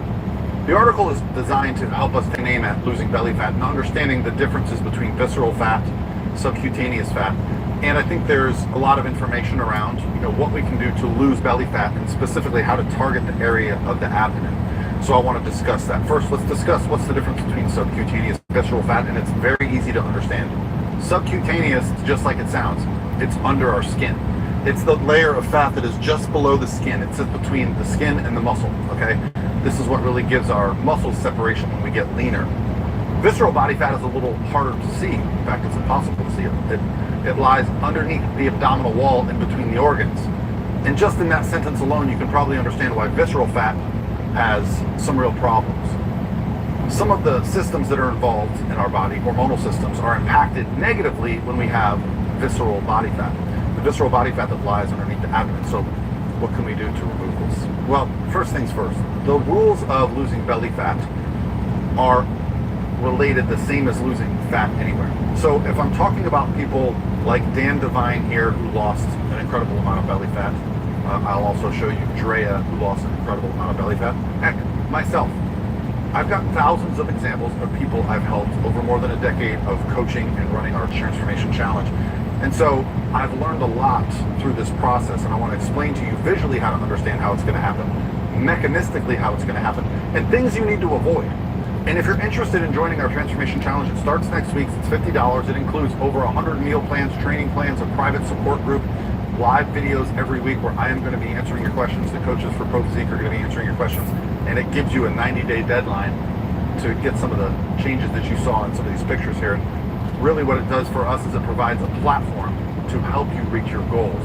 Because a goal without a deadline generally doesn't happen. So let's talk a little bit about how fat loss works. Fat loss happens through the creation of a caloric deficit. Now, a lot of times things will be made of certain diets, okay? You have to do a diet a certain way. You have to avoid certain foods. I have found this to be completely untrue. While certain people may enjoy a certain diet, and they may even say to you, man, I'm on this diet and it's really working. The reason it's working for them is because it's creating a caloric deficit. Now that could be psychological, that could be physiological, that could be helping their cravings, that could be just something that fits their daily routine. But there is no one-size-fits-all way for creating a caloric deficit. I myself am a pretty flexible dieter when it comes to nutrition. I eat plenty of things with sugar. I don't have a set time of day that I have to eat my meals by. I don't have a list of foods that are on my no-eating list outside of anything that is related to dairy because I'm a little bit lactose sensitive, so I just prefer to avoid that. But if you're not lactose sensitive, if you can digest all these foods, there's really no reason to avoid them. In fact, avoiding foods for long periods of time can become orthorexia, or the fear of food. It can also put you in a position where you have eating disorder behaviors. And so what I try to do is include things that I enjoy while creating caloric deficit. Now, part of this has allowed me to create a calculator that's directly related to this. So I'm going to put a link below. You go to prophysique.com/calculator, and it's going to give you the opportunity to put in some information, your age, your weight, activity levels, and give you a range of where your calories should be. But no matter what your calories are currently and your activity level is currently, if you're not losing weight, you're not in a caloric deficit. So how do we make sure that we're losing body fat? Well, we'd be a little bit more accountable. Okay, and I don't want to get into the specifics of diet. I just gave you a calculator for that. But I take an evidence-based approach where proteins, carbs, and fats are all valuable. So when it comes to losing body fat, it's about creating a caloric deficit through our activity, through our diet. One is taking energy in, one is expending energy. I also find that it's very hard for me to understand why people believe you can't burn body fat when you spike your insulin. This is completely false. We are always burning body fat. We are also always both storing body fat. So what matters is the net balance over a given day. If you spike your blood sugar really high and eat a bunch of calories at noon, but then don't eat the rest of the day, guess what? You're probably going to end up in a caloric deficit. And even though you spiked your insulin and you had all this food, you balance it out through the rest of the day.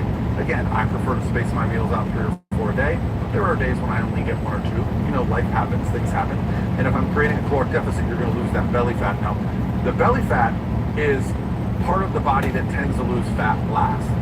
Although visceral fat, what I mentioned, the dangerous stuff that's underneath the abdomen, that is when body fat typically is higher. So how do you know if you're at risk for having a little bit of visceral fat? I'll tell you, what I noticed is, in the studies and the research, the measurement of the waist is greater than half of your height, okay? So take your height in inches and then check your waist measurement. You can also do it in centimeters, I suppose, but I'm an American, so, you know, I like to do everything in inches. And when I found that, I thought it was very interesting because it worked perfectly on me. As I know, my belly is well below half, and I have pretty visible abdominals at this point in my life, pretty much year round. And so I've created a lifestyle that allows that to happen. That wasn't always the case. Here is me with... This is the quickest way to pee out fat. Good God, man. Stop eating. No. That allows that to happen. That wasn't always the case. Here is me with 40 pounds more fat than I have right now. I was almost 250 pounds in this picture. And I've gotten incredibly shredded. I'll show you a picture here where I'm, you know, damn near 5% body fat, winning some of these bodybuilding trophies. So I've gone through this process before, and here's what I want to encourage. So I want to encourage you guys to understand that when you start creating a caloric deficit, you might not even notice where the fat is coming off. Why is that? Well, because we have fat deposits all over our body, and the pattern at which that fat comes off, the legs, the face, the shoulders, is genetically predetermined. That is not something that based on exercise style, diet style, it's going to come off. It's going to come off based on your genetics, okay? Now for men, a lot of that body fat is on the lower back, the love handles, the lower abdomen, right? So what happens when we start losing weight? It doesn't necessarily come off there right away. It starts to come off all other areas. Think of it like unrolling a paper towel roll, right? You've got a paper towel roll, and at the center of it are the paper towels that are the belly fat, the lower back fat. You've got to get, depending on how much body fat you have, you've got to start on the outside and work your way down, okay? Then, and only then, are you going to be targeting that belly fat. Now, what I find is that visceral fat is typically body fats that are a little bit higher, okay? So when you start getting obese, weight risk, okay, if you're measured at risk of obesity, that's when you're going to start to have that visceral body fat. What I find is that nobody really has much visceral body fat. In fact, when you start to get rather lean, it's not a concern at all. And things will start to improve from just getting a little bit leaner. And this is where we can see some incredible transformations, because you start to actually have better hormone profile, okay? You start to actually sleep better when you get rid of that visceral body fat. So if you are someone that is carrying a lot of that, let me give you some quick tips. Walk 30 minutes every day. It doesn't matter where, it doesn't matter when. Make sure you're fitting in. Treadmill, at this point, I am trying to push my fitness level, but I've seen incredible things just from having people that are completely sedentary move a bit more. The second would be focus your day around hitting some protein targets. Now, the protein target that I usually suggest is whatever your goal weight is. So if you're a 300-pound man and you're like, I'd love to be 190 pounds, well, hit about 190 grams of protein a day. It's going to help you building muscle. Muscle building, even if you're not doing a ton of resistance training, is going to help you with your metabolism, with your lean body mass, and it's going to prevent muscle loss. It's also going to keep you nice and full. Finally, I would just say focus on a nice calorie range and creating some habits. Now, there is some research that shows that cardiovascular exercise, which can just be walking, along with some resistance training as low as 2 or 3 days a week, has a bigger impact on fat loss than if you just did one or the other, okay? So they are both beneficial, they are both going to help. And if you don't know where to start, if you want a beginner's guide, I've got a free guide. If you want to join our challenge, like I said, over 100 training plans and meal plans based on all different lifestyles, home gyms, multiple days per week, as many as 5, as few as 2. And I think we even have meal plans that are including things like vegan and vegetarian, because we want to provide that. If there's something that we're not providing, guess what? Ask us, we will provide. This challenge is about helping you guys reach your goals and understanding that visceral body fat, belly fat, it's not so much about what you do, it's more about how long you are able to sustain it, okay? It's not about being perfect or, doing some drastic approach. I've never sat in a cold tub. I've never worried about my seed oils. I've never worried about how much sugar I'm taking in. But what I have done is paid attention to my macros, protein, carbs, fats, and how much cardiovascular exercise I get. And I do like to go to the gym 3 to 5 days a week, okay? I might even play some sports. Once you start doing those things, you're going to find your body morphs and changes, and then you can get some extreme results just based on how lean you want to be. I know not everybody wants to be as lean as me, and that's great, but I want you guys to have control over your own life. And I know there's a lot of information, a lot of things we hear right now, but I'm telling you this is the truth because I'm actually showing you. I'm showing you on me.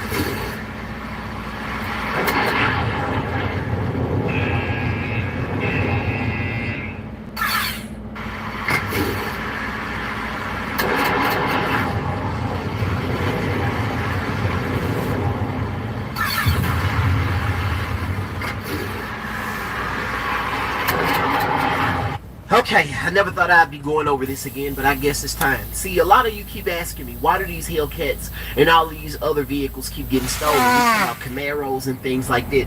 Well, let me use Dodge, for example, to explain this to you. Think of the Mopars as Lego blocks that are completely interchangeable. Case in point, the 2009 Dodge Challenger sits on the exact same platform, well, slightly modified, as the Dodge Demon 170. So if you wanted to build a Dodge Demon 170 and you knew somebody that would acquire the parts to build your Dodge Demon, we're going to say that because we're not going to say the S word, yeah, it'll be as simple as getting the drivetrain, getting the suspension components, and it will go right up to this 2009 Dodge Challenger. The same thing goes for all of the Dodge Challengers, the Dodge Magnum, and the Chrysler 300s. All of those vehicles in particular sit on the exact same platform. So let's say you have a 2015 Dodge Charger V6 and you want to build a Hellcat, or hell, let's just say you just got one from Copart. Well, a lot of guys are going to acquire the parts from somebody else's car and put it in here along with the body panels and everything. The only way you'll be able to tell if the engine in that car or if this Hellcat Charger is actually a real Hellcat Charger, because people swap the interiors also, is by looking at the engine's VIN number. Which is why you have to be careful when going to buy these particular high-powered vehicles from the car lot, because these dealerships or stealerships don't exactly do all of the paperwork. All they want to know is if this is a clean title. They run the VIN numbers. All right, cool, it's clean, but they can run the VIN number on that engine. Come to find out, a lot of these engines be coming from stolen TRXs, Dodge Durango Hellcats and everything. The previous owner of these vehicles who built them only traded them in so they can get a cleaner car. Don't take my word for it.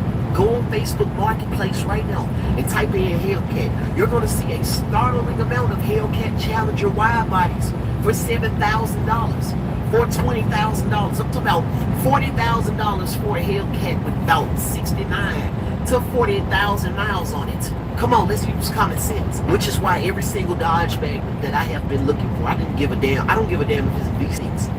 I just want a Hellcat swap a Dodge Magnum band. That's what I want to do. But every single Magnum that I looked up, listen, big dog, I'm going to be honest with you, motherfucker stolen. I don't want you to buy it. I don't want you to get in trouble. I'm just trying to hit a lick real quick. So to make a long story short, the feds, the police, they just don't care. They don't care.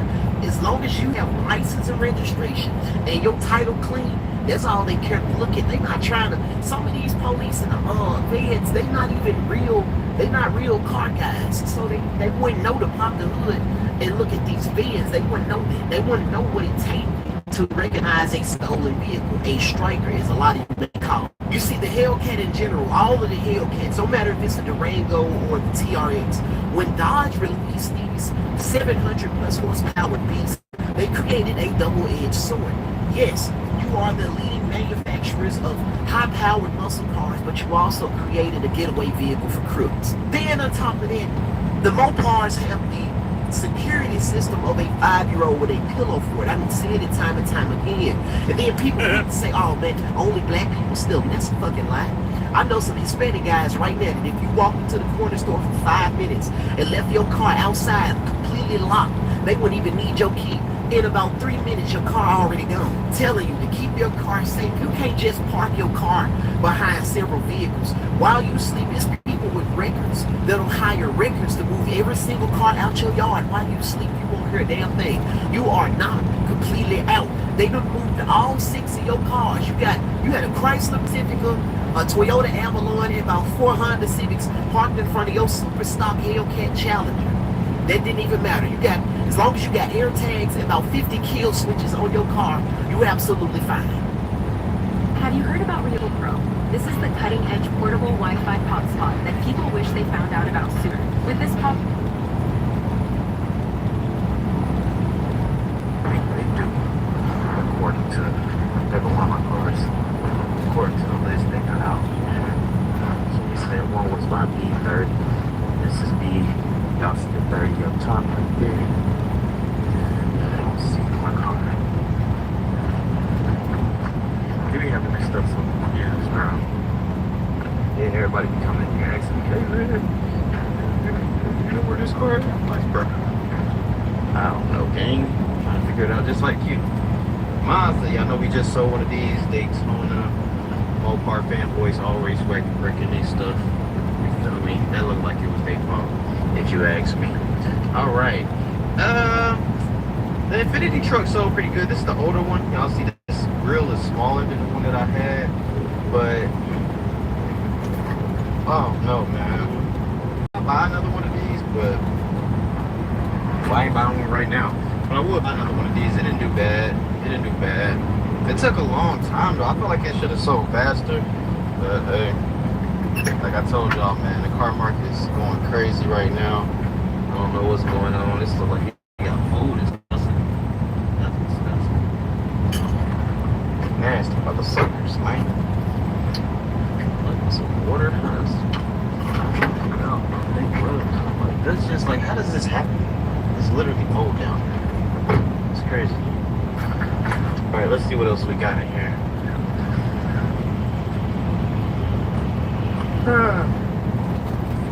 Excuse me, y'all. What, Todd? I take mom to the airport today. Mom's headed out of town. Let's see what else we got, man. Where my truck at, bro? Where my truck at? I need another truck. I just feel like, I don't know.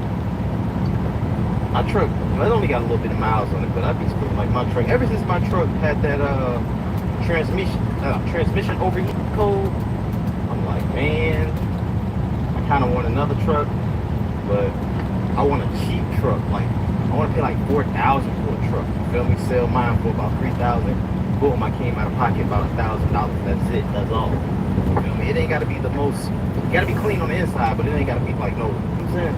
But I still ain't gonna drive it like that. But to take that bike and stuff that I just bought, it'll be easy. It looks like it bike racks that you like sit on the back of the car looking like a doofball. You know what I'm saying? I'm probably looking like a doofball with that. What y'all think?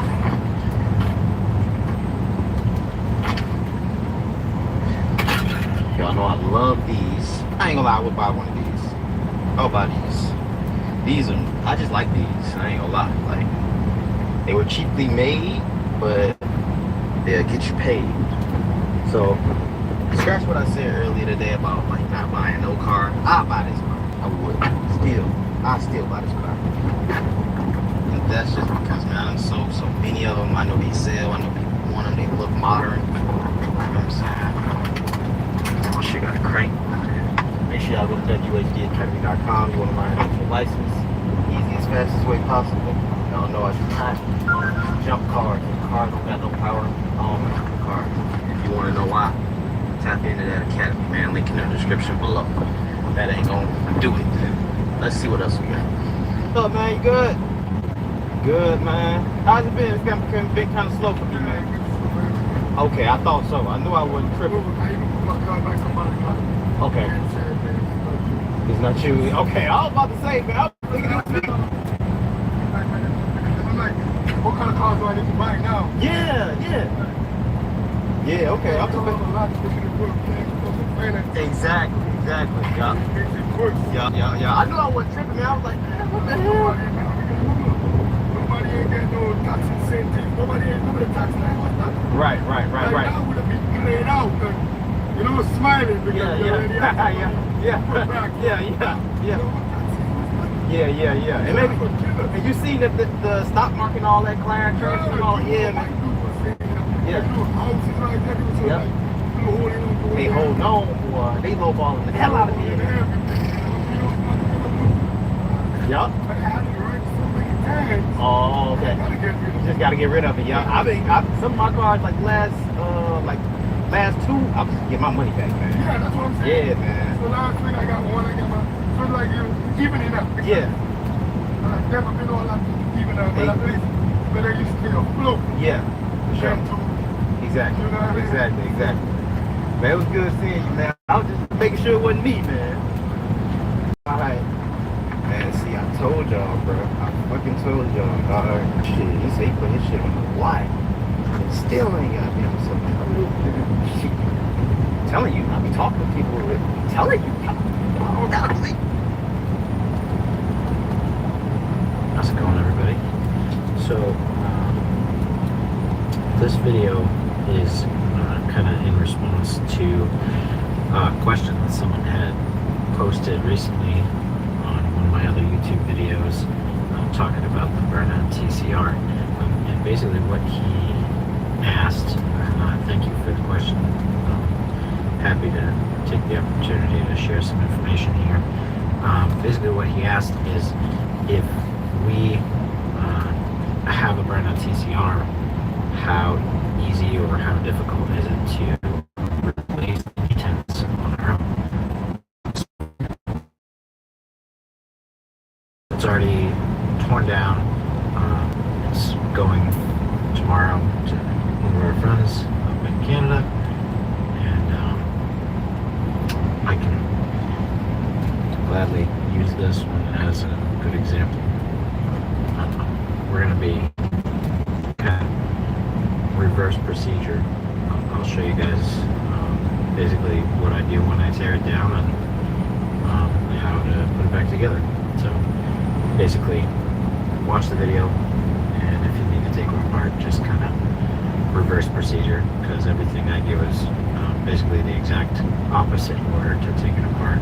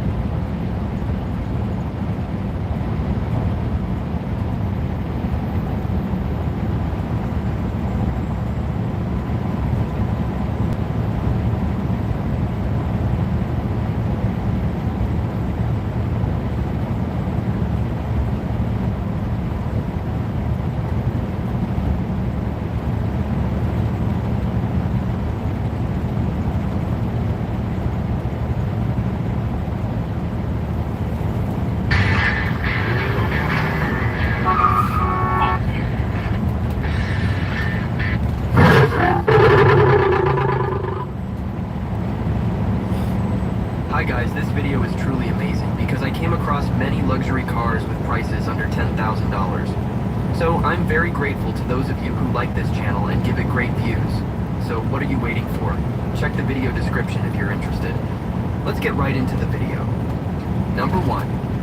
The 1965 Pontiac Catalina, priced at $9,000, is a classic American car with a sturdy body featuring natural patina, finished in dark blue with chrome accents.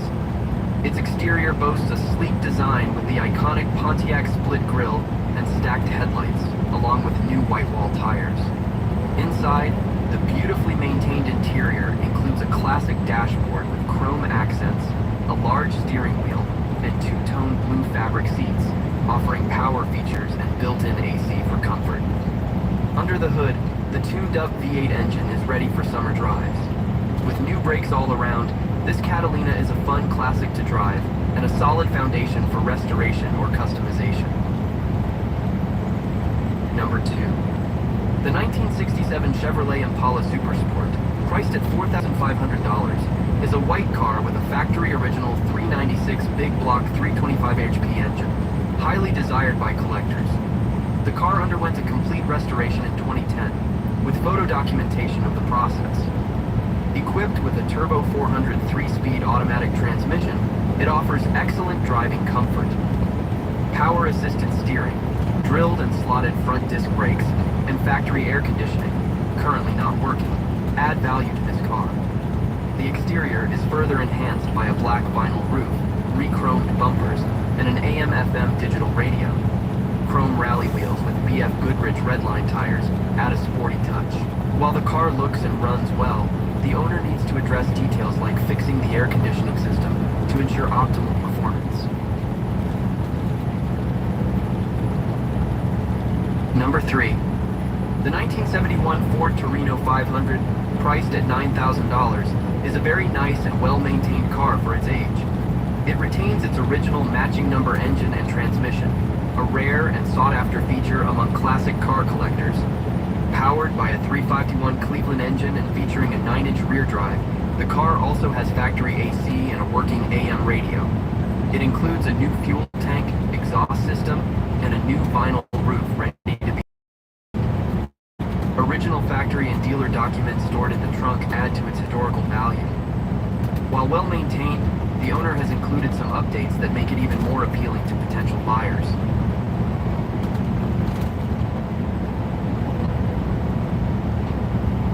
Number 4. 1960 Mobile F85 is $7,800. An aluminum radiator with American racing wheels and tires in good condition. The car shows well in both exterior and interior. The underbody is in excellent condition, and it was initially a convertible model.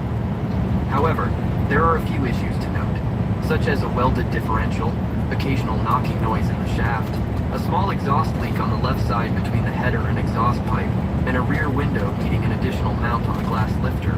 Nevertheless, the car is fully drivable and has been used extensively for summer trips in its current condition. Number 5. The 1973 Ford Brougham LTD Coupe, priced at $9,000, is a great choice for Ford enthusiasts. This California classic is in overall excellent condition.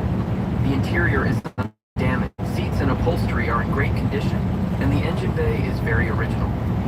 Powered by a Ford 7.0L 429 big block engine, which was produced from 1968 to 1998 and used in various models like the Thunderbird, Mustang Boss, and several full-size Ford and Mercury vehicles, its V8 sound is distinctive and won't disappoint.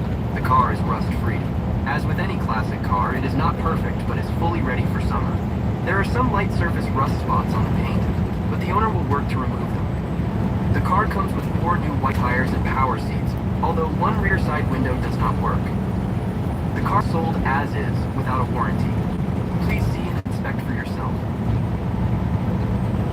Number 6.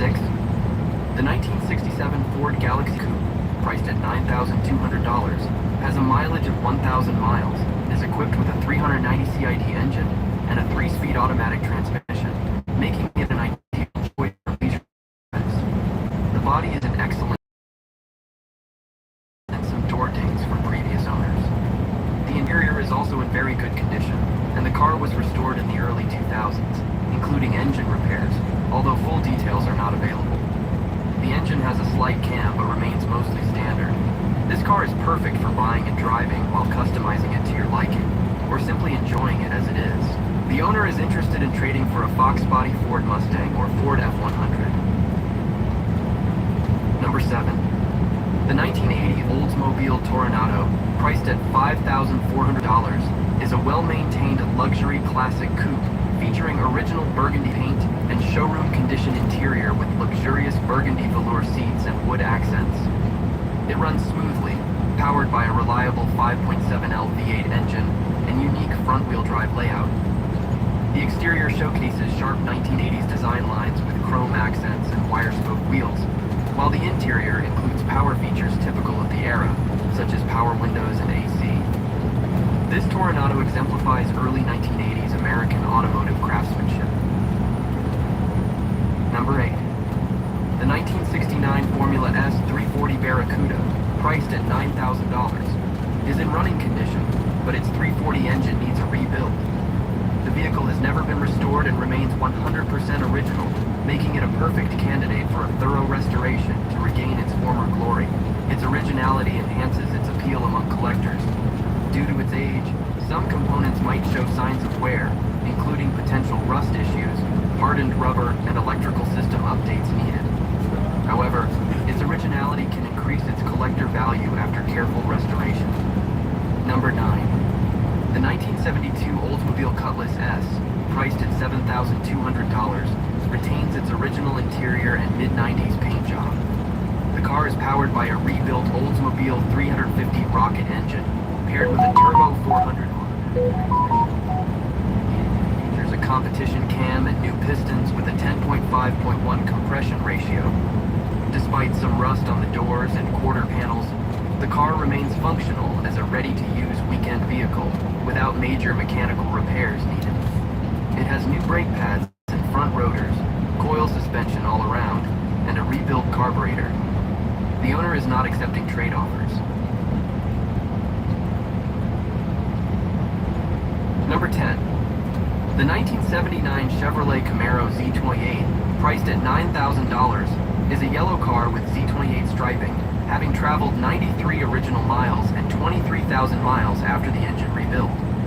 The well-maintained classic exterior includes a hood scoop and era-appropriate wheels, enhancing its retro appearance. The interior is black with an analog dashboard and manual transmission, creating a sporty and authentic feel. The engine rebuild and updated powertrain show attention to performance. Additionally, replaced floor pans indicate care for the car's overall condition. Homeowners everywhere are ditching solar panels for this. It powers your entire home. Thousands of homeowners are living completely off-grid and saying goodbye to costly power bills with a strange device. Do not buy solar panels or any other energy alternative until you hear about this. Floor pans indicate care for the car's overall condition. Number 11. The 1966 AMC Rambler Ambassador, priced at $9,000, is in exceptional condition, like new. With a 3-speed automatic transmission and a 287 V8 engine, all components, from the carpet to the seats, remain original and perfect. Stored in a heated garage for the last 25 years, its physical condition is excellent. With 51,000 miles, the car has new tires, paint, and alternator. The rear suspension, rear brake lines, and rear cylinder are all new. The original radio works well and now has a Bluetooth adapter. Every part of this car functions perfectly, ready for the road, making it a rare and valuable collector's item, complete with the original sales brochure from the first owner. Number 12. The 1970 Chevrolet Malibu, priced at $5,700, runs and functions very well, with a 307 CID engine and 350 automatic transmission. It retains its original drivetrain, interior, and body panels. Initially intended as a parts donor for a 2-door restoration, its excellent condition discouraged dismantling. For those interested, check the seller in the video description.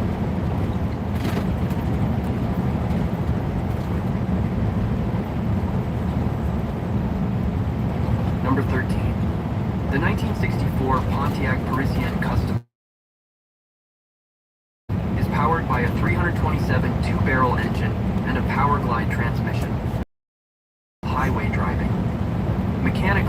It performs very well, as evidenced by its use as a daily summer driver last year. The car also has rally wheels and almost new tires, along with dual exhaust. The interior is in very good condition, and the frame has an undercoating. Despite an older restoration, it still looks good from a distance, but upon closer inspection, there are some imperfections like peeling clear coat, rocker replacements needed, and minor rust at the rear. Number 14. The 1974 AMC Matador, priced at $5,600. This car has been stored in a dry place for 21 years and has only 32,000 original miles. It was purchased new by an elderly person and rarely used in the winter, with good rust-proofing frame, body glass, and interior in very good condition. The car also has a well-functioning 304 V8 automatic engine. However, it still needs repairs on the brakes, spark plugs, cables, and fluid replacements, as well as a fuel pump, although an electric fuel pump is included in the sale. The original paint and chrome bumpers are in very good condition with no cracks in the grille. With minor repairs such as a tune-up, detailing, and replacing the wheels and tires, this Matador can be a great cruiser.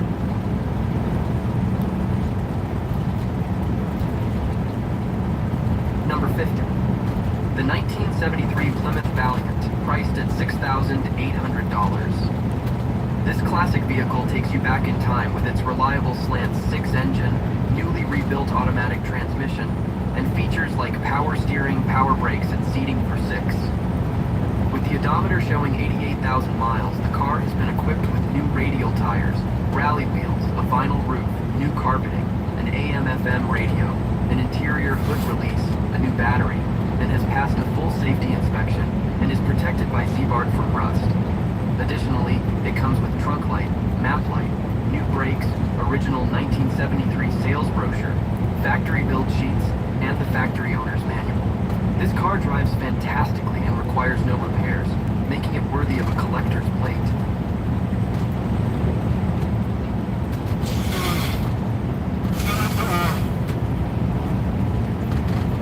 What you see is what you get, thank you.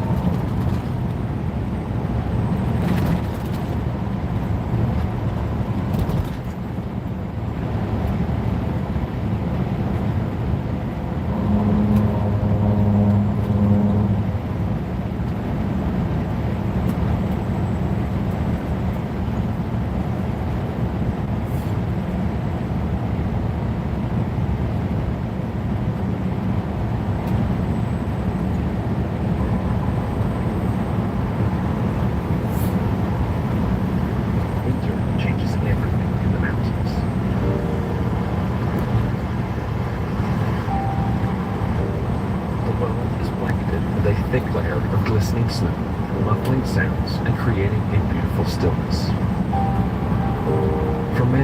cold and challenging terrain is not a place they want to visit. And because of that, they say that winter is desert season.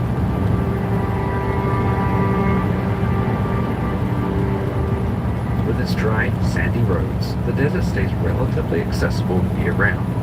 Warm days and cool nights are perfect for camping, and the winter is a welcome break from the scorching summer sun. And sure, the winter is a great time to head to the desert, but we wanted snow. We wanted that challenge, the added adventure, the unknown, and the camaraderie of taking it on together. With the first large snowfall of the year on the forecast, we met up just outside of Boise, Idaho, ready to explore. We've just reached the Arrow Rock Dam, about 25 minutes outside of Boise, where we are airing down, and I'm going to be airing down kind of low. I'm thinking around 10 psi, because even though you wouldn't know it now, we are expecting a lot of snow tonight and over the weekend. Right now it's beautiful, clear blue skies. The sun's out. It's actually kind of warm. It's supposed to be going down to around 0 degrees, and we're expecting some significant snowfall, which I'm really excited about because I don't really do much snowboarding. For the first leg of our trip, we were heading over 60 miles to Atlanta, Idaho, one of the most remote towns in the lower 48, sitting in the foothills of the Sawtooth Mountains. We started with 4 vehicles. Will was leading the way in his white Jeep Gladiator. I was second in the green Jeep Wrangler, David was third in the Ford Bronco, and finally, Nathan was following us all in his white Tundra.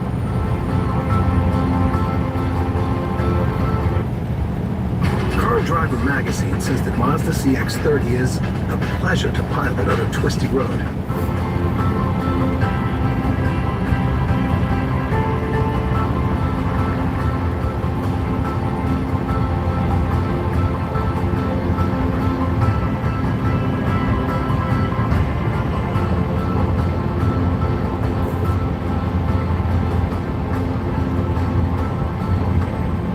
This road along the edge of the dam is absolutely beautiful. This is, it's so close to Boise as well. You can just come up here, explore. It does feel a little sketchy in a couple of places, you know, on these corners, and some of the edges are very steep and a little washed out. It's one of those spots that you want to be paying attention. You know, you don't want to come across someone coming the other way at you. Thankfully, it's cold enough that you don't really get to see a lot of tourists this time of year. It's just people going to and from their homes in the hills. So not a lot of traffic. We are starting to hit a few patches of snow as we go up.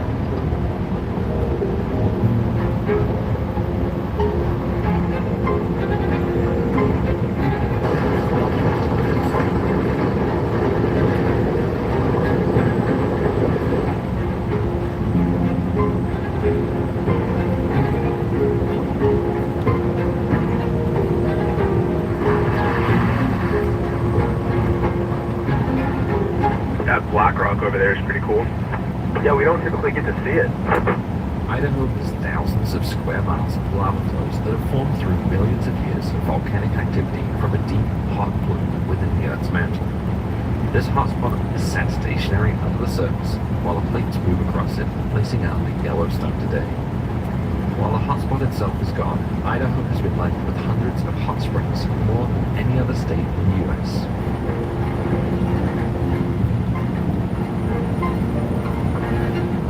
Let's pull in. Let's go take a look at this place. So just stopped in this tiny town of Twin Springs, which has apparently a population of 4 people. It has a few cabins around here, and a tiny little settlement that's based around the hot springs. There's also a cool little tourist attraction, I guess, where apparently there used to be a rattlesnake. There's a rattlesnake tape in the corner right here, and pull over and you put money in a jar. You stick your head to the glass, and when it struck at you, if you didn't flinch, then you get all the money in the jar. But the guy died. So now there's just like a rattlesnake skin in there, I think, or a stuffed one. Whoa, okay.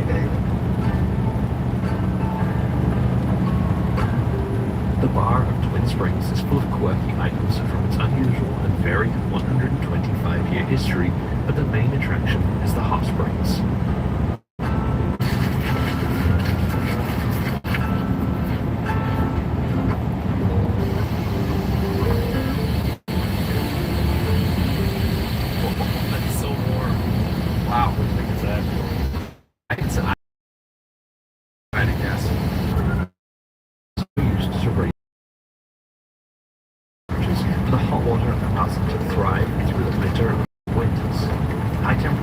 also increase the ratio of males born, which grow faster than the females, making them better for raising for food. These cabins have underfloor heating from the hot springs, so it's really, really warm and cozy in there. I guess if we get really cold tonight, I know where we're coming back to. It's pretty awesome. I really want to get into one of the hot springs right now. It sounds so nice, especially now that it's starting to snow. Yeah. Such a cool spot. I'm so glad we stopped. Yeah, man. Great suggestion, Nate. This is really cool to learn a little bit more about this random, weird, peculiar, and awesome place.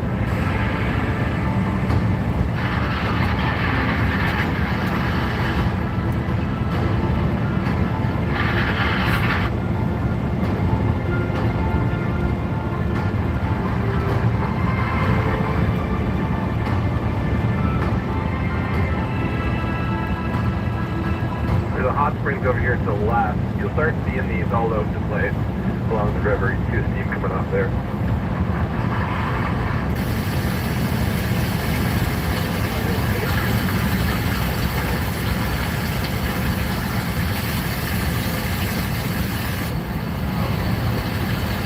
We just stopped for lunch at the beautiful hot springs up there. I went up and stuck my hand in them, and I feel like that's the perfect temperature. It's like a really hot bath. So I'd love to go get in it. I don't know if I want to get out of it again, so that's the problem. But just gonna stop here, have my sandwiches, and we'll skip this one. Maybe there's a bunch more up the river. Maybe I'll get braver later on, but probably not. We continued winding our way along the Boise River, slowly climbing, getting deeper into the mountains. The snow was still patchy with slushy spots along the road, but lingering mostly in the shaded valley floor behind the trees. With the cold temperatures and a storm rolling through, we knew that it would be getting better.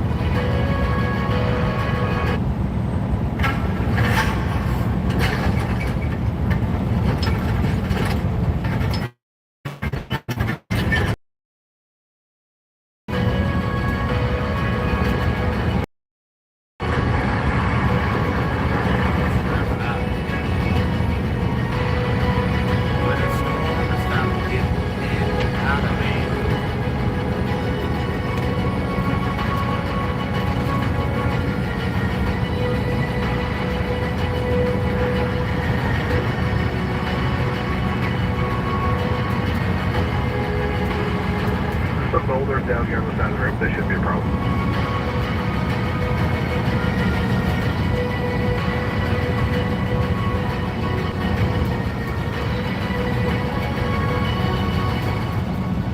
So down there is one of those campsites. It'll be the turn off on the right up here.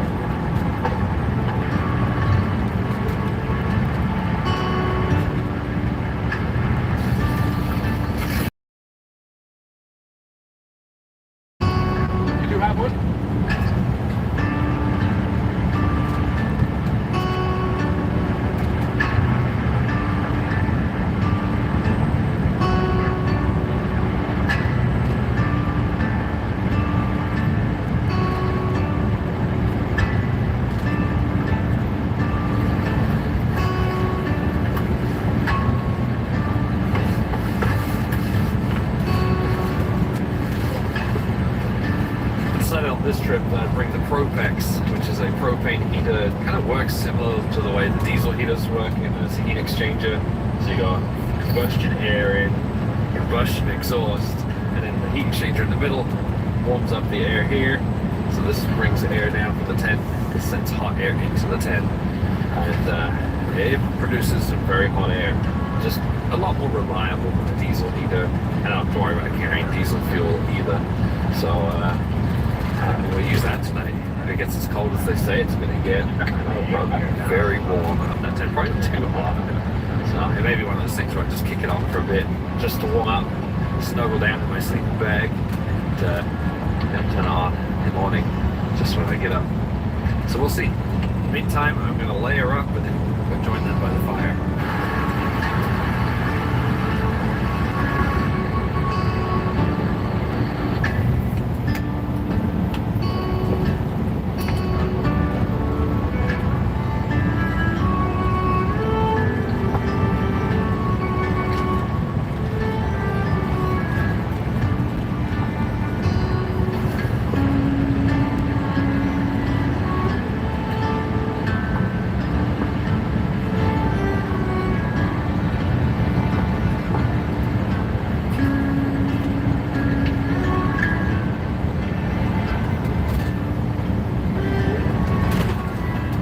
David and Will are huge bourbon fans, so I decided to bring them some more stuff from Kentucky. We actually brought some Blanton's. Did you bring it with you? Oh yeah. So we got Blanton's and Eagle Rare, but I also picked up some of this stuff for them. This is Kentucky Ale, but it's bourbon barrel Kentucky Ale. I usually like Kentucky Ale, but the bourbon barrel stuff I think it's disgusting. So I brought it for them to try. He's really sold it, so we're excited to test it out. So the last time Rob gave me something to drink, it was Clamato juice on the Idaho BDR, and it was disgusting. So I'm hoping this is but you said it's gross. It's really good. How can you think this is gross? This is delicious. Do you like Clamato juice? Oh no, I hate Clamato. Oh, okay. I'm not a beer guy, but we'll see. Oh, dude, that's really good, actually. Like that? Yeah. Rob, your taste buds are just all over the place, my man. Yeah. Well, I know what to bring you guys next time I come around. The blends is fine. We can stick with blends. Yeah. Blends, please. While David, Will, and I settled into our campsite, Nathan headed off to soak the hot spring and relax in his warm cabin where we'd be meeting him the next day.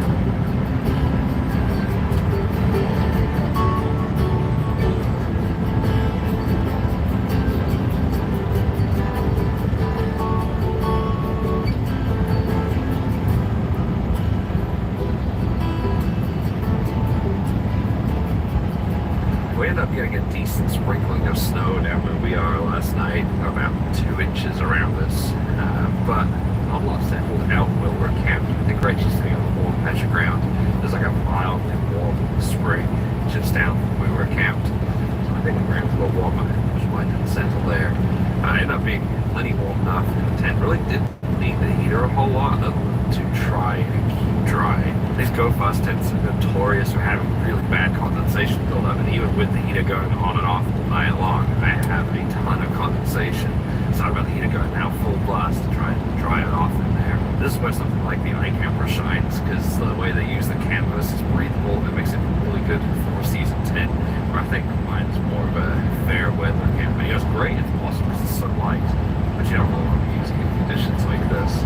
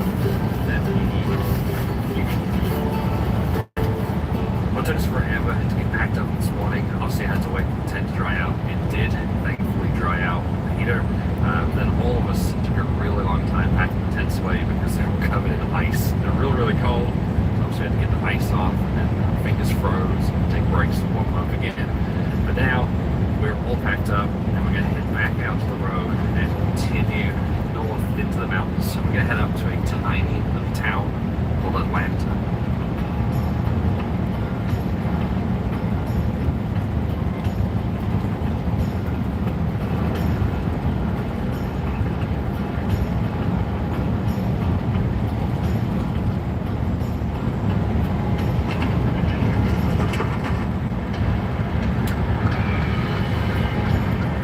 The branches that we came through yesterday are so way down right now. Hold on.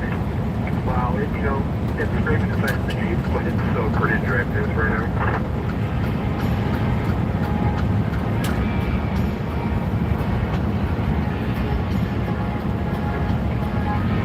Somebody wants me to let snow pull off the branches and the Bronco squeezes, but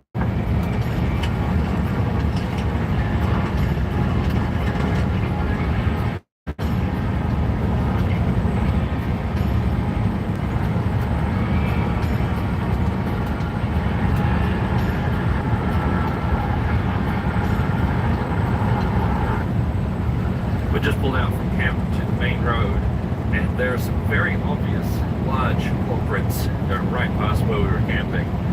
Obviously fresh from last night because there are no tire tracks over them. So something came past us. Some kind of wild cat. I just don't know if tracks are. Bobcat, potentially. Only thing that had appeared in the night. The entire landscape had changed, continuing east of the end of winter wonderland.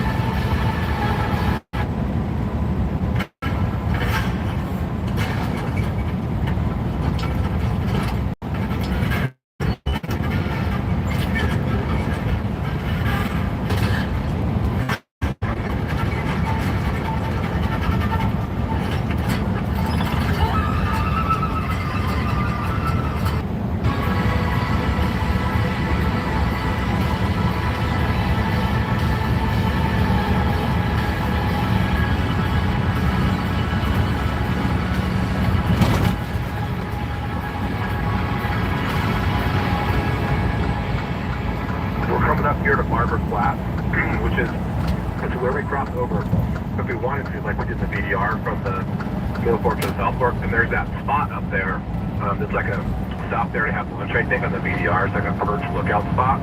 We could try to get up there if we wanted to. Yeah, I think we should. So there's a little offshoot from the road that we're taking that heads up into the hills. This is an offshoot I did like a year and a half ago in July that heads up to an amazing viewpoint in the hills. So I know it's worth going up to, but this time it's not July and there's lots of snow on the road. So far, I mean, we're going uphill. It's doing great. Haven't lost traction at all. But it does also get steeper.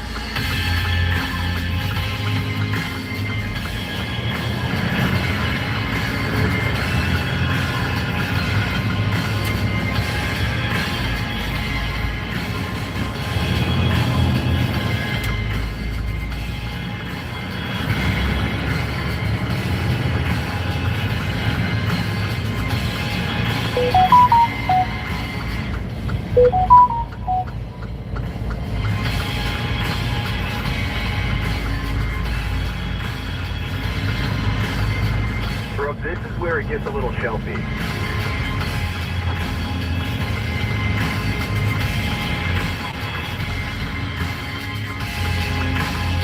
How you doing back there, David? There's no way I'm backing down at this point. This is a super sketchy looking washout on this ledge. I don't know if I want to do it. We can get out and take a look. we'd come to a significant washout that had cut away a part of the road. This wasn't a problem with traction. To get by, we'd have to drive through it, leaning into a huge drop off the side of the shelf road. Not feeling it? Not feeling it, dude. We just came to this washout on the road that wasn't here last time we came up here, and honestly, I'd do it in the dry, but I'd be uncomfortable. With it being snowy, really slippery, there's just no way. I'm not doing it. It'll just, it might be one of those things that you can do, but I'm just not willing to. So we're gonna have to figure out how to get back down. David's first, and I think we've got room to turn around. We're gonna put some snow socks on the back to help with turning around, and hopefully do it that way. If not, we have to back down, and that's gonna suck.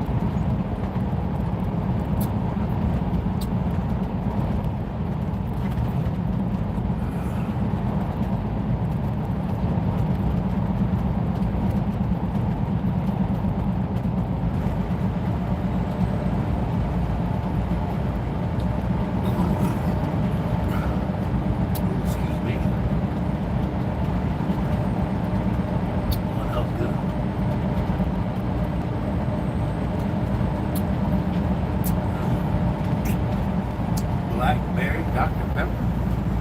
Don't mind if I do. It's okay.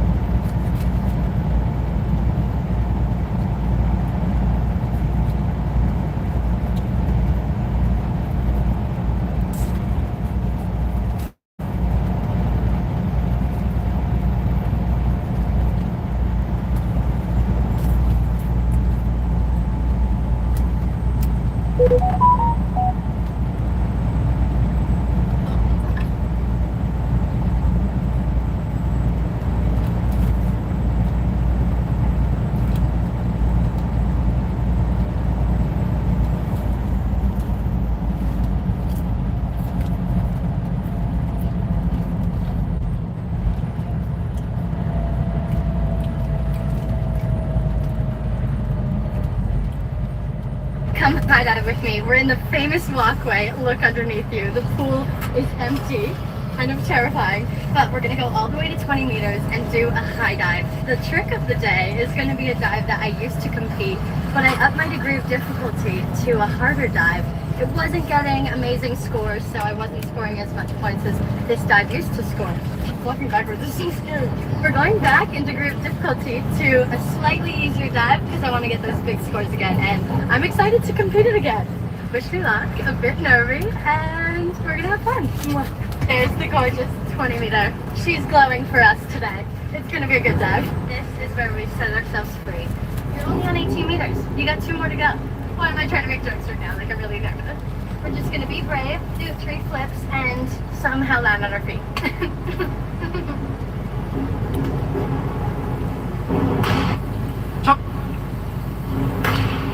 Come high dive with me. We're in the famous walkway.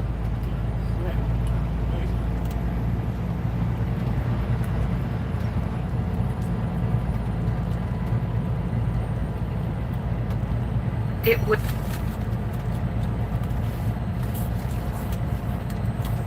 Jason's actions that caused this machine to topple over. He violated our code of conduct. Is shaking the machine respecting school property? Your Honor, he didn't push the machine that hard. He put the money in it. He didn't get what he paid for. He becomes flustered, starts shaking the machine, and then it topples on top of him. Glass everywhere. I thought he was dead. So that actual vending machine fell on top of your brother? The whole thing. My boys are athletic, but they're not these big, muscly guys. But I still feel that that machine needed that force, that pushing and pulling to knock it over. You're dealing with 17-year-old high school students, and you all are in the business of nurturing 17-year-old boys. So here, with that knowledge, you should have tethered the machine to the wall. So I'm going to award to you $350,000.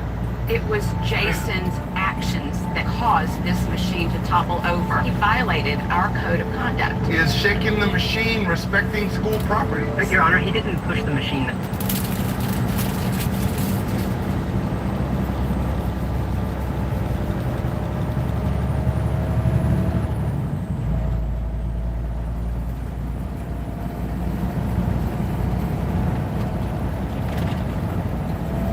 Just want to address this Florence Mercer chick. This BBL bubble lip bubble butt who had the nerve to sling racial slurs at these, I think they were Mexican dudes that she was at a valet or a parking facility, and all I heard was calling and all kind of things. She says, I'm rich, you're poor. I'm rich, you're poor. But what I really loved was the dude goes, you're a poor soul. You're a poor soul. That was fantastic. And then she's like trying to intimidate them, like being physical with them, right? And so they filmed all of this, and then she got called out all over social media. And then she went with that old trifling white girl. After they're supremely racist and bigoted, they always do the the crying in the camera, I'm not racist. But we have you on film being racist. You see, this isn't like back in the early 1900s, or not even early 1900s, the 70s, where white women would cry wolf and then have black men lynched, or like Black Wall Street burned. That's what white women would do. Emmett Till, Black Wall Street, white women would just say, somebody touched me, and all hell would break loose. White women, you were known for that. I call you Decepticons. A lot of you white women are Decepticons. Yeah, I said it. Like Transformers, you're Decepticons. From the planet, yeah, you're Decepticons. You're very sneaky. You come off with this soft, yeah, hi, yeah, and then you switch. This is not all of you. This is a lot of you. And that's what she did. She had the nerve to call these hard-working men, I'm richer than you. You don't know what these people have. You don't know what they're about. Hello. These are people's fathers, uncles, brothers. They mean something to somebody. People that are working, especially, it doesn't matter what the job is. They're working. They're not sitting around begging anybody. They're working.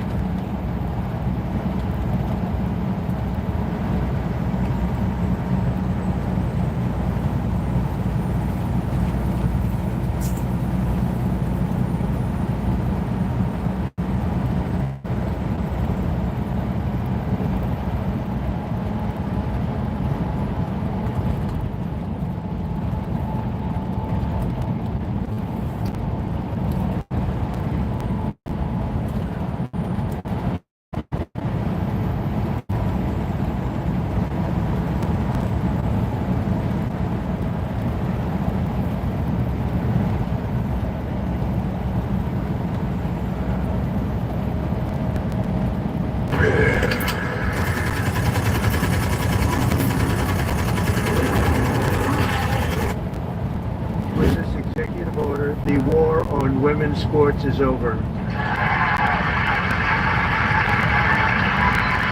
With my action this afternoon, we're putting every school receiving taxpayer dollars on notice that if you let men take over women's sports teams or invade your locker rooms, you will be investigated for violations of Title IX and risk your federal funding. There will be no federal funding.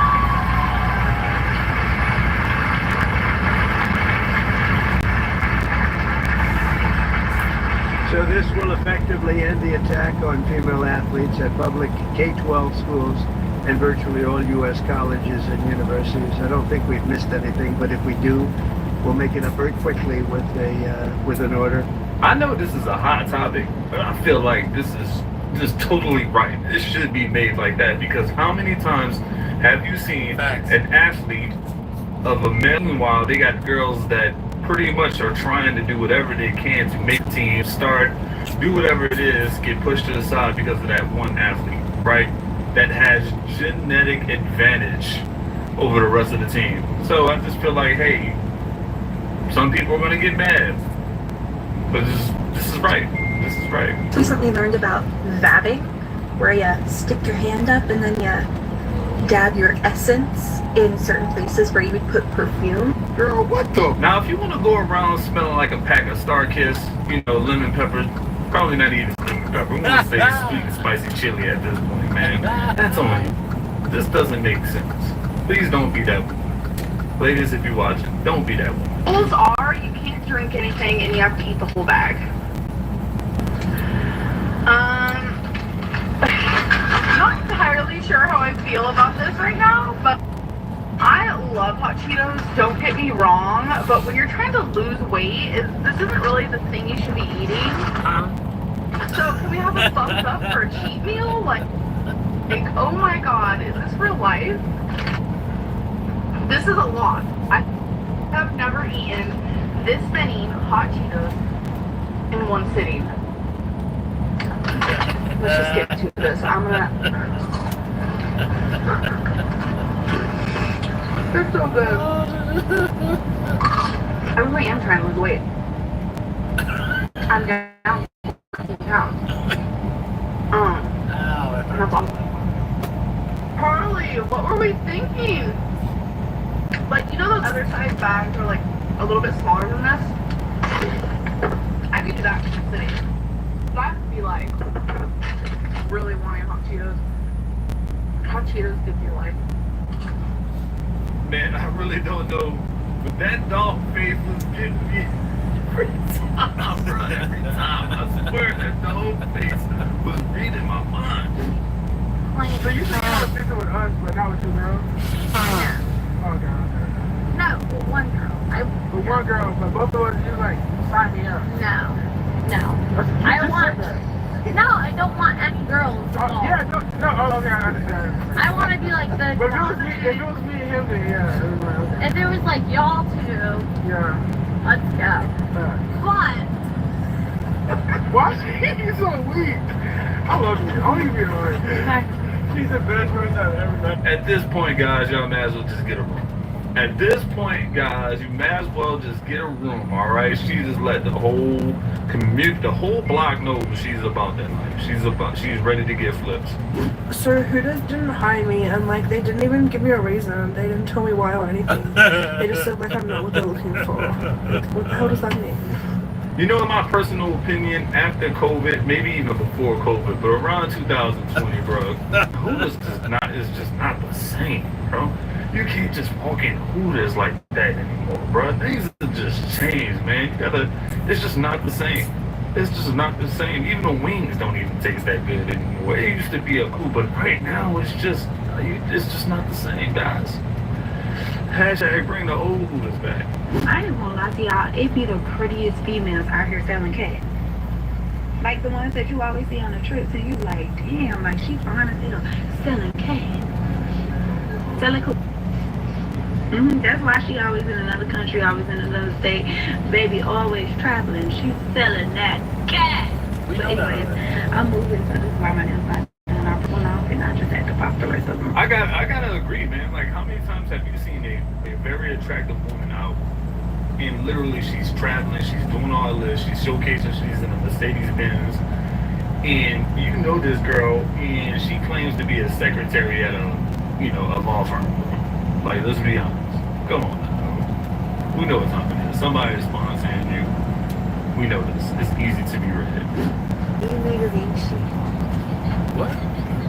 They'll invite you to go to a movie and say pretty cracky every which way loose but loose. And then ghost you. And then stand you up. That's what they do. They just stand you up. You getting all dressed up and looking good. Thinking a nigga's actually gonna follow through with their words. Like, nope. You're all the same. Stop! Oh! Stop! Went viral for pretty much catfishing the dude. She got called out by this dude because she was sending him a whole bunch of pictures of different angles and makeup, and when she showed up, the dude was like, nah, this ain't it.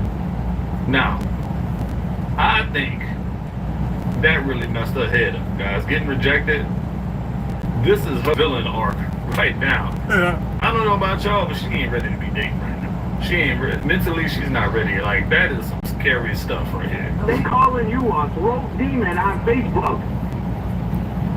Are you serious right now? Just imagine, bro, your baby mama is going around a whole network of friends, everybody is on Facebook that you... See that guy? That used to be me. Overweight, tired all the time, flabby and unfulfilled. So I got to work. Everybody is on Facebook that you know of, and she is going around. Her nickname is Throat Demon, bro. You in trouble. You absolutely cooked. You excluded from all the barbecues, bro.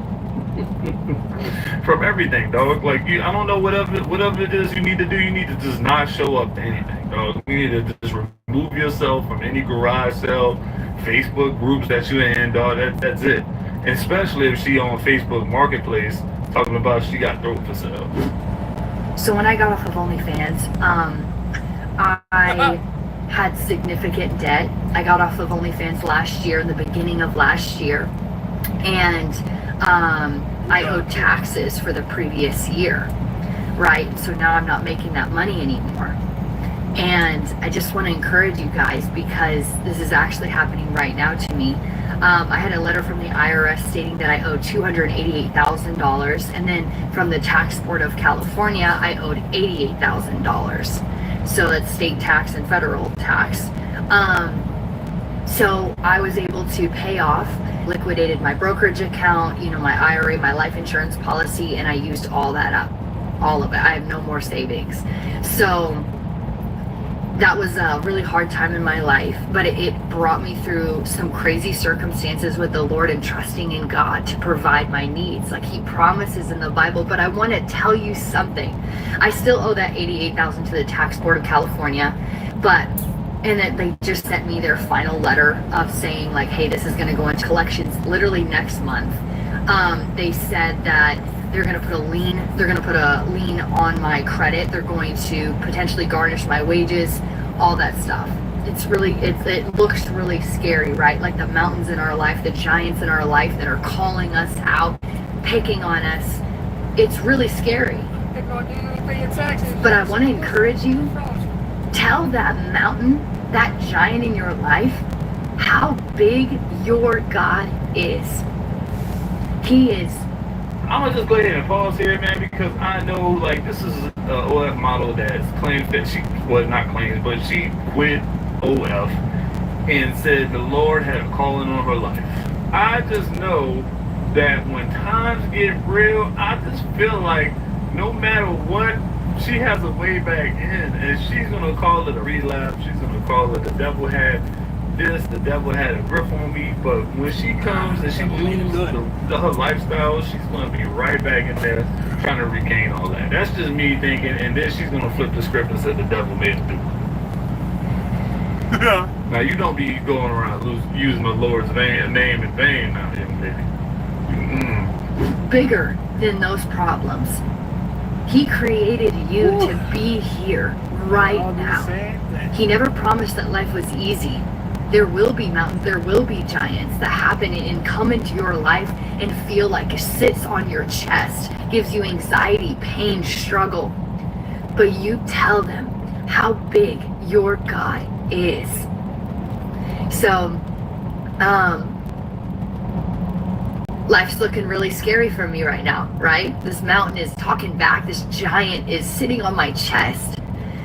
And I got down on my knees last night and I was like, Lord, surprise me. I'm going to take a step of faith and know who my God is. So me and my husband have been together for 8 years, married for 7. When I got married, my mother came to me privately and talked about setting aside money as a rainy day escape fund if worse came to worse.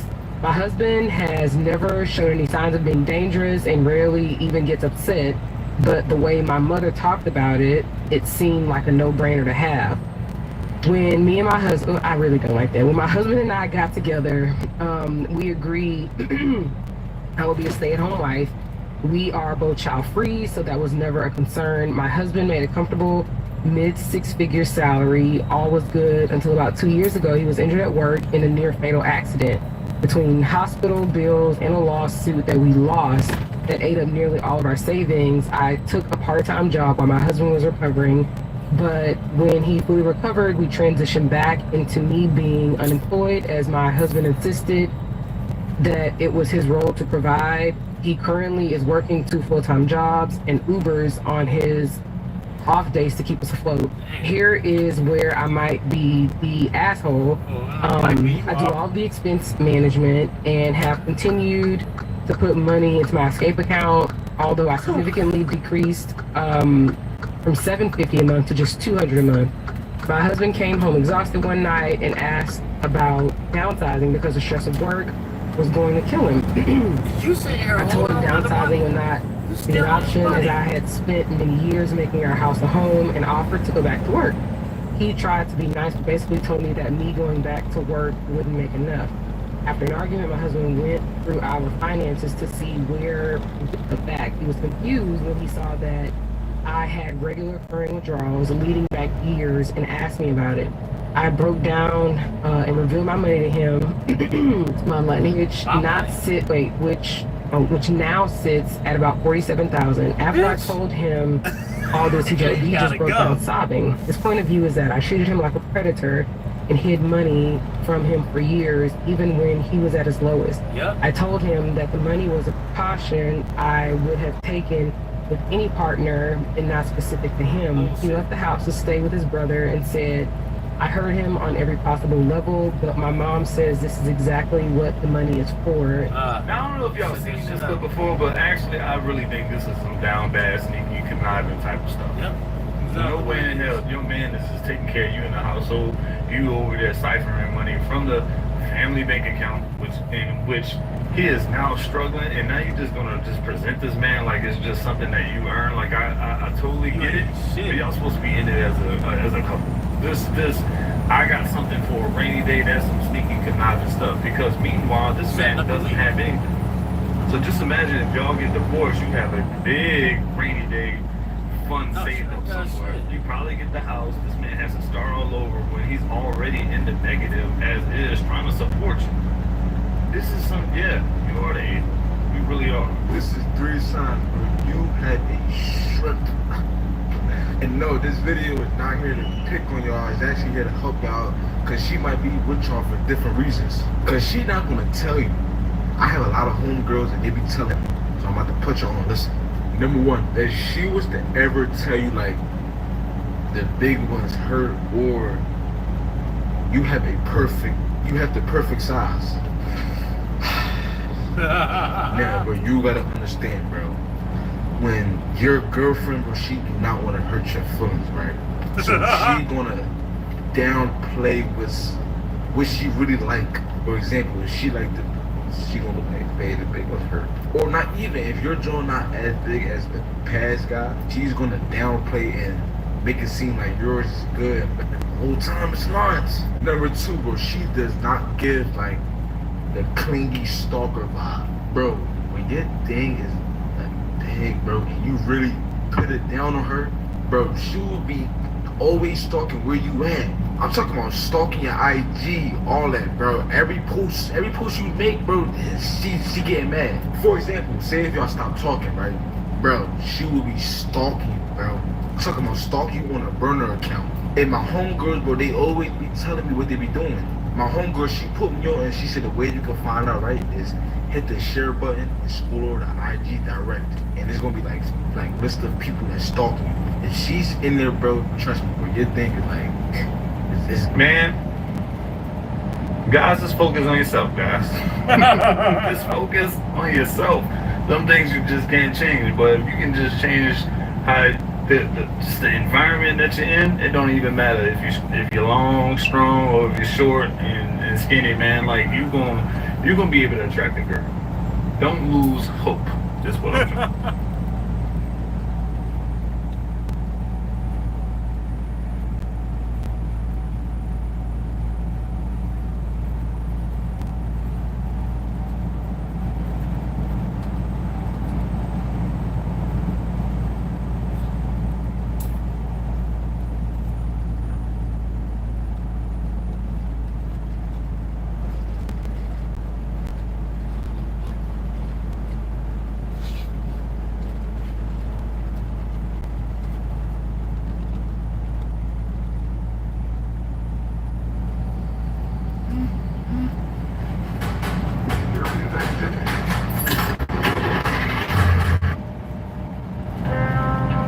What's holding your business back from the success you know it's capable of?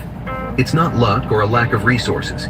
The best businesses in the world succeed because they play by a different set of rules. Rules designed to dominate and leave the competition behind. In this video, I'm giving you 14 powerful principles that will transform your business into an unstoppable force. These aren't cliches or fluff. They're the exact strategies that top entrepreneurs use to crush their competition, scale faster, and thrive no matter what challenges come their way. If you're tired of being stuck, tired of struggling, and ready to play the game at the highest level, let's get started. Rule 1. Avoid the shiny object syndrome. The biggest threat to your business isn't competition, it's distraction. Most people fail because they jump from one idea to the next, chasing whatever feels exciting in the moment. When things get tough, they abandon ship and move to something that seems easier or more promising. But here's the harsh truth. Every time you start over, you're resetting your progress to zero. Success doesn't come from dabbling, it comes from mastery. And mastery only happens when you stick to one thing, push through the challenges and shot. The resistance gets stronger the further you pull, but when you finally let go, the built-up tension unleashes massive force. That's what happens when you persist through the hard times. Every struggle, every setback is building the tension that will ultimately launch you forward. Shiny object syndrome is a trap. The next big idea isn't the solution. The breakthrough you're looking for is right on the other side of the obstacles you're facing now. So, commit to your business, block out distractions, and watch as persistence turns resistance into unstoppable momentum. Rule 2. Target bigger customers. Small clients might seem easier and safer, but they come with a dangerous hidden cost. They'll drain your time, demand discounts, and often create a cycle that leads to burnout. Here's the harsh truth. Small clients pay small rates. That means you'll need to take on more and more of them, which leads to declining quality, burnout, and eventually, business collapse. The most successful businesses understand this and play a different game. They target bigger customers. These clients pay higher rates, demand higher value, and force you to level up. Surprisingly, landing and maintaining bigger clients is often easier than dealing with smaller ones. Why? Because bigger clients respect value, not just price. Instead of trying to convince someone to spend $100, position yourself as the person or business that solves $10,000 problem. When you start targeting bigger customers, higher paying clients push you to deliver excellence, builds your reputation, and attracts even better opportunities. Don't play small. Aim higher and watch your business grow faster and stronger than you ever imagined. Rule 3. Offer as much value as possible. The amount of money you earn is directly tied to the value you provide. Plain and simple. If you want to earn more, focus on increasing the value you deliver. But offering value isn't just about doing more work. It's about deeply understanding your customer, their pain points, their goals, and what truly matters to them. Do they value time over money? Are they looking for a simple solution or a premium experience?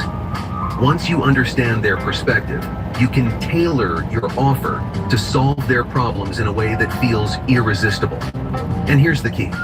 Even when someone's price conscious, they're willing to pay if they believe what you're offering is worth it. When you prioritize value, real, tangible, undeniable value, not only will you attract better clients, but also trust and loyalty that leads to long-term success. Rule 4. Prioritize your income-producing activities. Not all tasks are created equal. Some tasks just keep you busy. Others actually put money in your pocket. The best businesses know the difference. They focus relentlessly on the actions that directly bring in revenue and results. Whether it's closing deals, delivering exceptional service, or creating something that solves a real problem, these income-producing activities need to be your top priority every single day.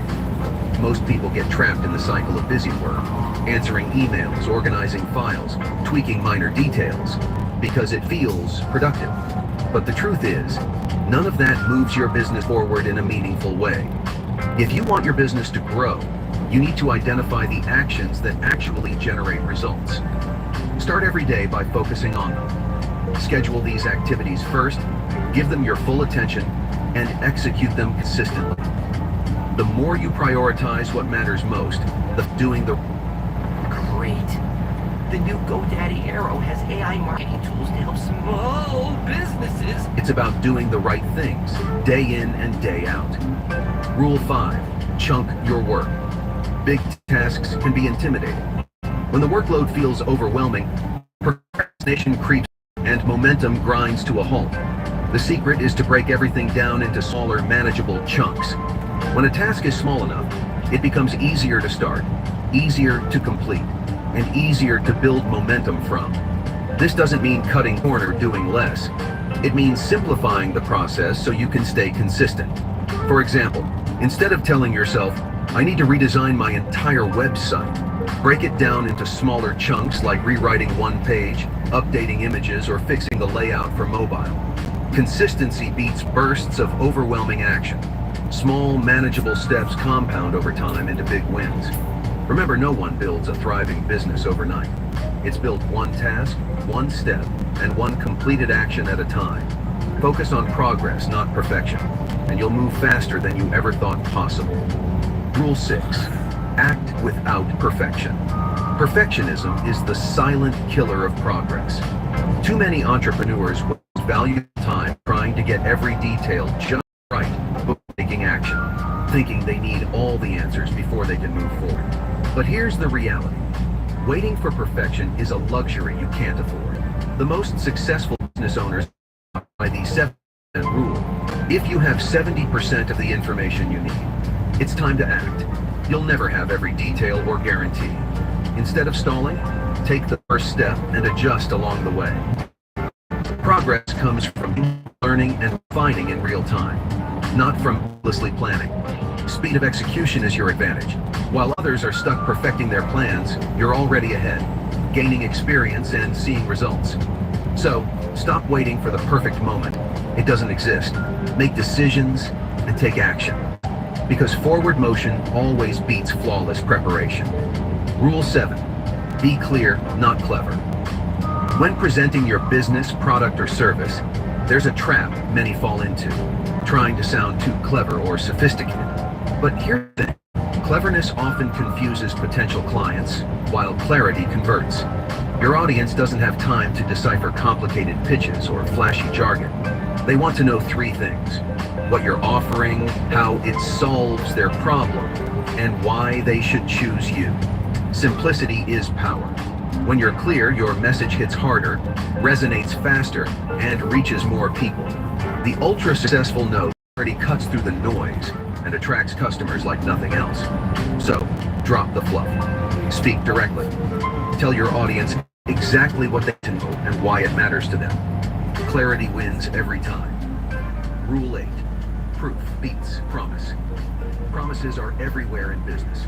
Bold claims, flashy guarantees, and big statements designed to grab attention. But promises alone aren't enough to win over skeptical customers. What people really want is proof. Your customers are asking themselves one question: can I trust you to deliver? And the only way to answer that is with undeniable evidence. Show them the results you've achieved, the testimonials from satisfied clients, and the case studies that back up your claims. If you're established, this is straightforward. They're your strongest success. But if you're just starting out, you may need to offer your services at a discount or even for free to build that proof. Think of it as an investment. A track record of results speaks louder than any marketing promise.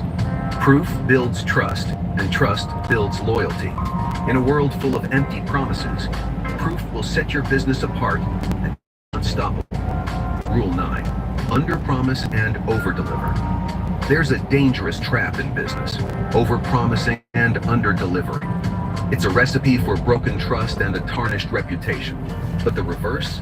That's how you win clients for life. Here's the rule: promise what you know you can deliver, and then deliver more. Don't oversell or exaggerate your capabilities just to land a deal. Instead, set realistic expectations and focus on exceeding them. For example, if you tell a client their project will be done by Friday, aim to have it ready by Thursday. If you promise results in 6 weeks, try to deliver them in 4. These small over-deliveries don't just impress clients. They show you care and build lasting trust.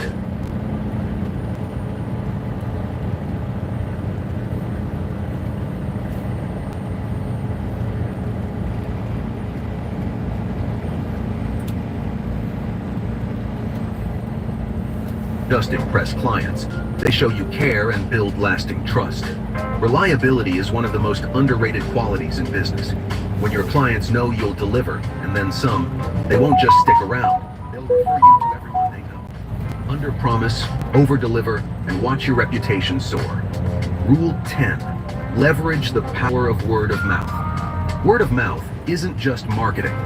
It's a force multiplier. The most successful businesses understand that nothing beats a recommendation from someone your potential customer already trusts. Here's how to make it work for you. Focus on delivering outstanding results first. Blow your clients away with the quality of your work and the value you bring. Then, once they're thrilled, ask for a referral. You can simply ask them, "Do you know anyone else who could benefit from this?" This small ask can spark a chain reaction. When you solve someone's problem, they naturally want to share that solution with others. And the best part, each referral comes with built-in trust, making it easier to close the deal. Word of mouth creates a self-sustaining loop. Great results lead to referrals, which lead to more clients, who then refer even more people. It's free, powerful, and scalable. And Spawn Fitness is a home fitness accessory brand. We sell a wide range of fitness accessories that people can use working out at home or on the go. We have that. And it's a strategy every unstoppable business masters. Rule 11. Your network is your net worth. Success in business isn't just about what you know. It's about who you know. And, even more importantly, who knows you. The right connections can open doors you didn't even know existed, fast-track your growth, and give you access to opportunities most people will never see. One powerful relationship can be worth more than years of grinding alone.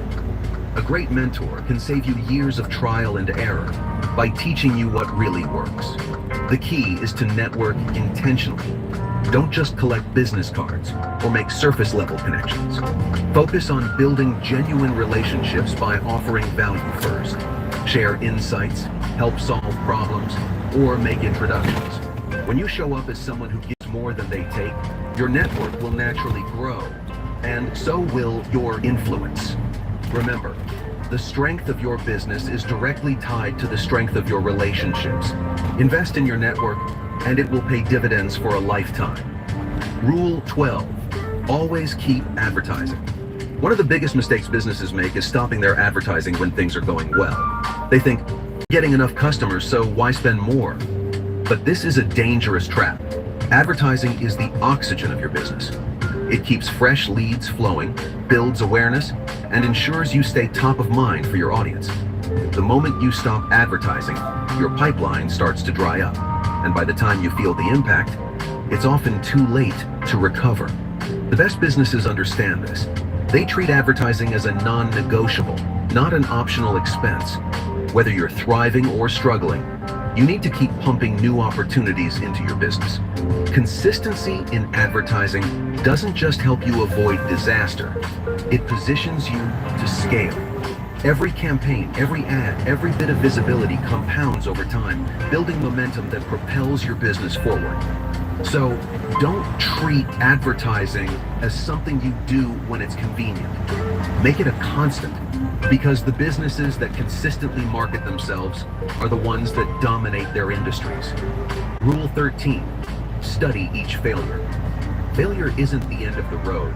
It's a lesson showing you what doesn't work. Most people see failure as something to be ashamed of, a wound to cover up and move past. But the ultra-successful see failure for what it truly is: feedback. Every failure holds a lesson, but only if you're willing to look for it.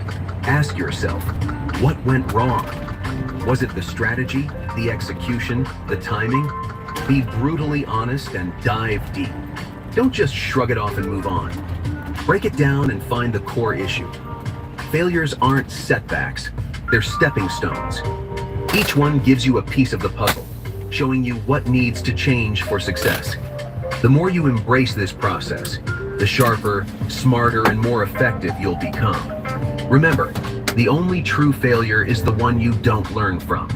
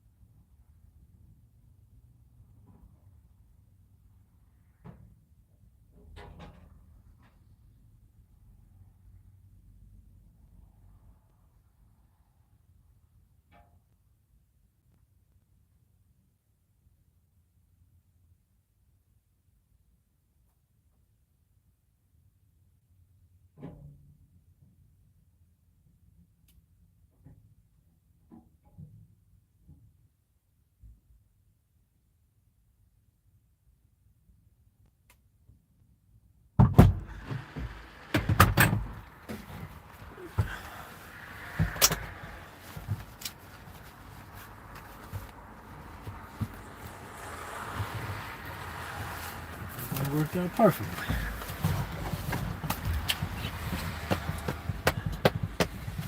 Did it rain the last 2 days?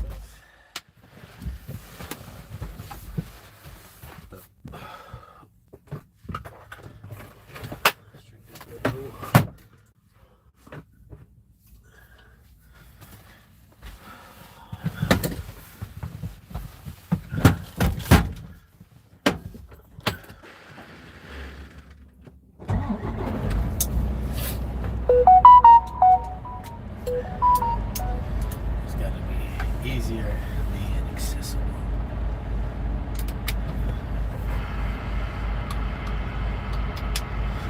Oh, you know what?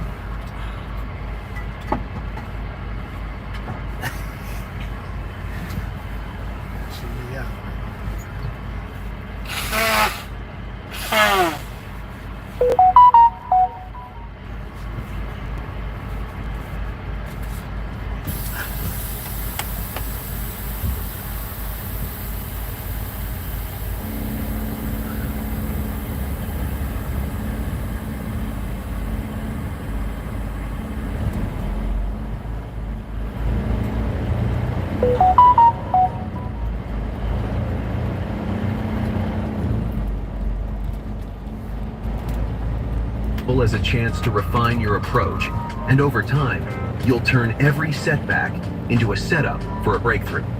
Rule 14, never quit. This is the simplest rule, but it's also the most important. The difference between those who succeed and those who don't is often just one thing: persistence. Most people give up right before they're about to break through. They face challenges, hit roadblocks, and let self-doubt convince them to throw in the towel. But here's the truth. The path to success isn't straight. It's filled with setbacks, detours, and moments where it feels impossible. The businesses that dominate aren't the ones that never struggle. They're the ones that refuse to stop. Every setback you face is temporary, but quitting makes failure permanent. If you're not seeing results right now, keep going. Push through the frustration, the uncertainty, and the obstacles. Because the struggle you're feeling today is what builds the strength, skill, and resilience you'll need to succeed tomorrow. stay the course. The finish line is closer than you think. These 14 rules are the foundation of an unstoppable business. But here's the thing. Knowing the rules isn't enough. You have to act on them. Because the only thing standing between your business and the success you know it's capable of is you. Will you keep doing what's comfortable, safe, and familiar? Or will you commit to these principles?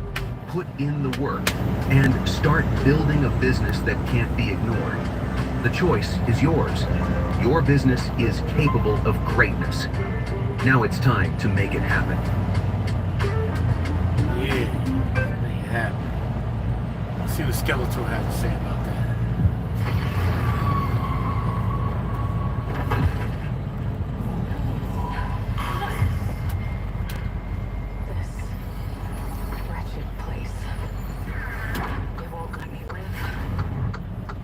Boy, turns in bag.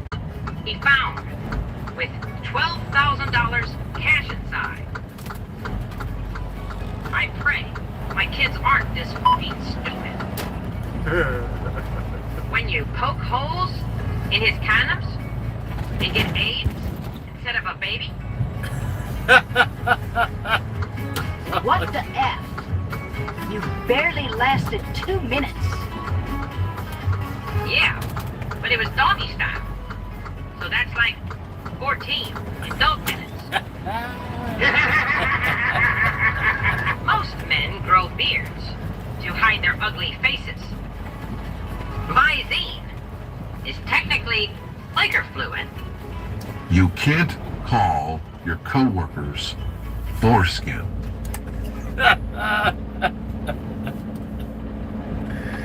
Oh, Skeletor. Always makes me smile.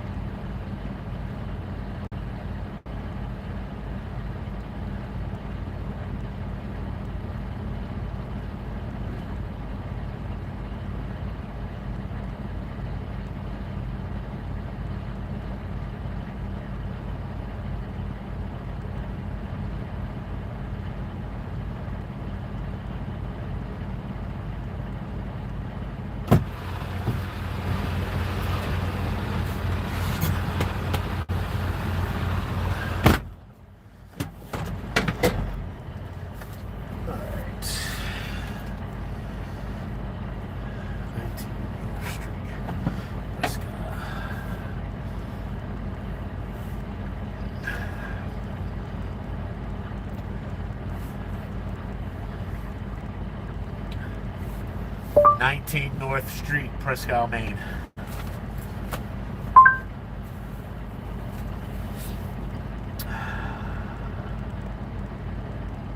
Okay.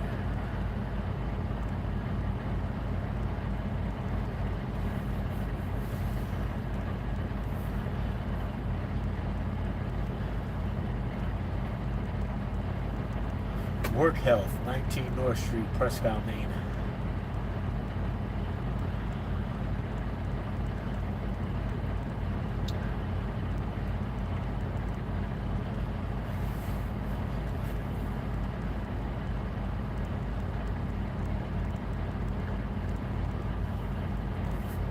19 North Street, Prescott, Maine. There we go.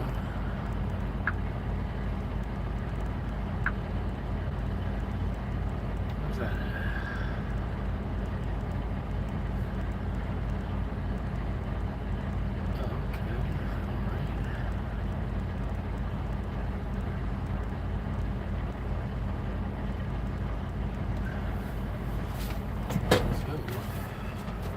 Let's go.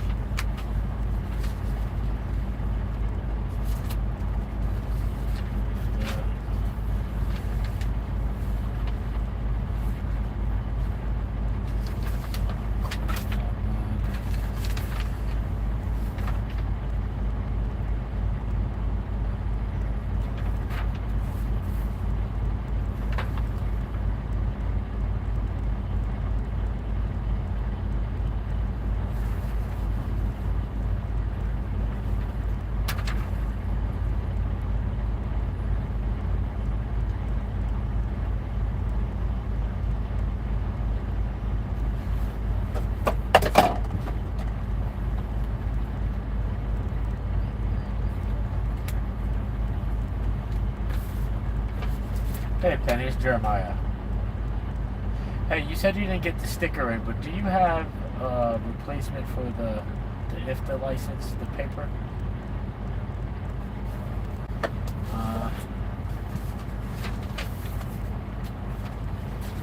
This stuff? Okay, disability. Okay.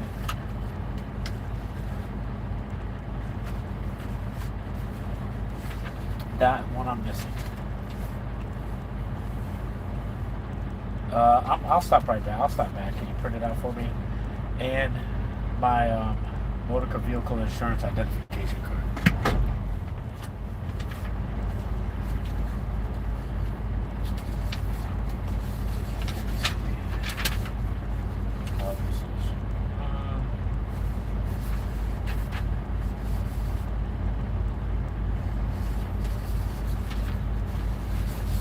That's what I'm looking for.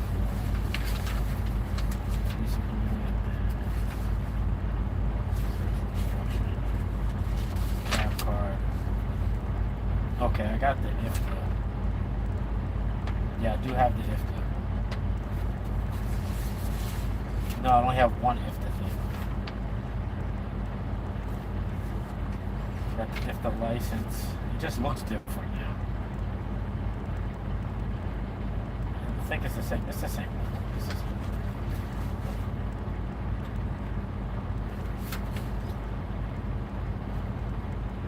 I got the Accord of liability insurance.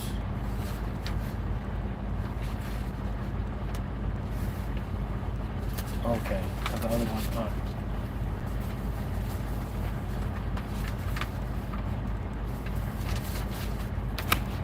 All right.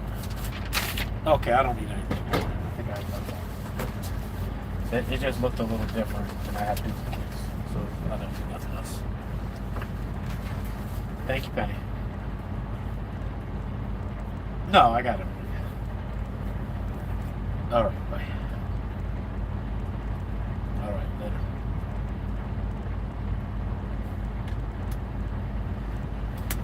Okay, that's everything.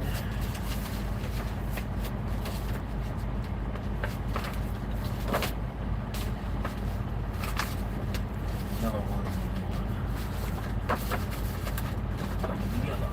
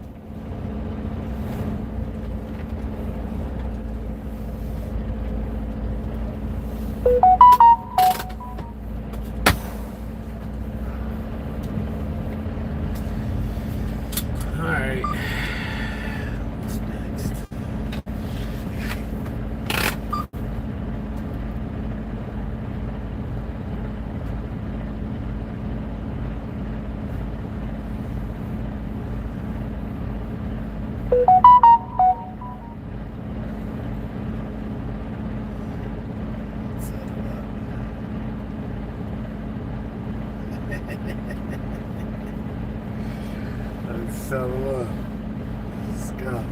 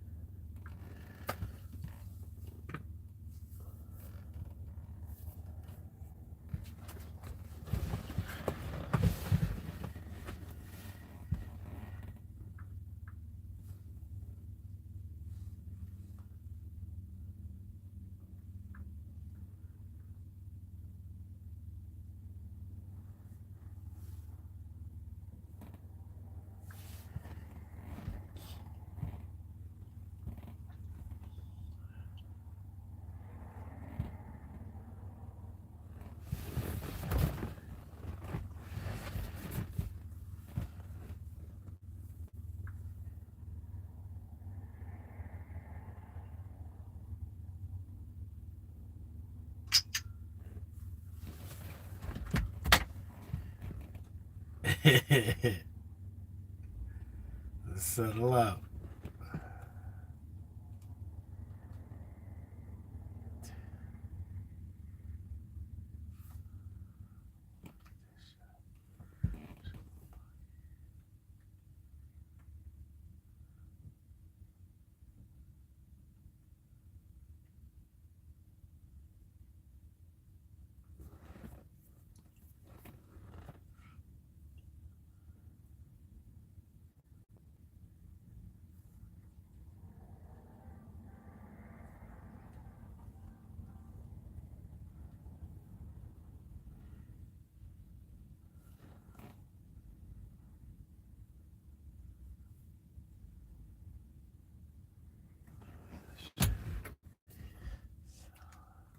settle up.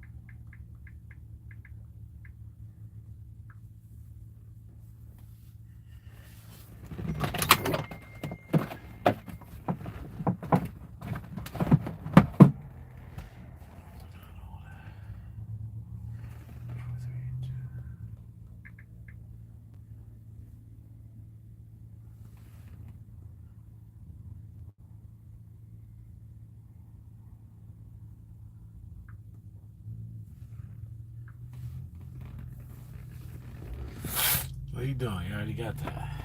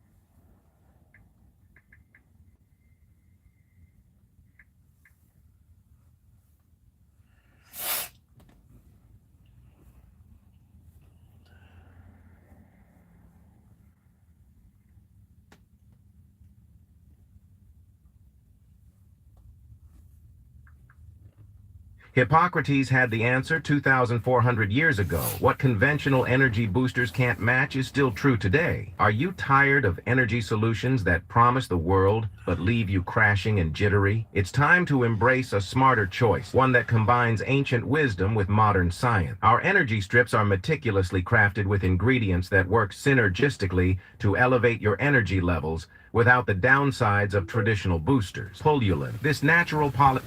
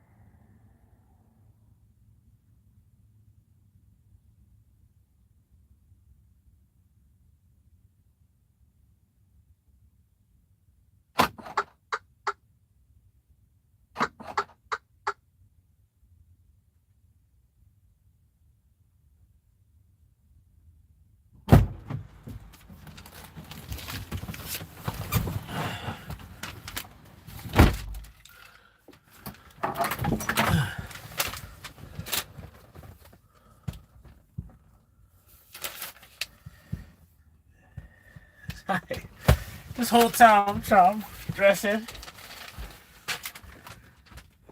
You getting it done. Let's go.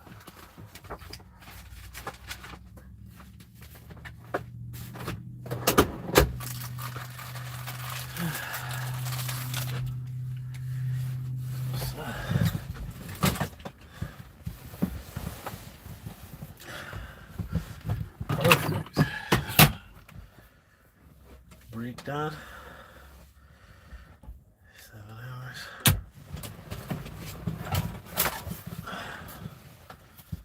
Let's go get this trailer. Trailer number 422. 442.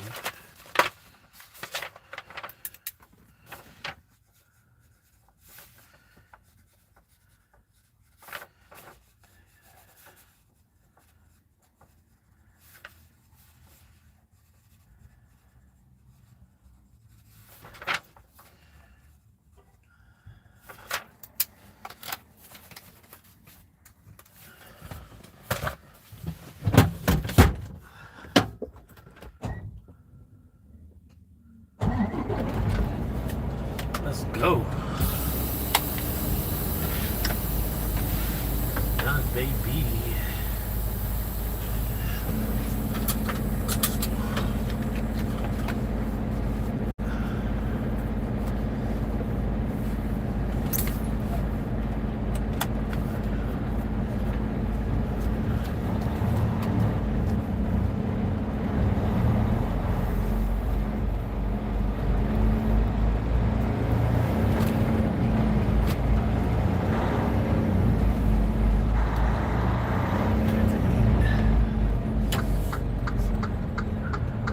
Hey, she flirting. That's what supposed to do.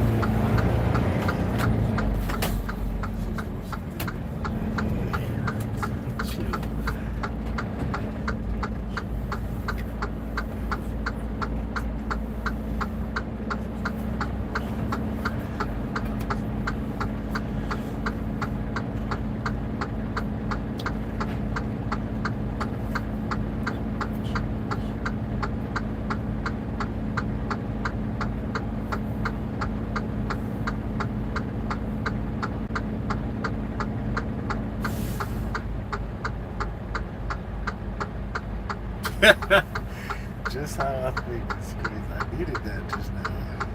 I needed that. Really good.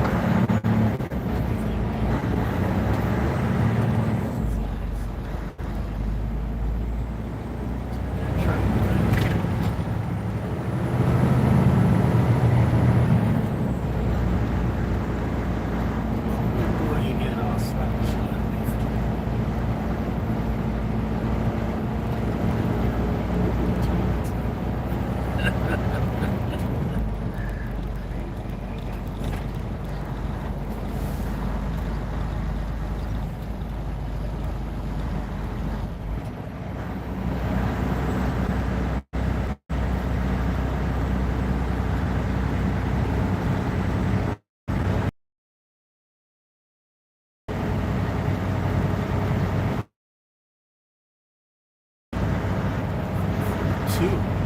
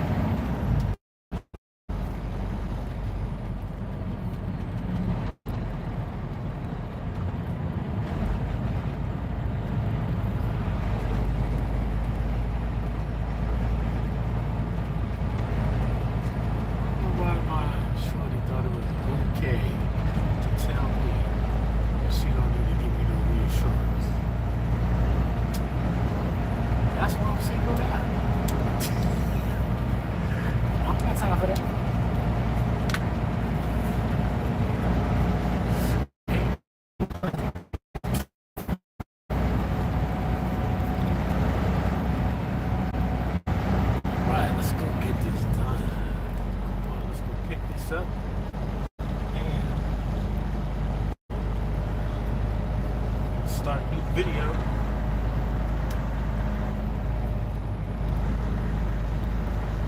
That was a delivery day, but today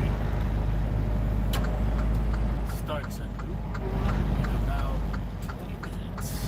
Matter of fact, it's not 10 minutes. We're gonna be going to Idaho, baby. From Maine to Idaho. Let's go.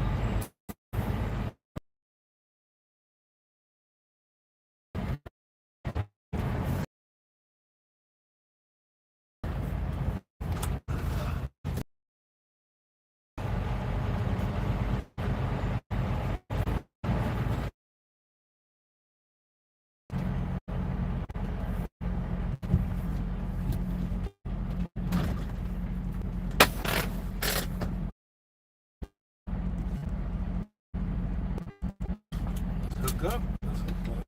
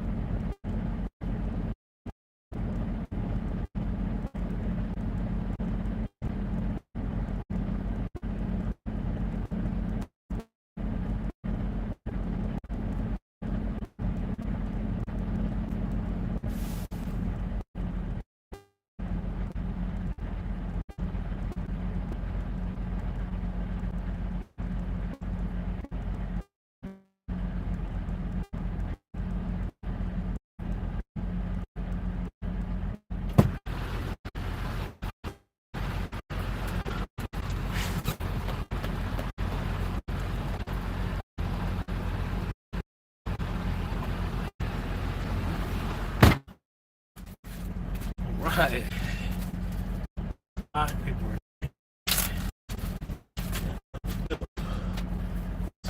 Keep going. So let's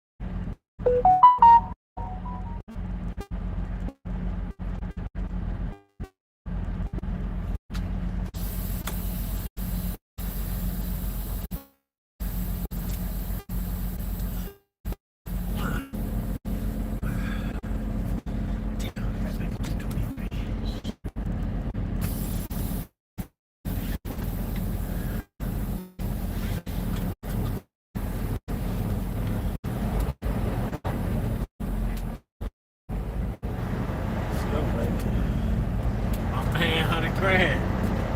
Yeah, buddy. Burley, Idaho. No.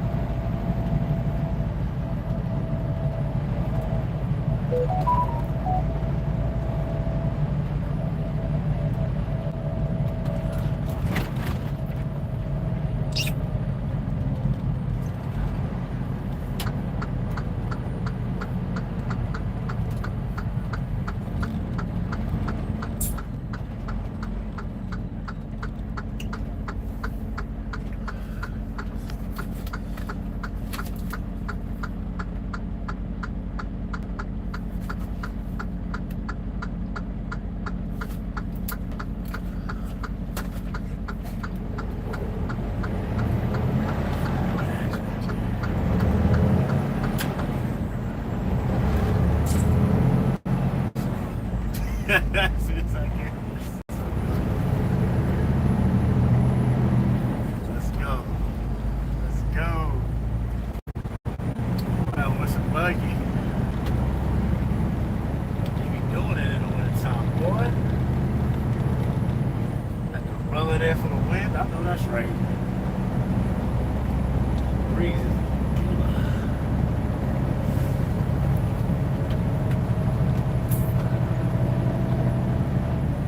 I can get 7 hours. Massachusetts.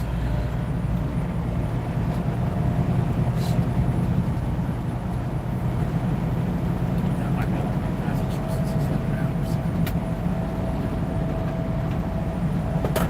Not much.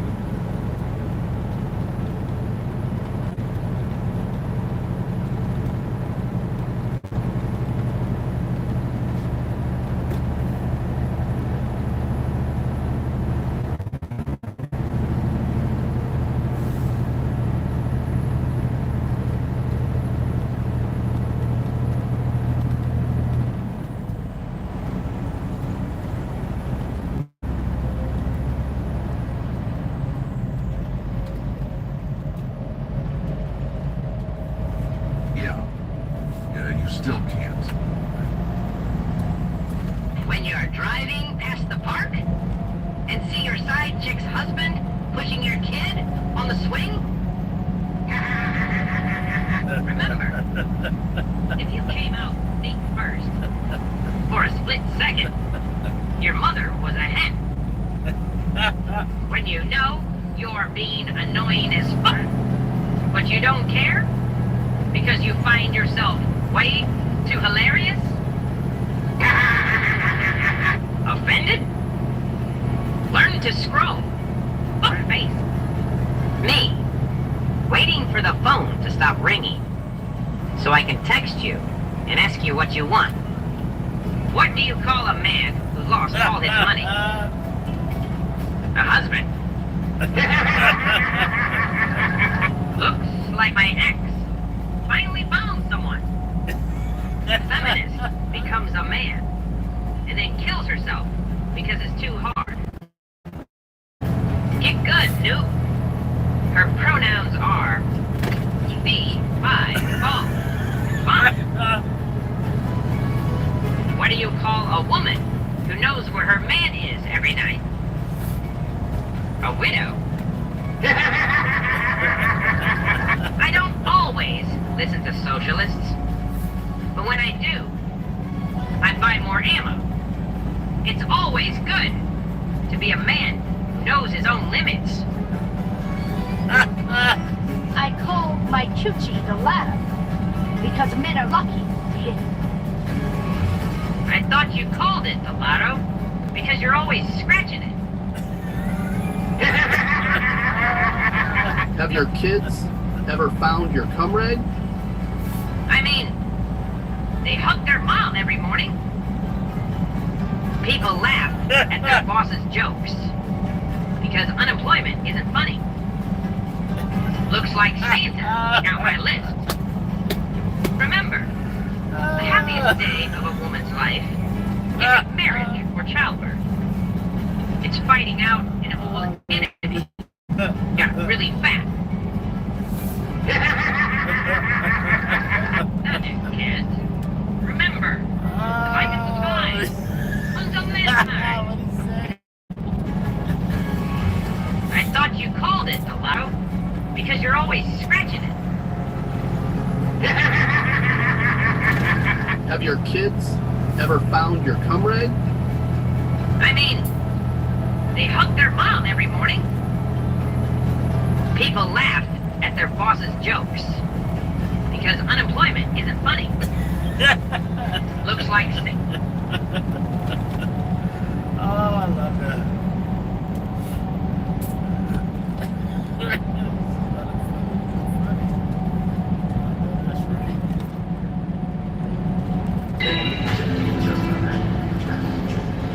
How you doing? What is that? You got biscuits? it's snack. White, cheddar, creamy, mellow? Those are good. You never had them before? You ever had this before? You being a gentleman?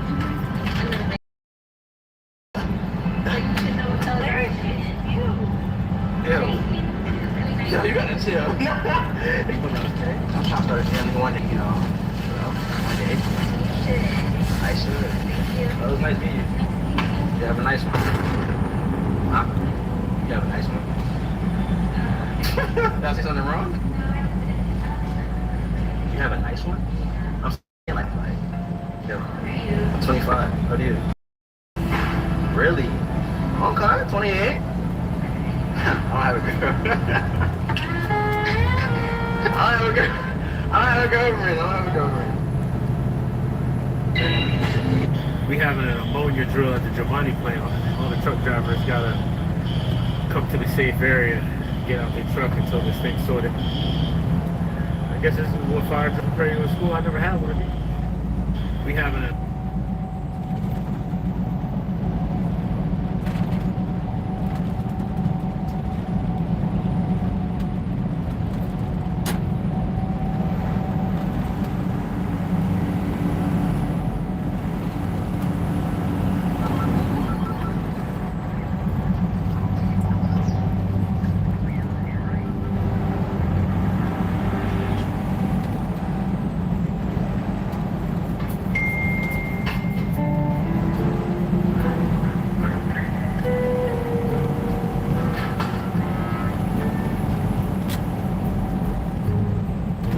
we know enough insurance money in, but there's no point in spending it all in one go on a bunch of overpriced Japanese cars. We're going to learn this time. We're going to invest in property or stocks or something more sensible.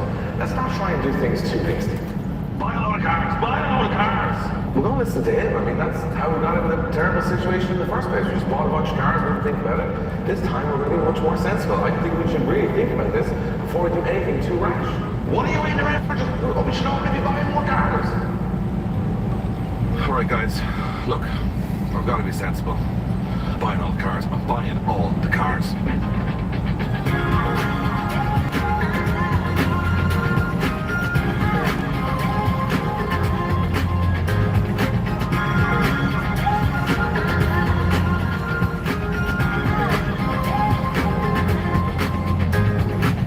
What is up, guys, and welcome to Drift Games Car Week. We are buying 6 cars in 6 videos in 1 week.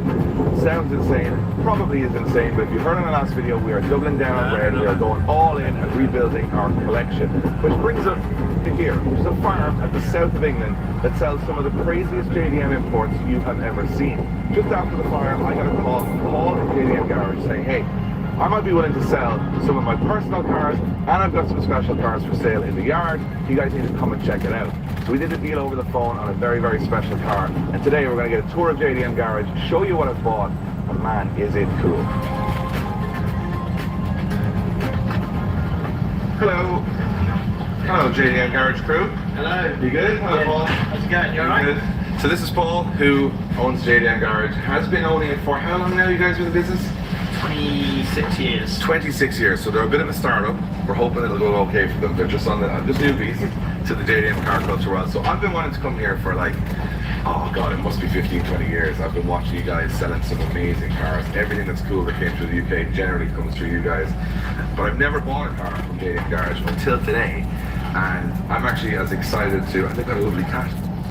So we're going to go have a little tour today, because you said not many people have filmed here. So before we show the guys at home what we bought, I want to kind of see everything.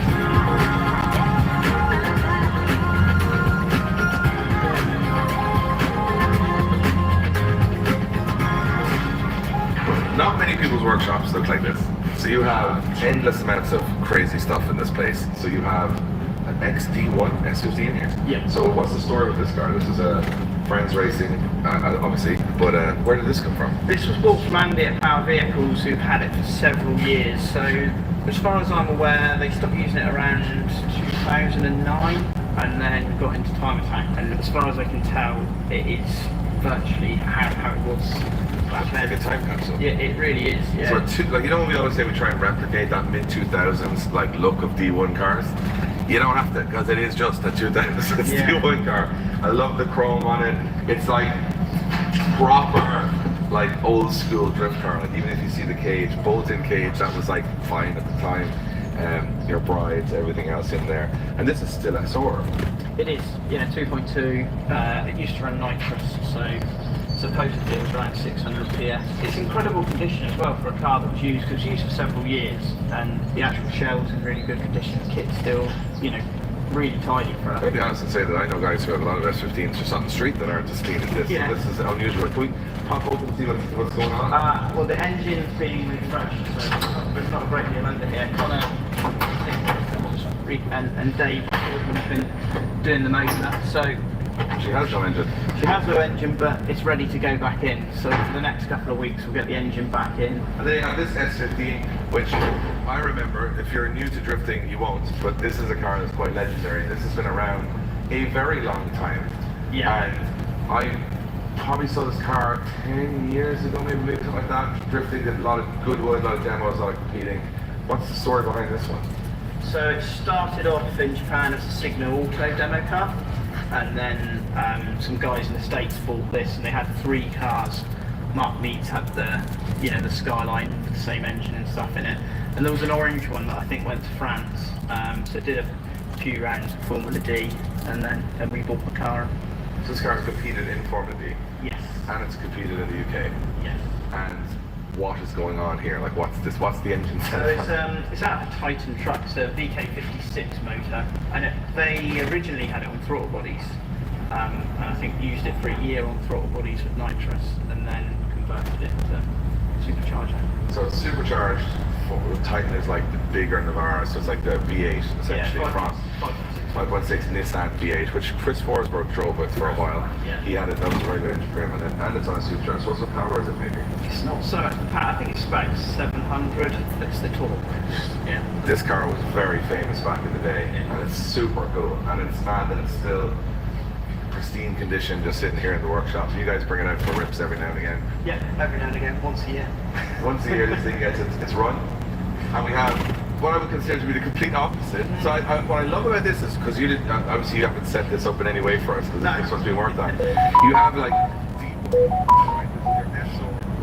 2000 style, which is like your turbocharged Japanese stuff, which is kind of like, I would say like the old school way. Then you've got the V8, which is a totally different spin on it, very like American style spin on it. And then you go right back to the basics with an 86. And this is also another quite well-known car from Japan. I don't know what the team was called that made this car, but they had, I think, like 4 or 5 cars all painted in this colour scheme, chasers, Corollas, all sorts of stuff. So we just tidying it up and bringing it back to life. So these are obviously in the workshop for a reason, because they're getting all fixed up. But this is ready to go. This is super cool, because this is a proper 200 horsepower looking at, like, you know, 20 valve. I would always suggest to people that they should always drive a 20 valve Corolla on track at one point in their life, because you will come home tired and the biggest smile on your face, because it's a lot of work, but it's like the core essence of like lift off oversteer and firing in its corners, and like the big power stuff is great. 100%. But this is where all the fun is, and I love the fact that this is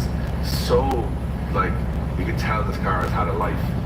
Some people always want mint stuff, but sometimes I think there's a level of cool and stuff that has been used for a purpose and actually has a history to it than just being a mint Corolla. You can tell that this car was like, a guy went to the track, drove the beams out of this, and that was all he wanted to do. He didn't care about how aesthetically everything was. He just said, this car has a purpose, it's to go drifting and have fun. And you can see on the interior, it's all the old school rev counter, all the gauges, everything is just so kind of period correct, which I absolutely love. And that's very cool. And you guys are just giving it a bit of a paint. Yep. Those these I've never seen this before. So like very Japanese. Very Japanese. So if you guys want an actual D1 car from 2009, the boys are putting an engine in this very soon, and it's going to be for sale. So check out JDM Garage. They're going to have this advertised.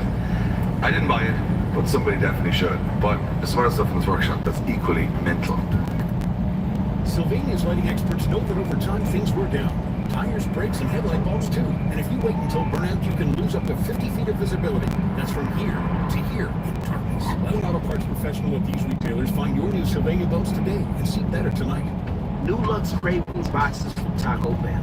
For $5, go classic. For $7, go lavish.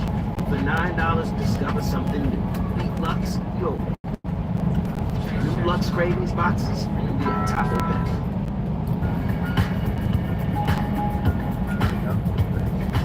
So this is the Superformer storeroom, so where we keep wheel bolts and all the accessories for spacers. So you guys run your own company within JDM Garage called Superforma, and basically, as far as I can understand from the outside, you saw all of these really annoying things when you were working on JDM cars for the last 20-something years, and you said, I'm just going to make my own.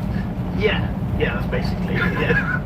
So all the little fittings, everything that's really hard to get for servicing a JDM car, these guys actually just started making them in-house. We started off Superformer maybe 10, 12 years ago, and we started off just making spacers, and we've made stuff for Formula 1 teams, for like promotional stuff, Fast and Furious Live, and all sorts of weird and wonderful. We've even done stuff for the military, so where they needed like an armoured wheel, but the PCD was wrong, so then we've had to make like a slightly different PCD adapter, and they've gone and tested it, and we did a whole. That's so cool. So you've done it for Formula 1 for the military, but for the guys at home, if you have a JDM car or any car and you need some spacers, check out Superforma. And also you guys do a lot of fittings as well, right? We do, yeah. So various fittings, engine components, core conversions, oil take-off plates. Basically all the stuff that goes really wrong with JDM cars, which constantly, I didn't even know so much about Superforma until I started looking into the website. You guys do all the niggly bits that are so hard to get, and also fail all the time. So that like basically if you got a JDM car, just check out their website, because for all those little bits like the digital coil conversions and stuff, they have everything in stock, as you can see. So it's very, very cool. So we might be raiding this place a little bit later on. Have you ever seen what a spacer look like as a block of aluminium? Because I've never seen that before. I know there's some boys out there with some poor wheel fitment that probably run a spacer about this big on their car. So this has now turned into an episode of how it's made for drift games. So we don't know exactly how it's made, but we've seen how spacers, we've used a lot of spacers over the years, and like I never actually thought about how they're made. And obviously these are really, really high quality, like they're very, very cool. So while you're living an actual dream, because two things that we constantly run into problems with when we're getting to the last stage to build the car are spacers and graphics. Yeah. And you have both on the same property. Long-term friend. Me and Mark have known each other for years, so this works well. You know, works well with it. Imagine we had precision tinted graphics in Wayne's yard. That's how like convenient this would be. Although Jay would definitely kill us if we were here that much. But you guys have it here just in case you need something made up, stickers or whatever visors for a car. Super cool that it's right here on site as well. And as you can see, putting some visors on some cars in the background. So, but anyway, enough about that. There's a yard the other side of here that has some mental stuff in it that I've kind of only looked through the fences at. I know he's got stories behind every car that's there, so we're going to go around and check it out.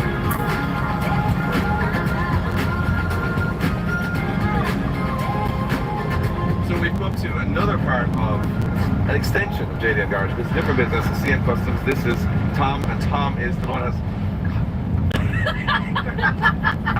So this is Connor at CN Customs. And this is the man who probably has the most hardship, I would imagine, in the whole place, right? Because like looking outside going, this is what we know. Half-built projects, customer cars, engine swaps. This is all the misery up here, which we love, a bit of misery. And we love digging into these cars.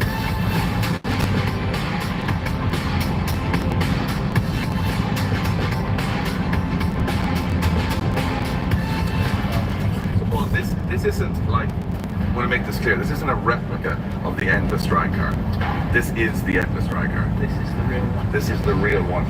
So this is the one we all saw in the magazines back in the day. Yeah. This is the real deal. So this was the car that nobody could beat in Japan. This was the one for a while, and then it came to Europe for a while, I remember.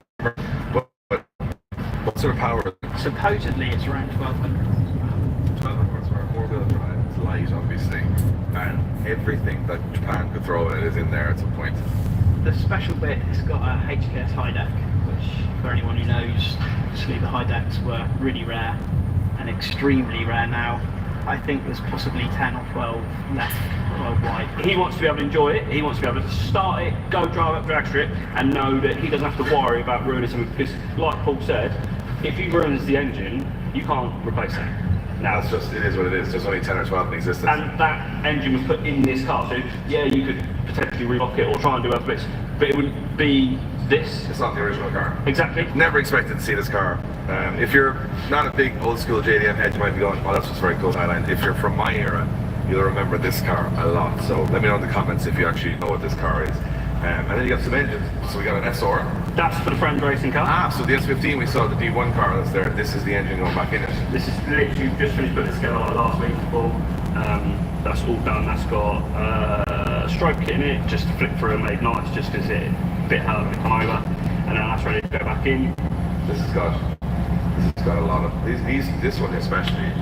This is quite the large car turbo here. That's a 42-1200 compact, so that should do just about enough, I would have thought. 1400, 1500 horsepower. It's insane. Should be well within it, and then that's just 2 JZs going and stuff. So you guys are basically a bit of everything, right? Our main bread and butter, what we aim to do is engines, wiring loops, and like the downpipes, boost pipes fabrication side of it. But we'll. A perfect example of an SR going back. That's an engine we literally built the other day, so that's been built, and then we just. Good morning, everybody. It's the Black Heart Guru back with another video, and I present to you the Trackhawk's biggest op. This is a Ford Explorer ST from 2020. This one in particular makes 700 horsepower with a fully built twin-turbo 3-liter EcoBoost V6. Now, from factory, these things make about 400 horsepower and 415 foot-pounds of torque. Now, need I remind you that this entire SUV weighs around maybe 5,600 pounds, but it hauls more ass than your mother and her sundries. Bro, I kid you not. This thing is the equivalent of a BBW in high heels outswimming Michael Phelps. You have a better chance of Joe Biden skydiving into a glass of water during a thunderstorm before you can get Mopar owners to admit they've gotten their ass kicked by one of these before. I mean, an ass whooping probably stings like when your grandmother catches you putting your elbows on the table. She whacked you with big ass wooden spoon. And ding, ding, ding, it's all-wheel drive. Good morning, everybody. It's the Black Heart Guru back with another video.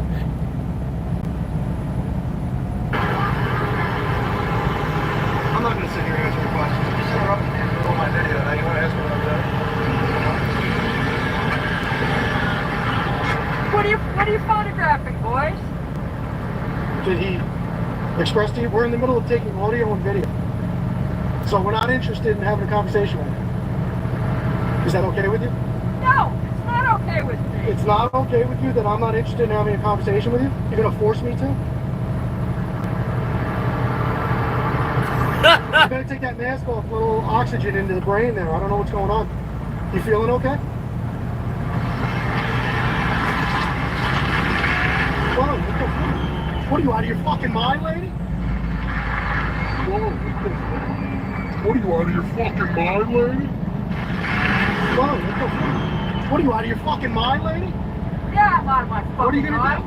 What am I gonna do? You're gonna hit me with your car? Are you out of your mind? Are you serious? Do you have any idea that you can't sit there and take photos on federal property Why don't you go call the without cops? giving... Why don't you go call the cops and I'll show them the video of you trying to hit me with your car and we'll get you arrested. How about that, smart ass? How about that? Back away from me. I'm telling you right now, stop walking up to me. Back away from you? Yes. Get in your car. Back away from me. Get in your car. Listen to him and get in your car and go home. What they're doing is constitutionally protected.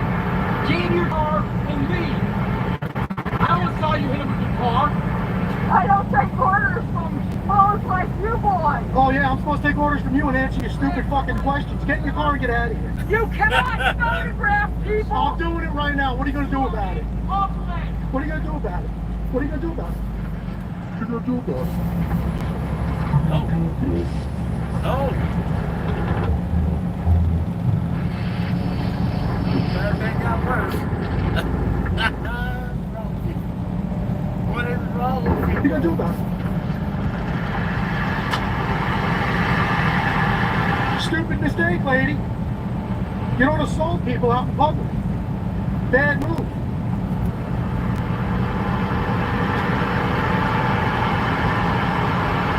You gonna stick around and be a witness, buddy? Awesome. Appreciate you. We got witnesses, lady. If I was you, I'd get in your car and go home before you get yourself... I'm gonna have you arrested for trying to hit me with your car. So if I was you, I would just leave. I'm gonna give you that chance because I'm not gonna call the cops on you. You want to call them? I welcome you to. Be out of your mind. Try to hit me with her car and then gets out of her car and tries to assault me. I'm not wrong. I got better to do.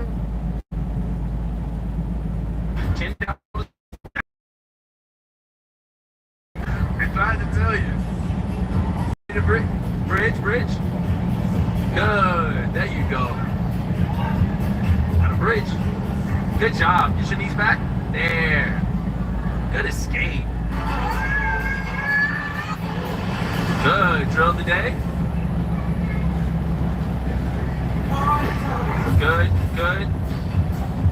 There you go. That arm.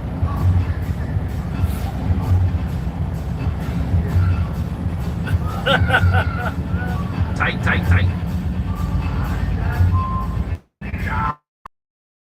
That was good. Chin down, shoulders up. Aye.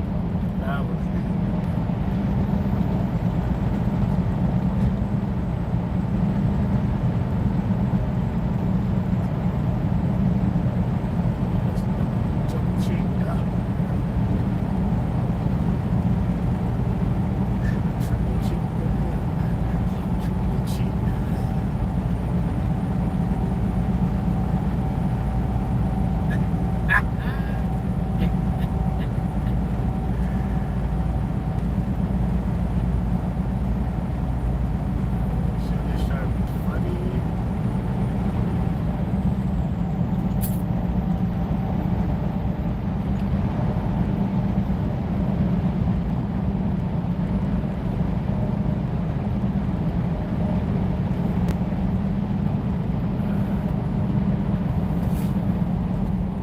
Exploring without travel trailer insurance could have your adventures going in the wrong direction. Keep yours moving forward. Fabric and dashboard gauges overhauled by Dash Original, while the exterior paint remains original.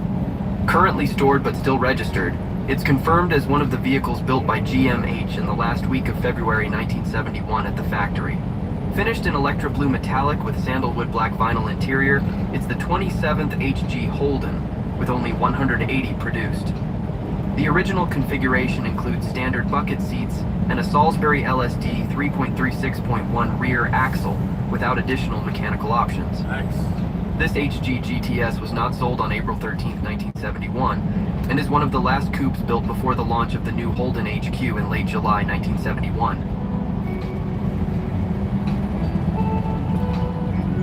Number 3. The 1972 Ford Lincoln Mark IV, priced at $9,000. This rare two-door coupe is perfect for classic car enthusiasts. Initially intended to be retained by its current owner, it has been meticulously restored regardless of cost. The car retains its original paint and low mileage, although it has spent much of its time outdoors and driven by a lady. The current owner, the second owner, ensures everything is in prime condition with many new parts including suspension and solid body. Equipped with a powerful 460C6 engine and transmission, new carburetor, minor paint repairs, and a new vinyl roof. The car is also fitted with new aluminum alloy wheels with new tires and an MSD electronic ignition system. Recognized by Hagerty Insurance, the car can be insured without appraisal. It drives very comfortably and meets all safety standards. The owner may consider trading it for a newer SUV. Number 4. The 1973 Oldsmobile 442 Cutlass, priced at $8,700. It was last started and run on May 11, 2024, with a recorded 13.2-second quarter-mile time. Stored in an insulated building, it has had a $20,000 investment, including new rust-free doors, floors, rear bumper, trunk floor, and solid frame. It has a dashboard and door panels, but there is some rust on the body, paint issues, poor vinyl roof, header gasket leak, and rear brake cylinder leak. Powered by a 455 Olds engine with stock bottom end and performance top end, it features headers, a Demon 850 carburetor, upgraded TH350 transmission, aluminum drive shaft, and rear Ford 9-inch differential with 411 gear ratio, spool, and 35 spline axles from Quick Performance Strange. The fuel, cooling, electrical systems, spoon rear suspension, 8-point roll bar, Lakewood shocks, pro ratchet shifter with line lock, power shutoff, and 5-point harness and racing seats are installed. Though equipped for road legality and functioning, it cannot be driven on public roads without a trailer, ready for racing or as a base for more extreme modification projects. Number 5. The 1965 Ford Thunderbird Landau Special, priced at $6,200. The car is equipped with power disc brakes, power windows, power seats, and a radio. The engine and transmission are in good condition, with a swing-away steering wheel. This vehicle has been stored for years and will require out-of-province inspection. The paint and body condition are quite good, with a good vinyl roof and very good glass condition. The car also has a new gas tank, but needs a new exhaust and some TLC. It's part of a special car collection to be acquired.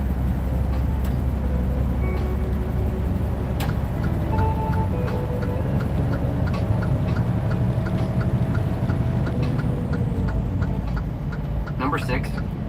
The 1969 Ford Torino, priced at $5,700. It's equipped with a 351 4V Windsor V8 engine and automatic transmission, overhauled about 10,000 miles ago, and runs smoothly without mechanical issues.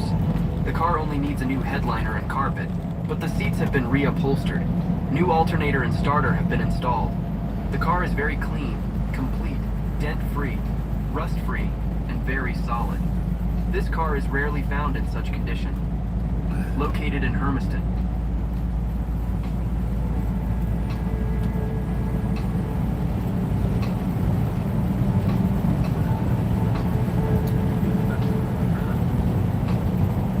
Number 7. The 1964 AMC Rambler 770, priced at $9,500. This classic two-door sport automatic car has won trophies and awards at various shows. The car has undergone a thorough restoration from the frame to every bolt and screw, except for the interior, which was not completed due to the COVID-19 pandemic. This Canadian-made car is truly a part of history. Priced low or best offer, this car is highly valuable and worth owning because it has a higher value than the asking price. Don't miss this opportunity to own a piece of automotive history, my friend.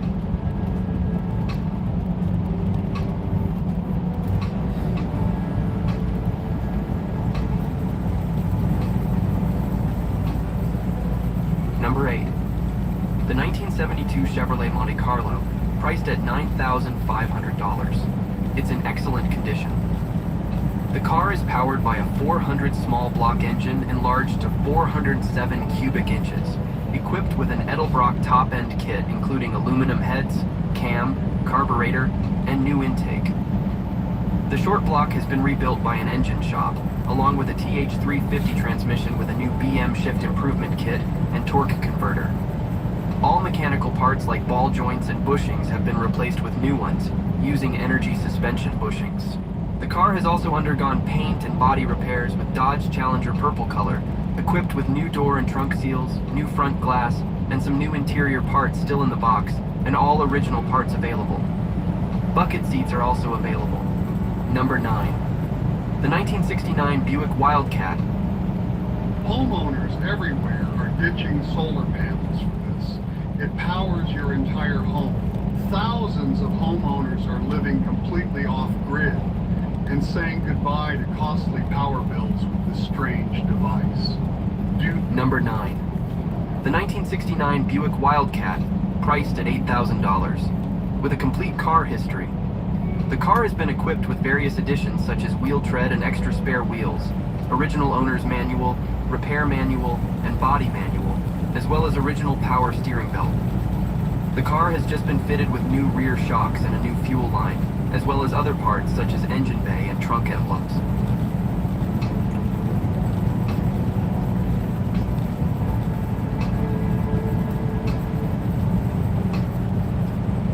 Number 10.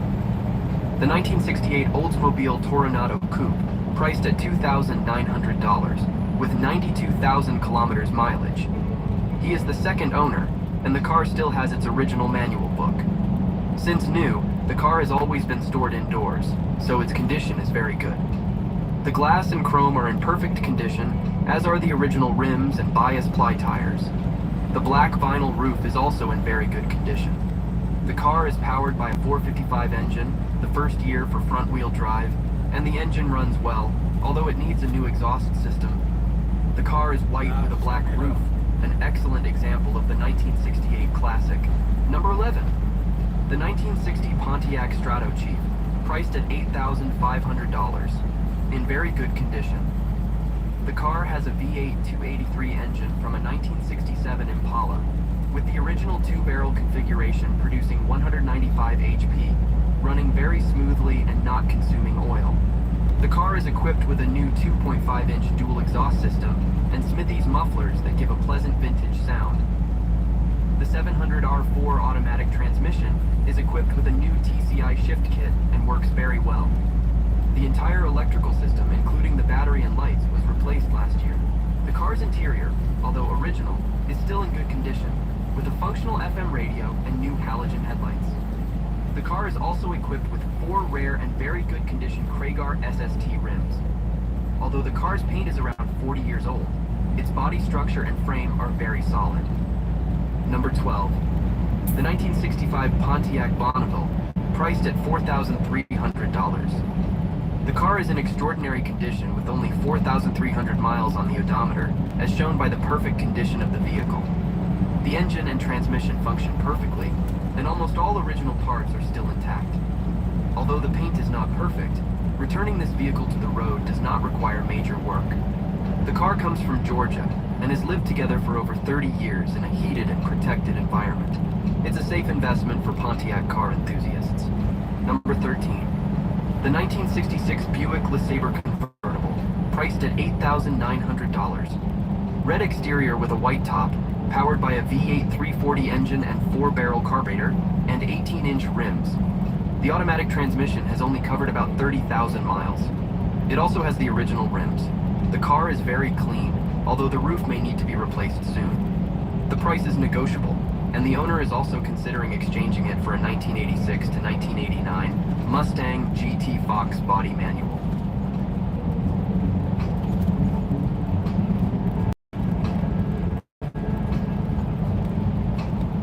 Number 15. The 1975 Pontiac Catalina, priced at $7,200. It's a two-door hardtop coupe equipped with a Pontiac 350 V8 engine, automatic transmission, and has undergone bodywork and a new paint job in November 2023. The front seats have just been renewed, along with new front glass, water pump, and master cylinder. This car also features two 125 75R15 tires and has approximately 17,000 miles on it. There are also various options for cars, trucks, and other heavy equipment.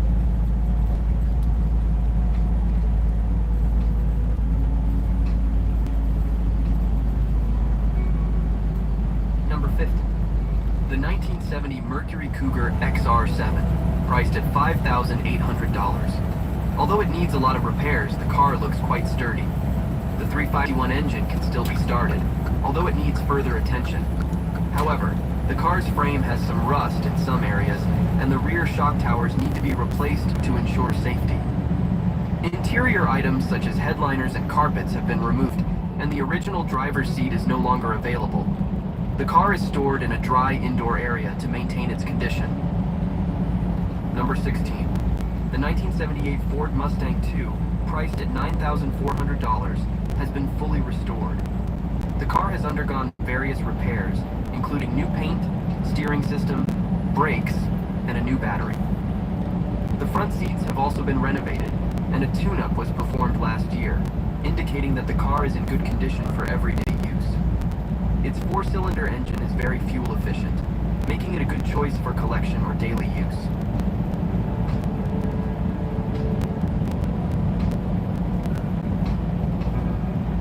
Number 17.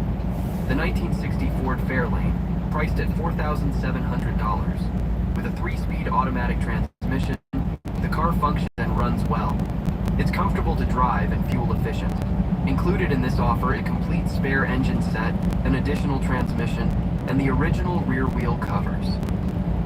Despite being 63 years old, there are some minor repairs needed, as with other classic cars.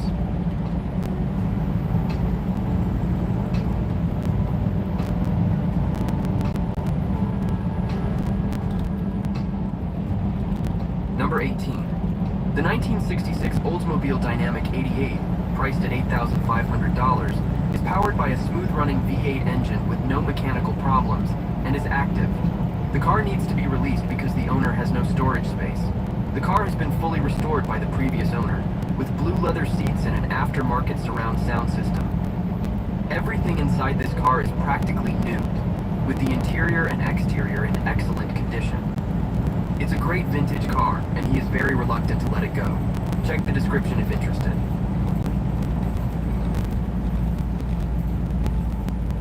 Number 19. The 1963 Pontiac Laurentian sedan, priced at $9,500 with 4 doors, has just passed the out-of-province registration test and is already registered. The car has an original mileage of about 90,000 miles with an inline-6 engine and a Powerglide 2-speed transmission. It runs and drives well, and is in good condition. The interior of the car is clean without tears or rips. Spare tires are also available. And what I want to say to all of you, what you see is what you get.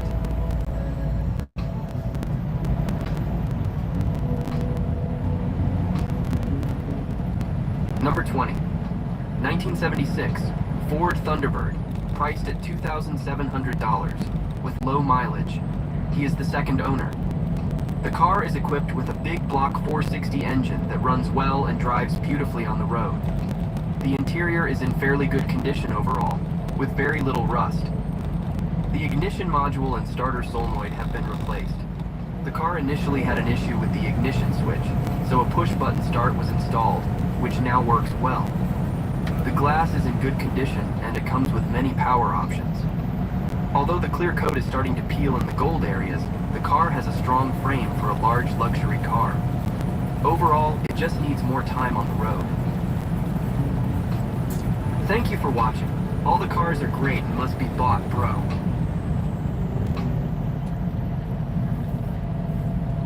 Alright, let's fuel up. Whew.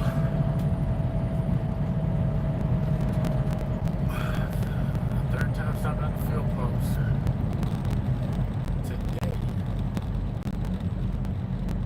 That's alright. Fuel up, scale out. Head to Idaho.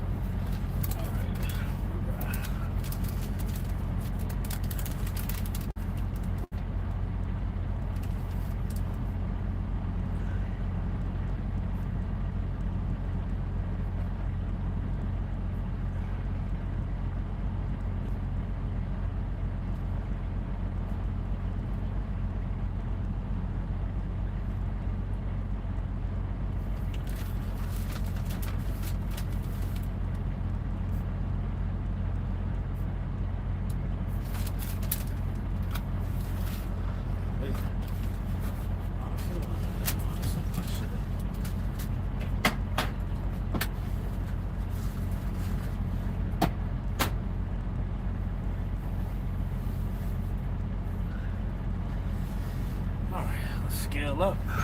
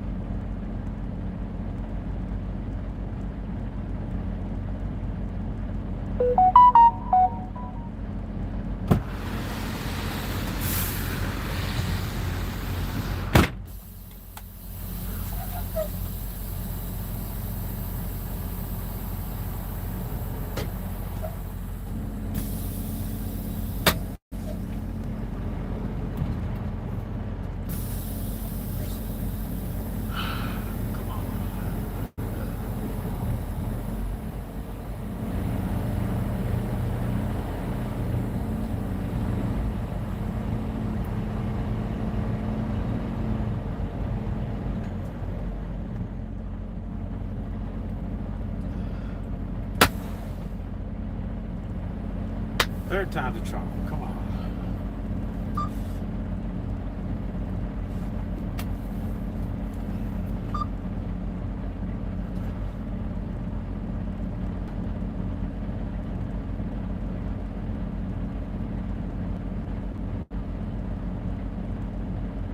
Damn.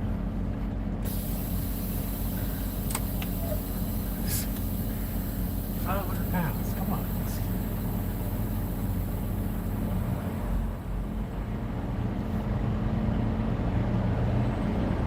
How did it go with this thing?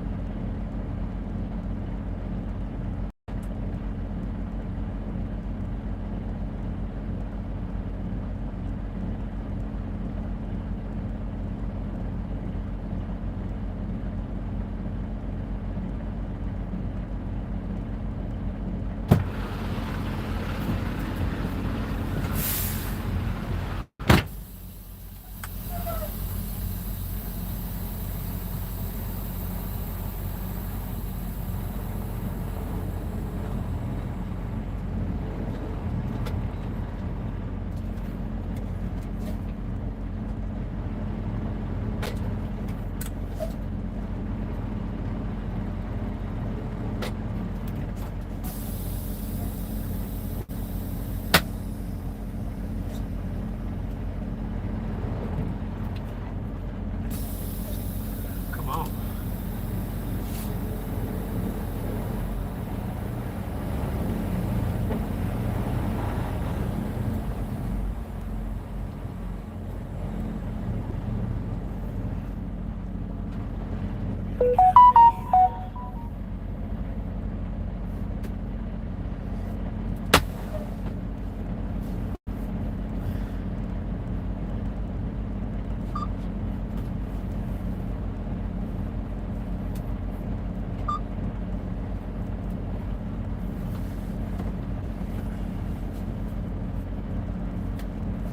Come on. They're running late.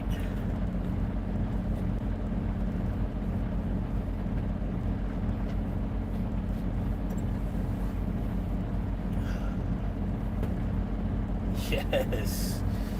Jesus, right. There we go.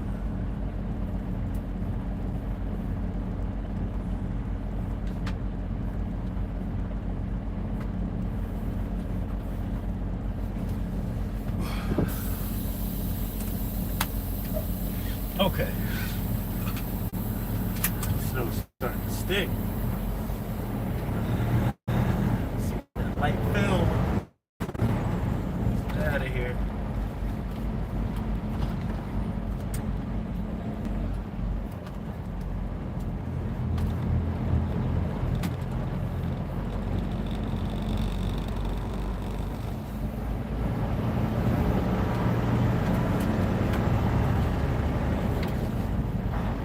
Oh, we gonna get 6 hours.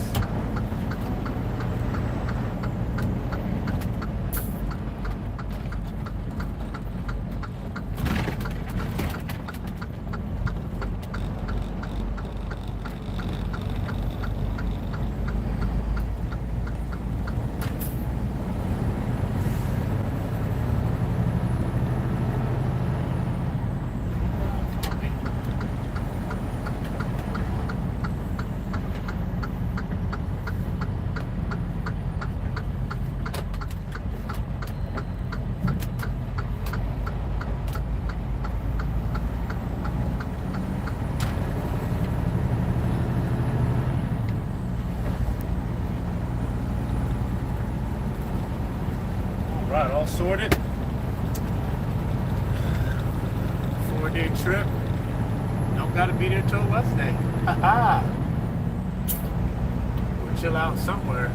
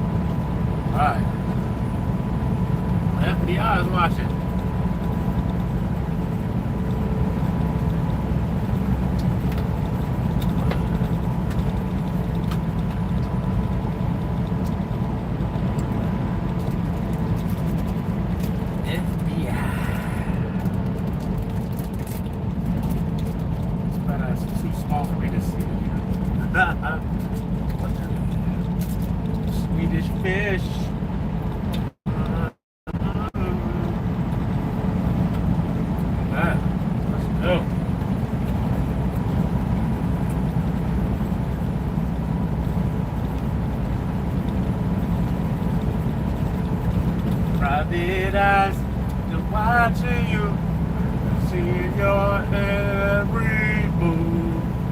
Private eye, watching me. Private eyes.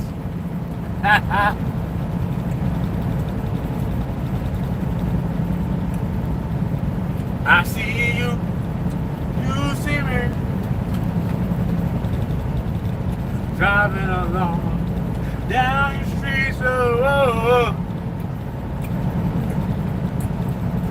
wonder where do I go?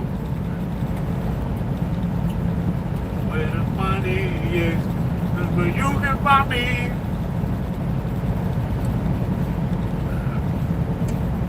Where my son at? You call me today? Going out.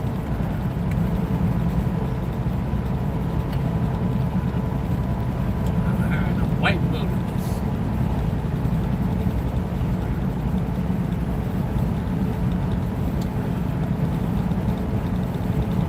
Sitting here talking to myself. Story of my life.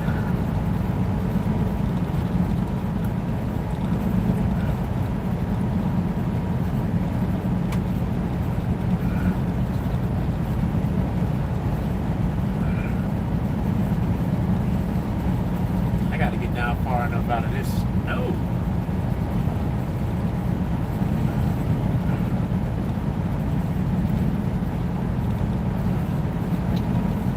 What is that emoji of? So small.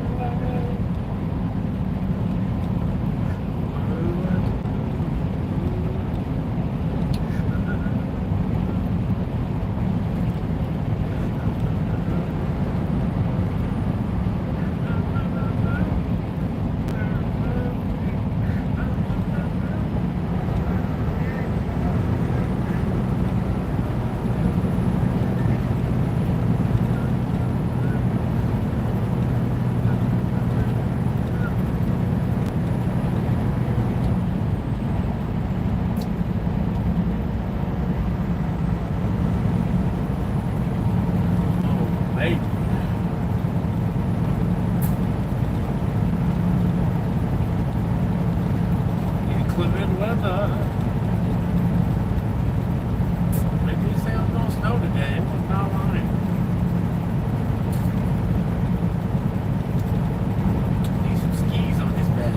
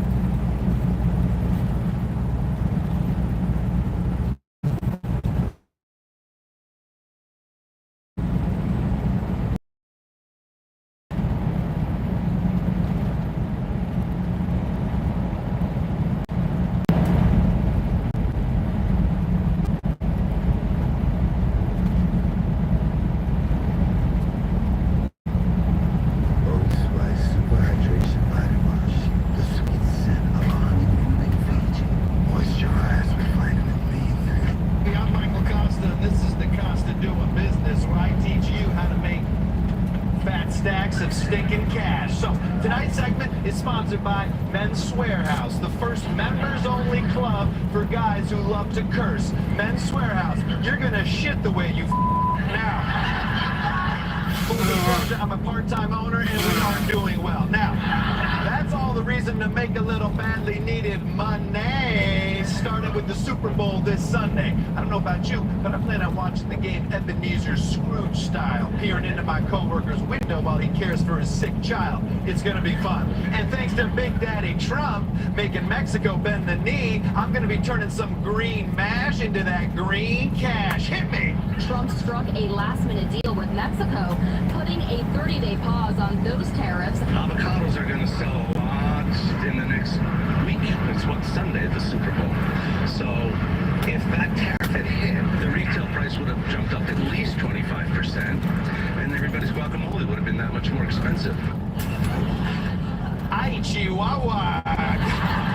Gracias por el dinero para biblioteca, eh? That's right, no tariffs means avocados are going to be flying off the shelves faster than Speedy Gonzalez. But you should be bullish on all things guacamole, mole, mole, mole. Of course, I bought thousands of avocados thinking there would definitely be a trade war. So now Daddy's got a U-Haul full of avocados parked in Secaucus. And let me tell you something, they're rotting pretty fast. Which reminds me, this segment is sponsored by Miguel Costa's Brown Guac, okay? It's as tasty as it is brown. I knew you would love it. Moving on. It's been a crazy week in the market, and my phone is chinging off the his. There's a trade war. There's not a trade war. The market's up. It's down. But as I always say, volatility means profitility. That phrase is coined, and with panic in the air, no company is capitalizing on that more than Daddy Starbucks. I said, hit me! You now need to buy something at Starbucks if you want to use the bathroom or just hang out there. Starbucks CEO says the goal is to bring back the coffee house vibe that's diminished in recent years. Hell yeah, Starby. More places need to do stuff like this to fight loitering, like my local park. Hey, buddy, buy a tree or get the out, all right? But seriously, this is a genius new business model. People need to take dumps. So what do? Make them buy coffee, which guess what? Makes them need to take a dump more, which means they need to buy another coffee. Get it?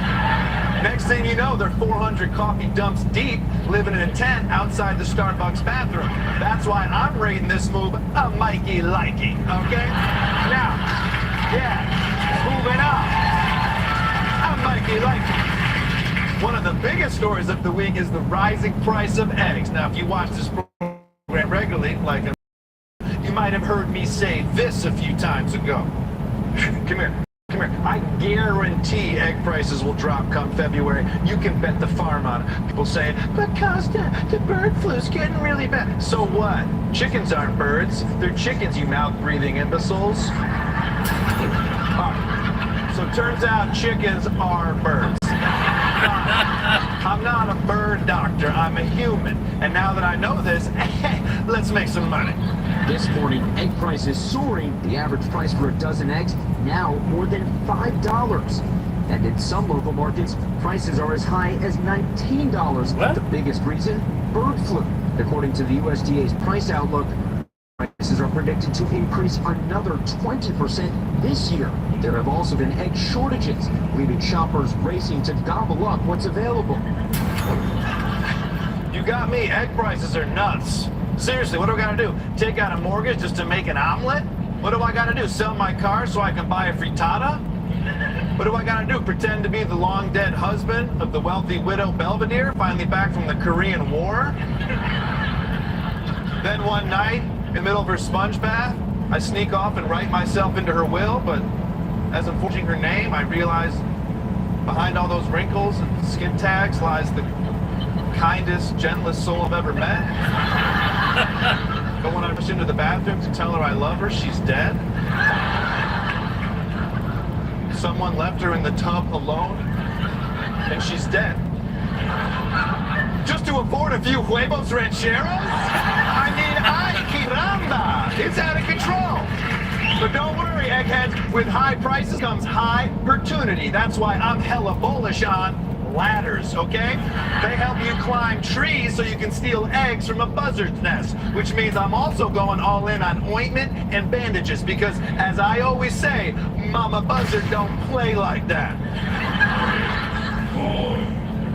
Now look, I know egg prices can really scramble your bank account. Your bottom line is getting poached. But hey, you think these egg prices are painful, you should try paying to freeze your wife's eggs and then watching your new husband, Blake, fertilize them. Let's just say I wasn't too excited to find out about that. Sleeping like shit. Well, that's all for this edition of Costa Doing Business. I'm Michael Costa. Reminding you that money can't buy happiness. Have a great Valentine's Day, everybody.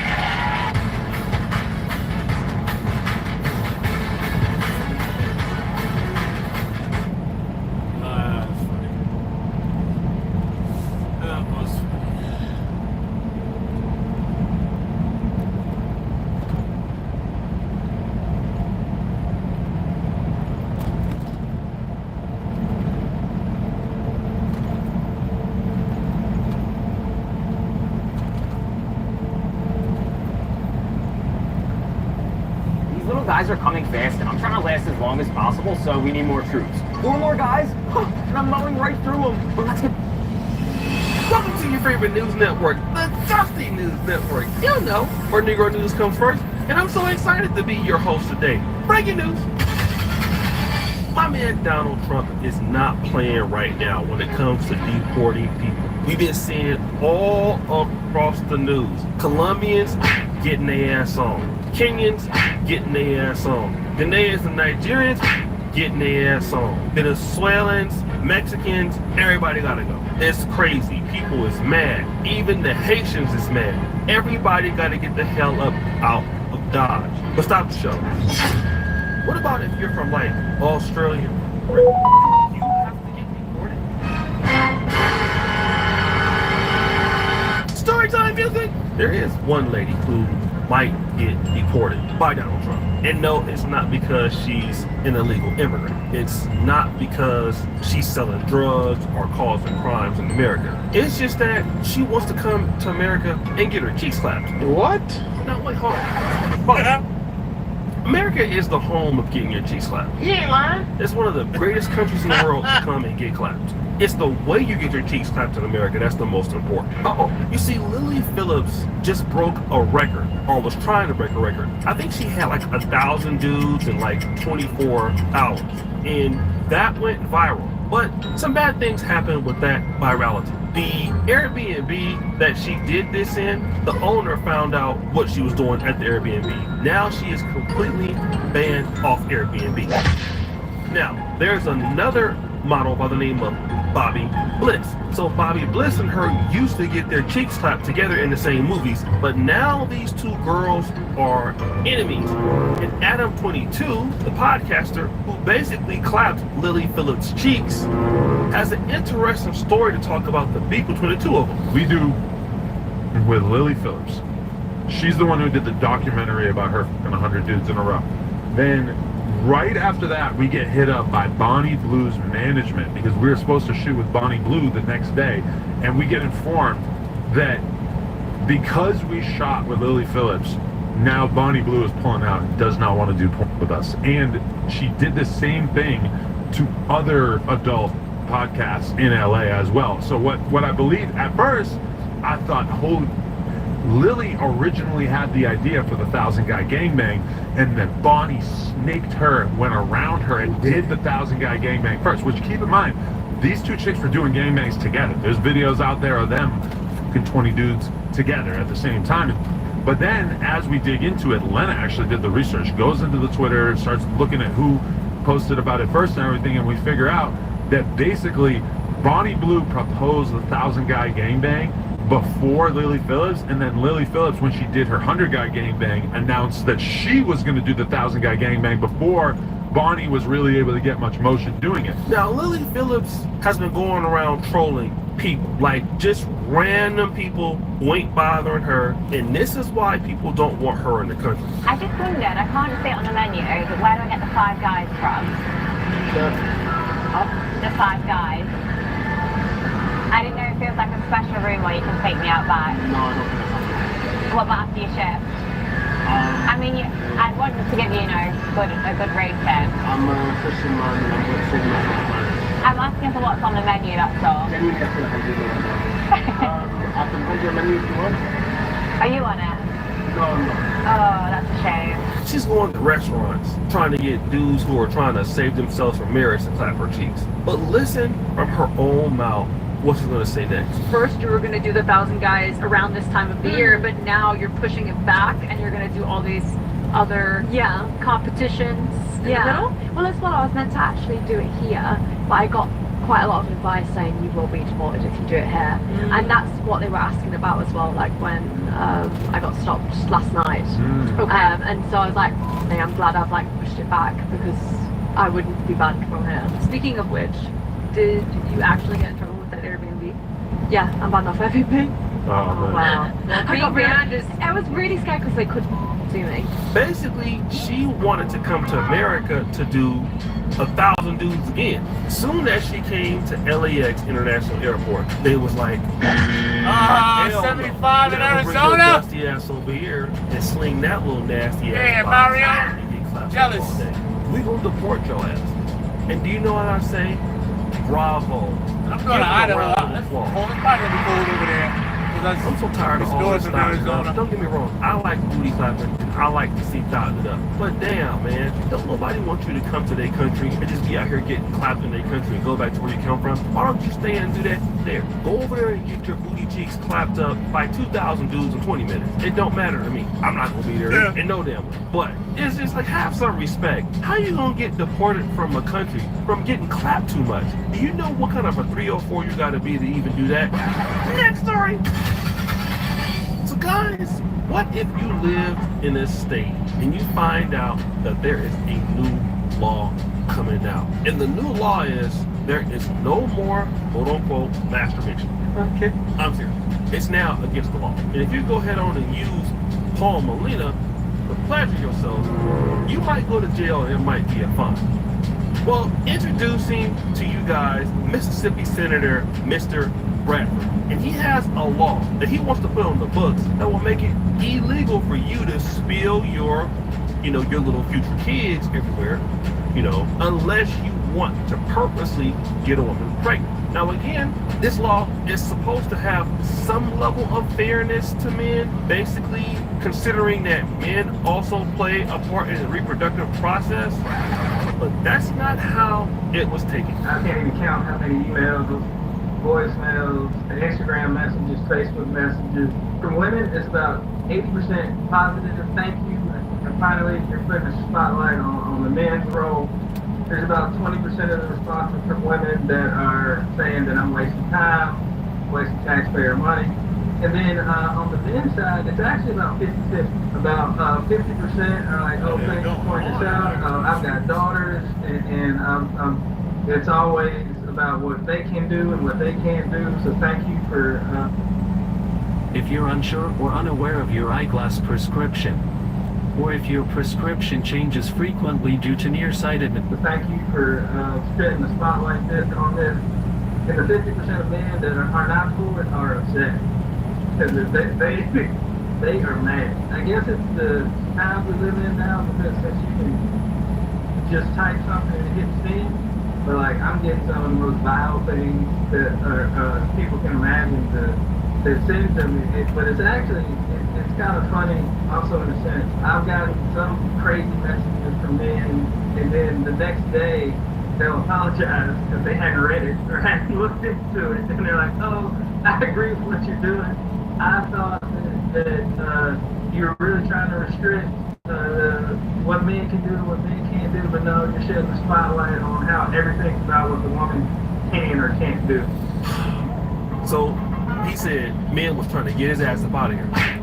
Hey, listen, everybody can't get on Tinder and get a match, bro. Some people may have to take care of themselves. But I understand what he's trying to say. He also wants to give men some level of authority of their semen being out there. And if that law is in place, that means that men can only do this if they want to have children. That's what he's trying to do. But unfortunately, it didn't come out like that. I mean, it's a law that's probably not gonna pass, but again, man, you guys gotta, wear them condoms, bro, because you gonna have weird ass laws like this and it gonna make no sense. All right, next story.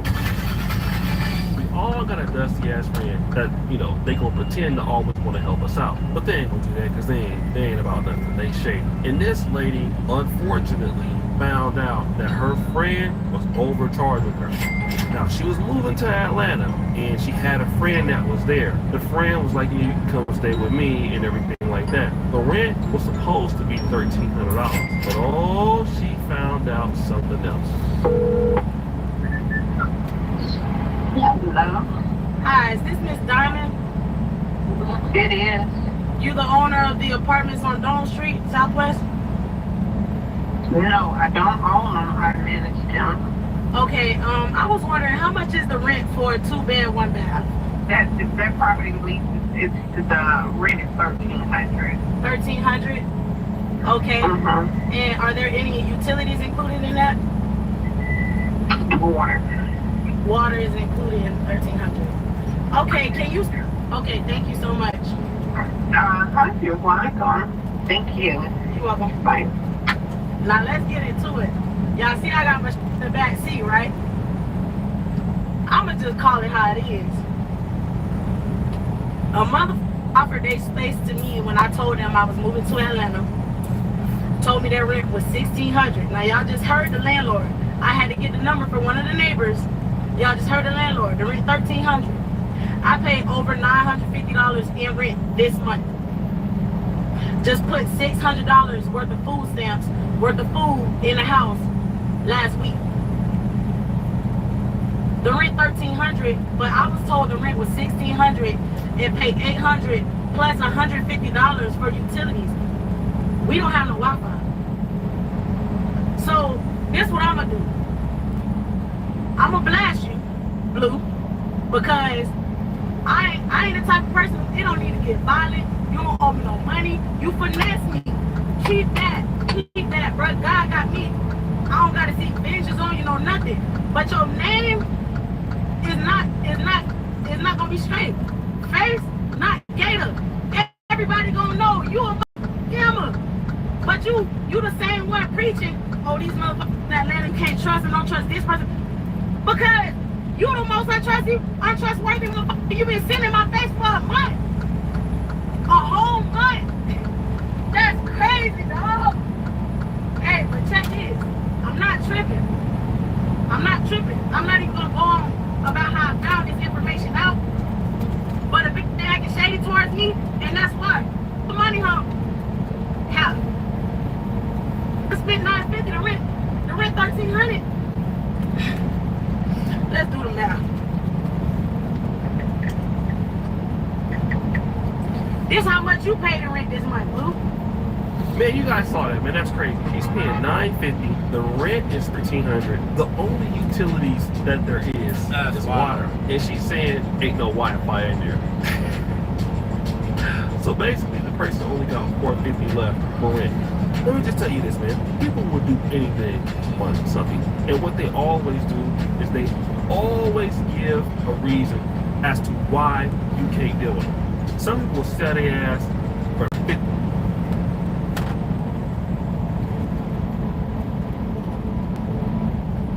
What happened over here? No, not happening. Especially people out there.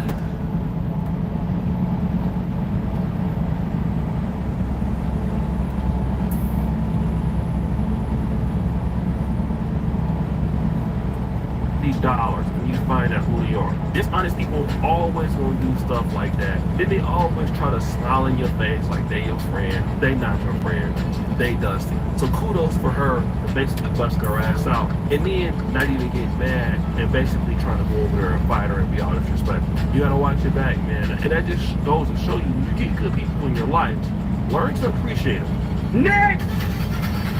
So guys, we had a great show today. We got the OnlyFans / star actress Lily Phillips, who's about to get deported from the United States for getting her teeth slapped. Then we got the senator who want to make you go to jail for doing X, Y, and Z to your meat. Then we got the lady who got overcharged by her best friend or one of her friends staying in an Atlanta apartment, going damn well what no utilities, no water. So who shall win the Dusty Award of the day? Jeopardy music!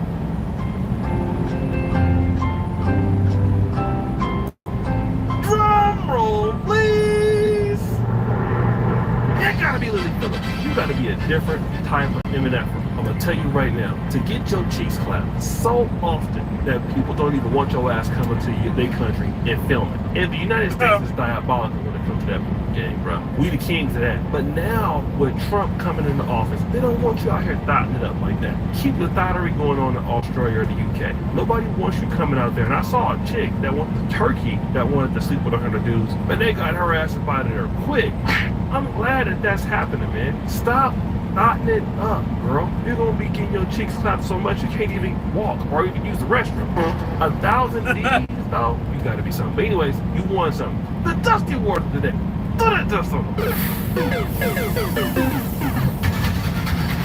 So guys, that's my time. Boy, O'Shea Hugh Jackson back at it again here with an episode of the Dusty News Network. Check me out at facebook.com/O'Shea Hugh Jackson 2. Subscribe, hit the bell. We out. I'm loving this live band on DraftKings. So many options during the game, it feels like I'm calling the plays. Hi-yo!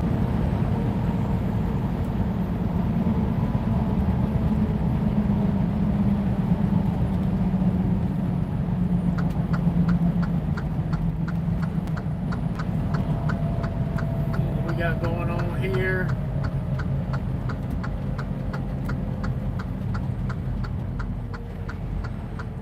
There's been an altercation.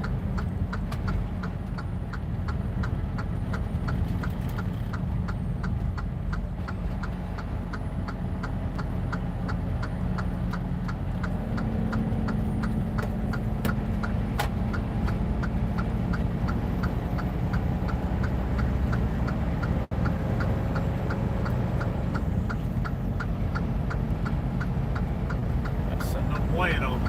That's no bueno. Hope they're all right.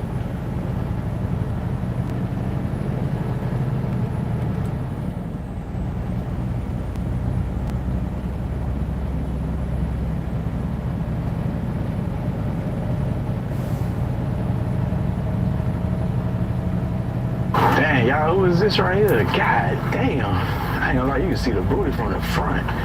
Shit. Once again, y'all, we back, y'all. Make sure y'all like, comment, subscribe, man. Put in the comments. We'll talk to her. Shit. Hey, how you doing?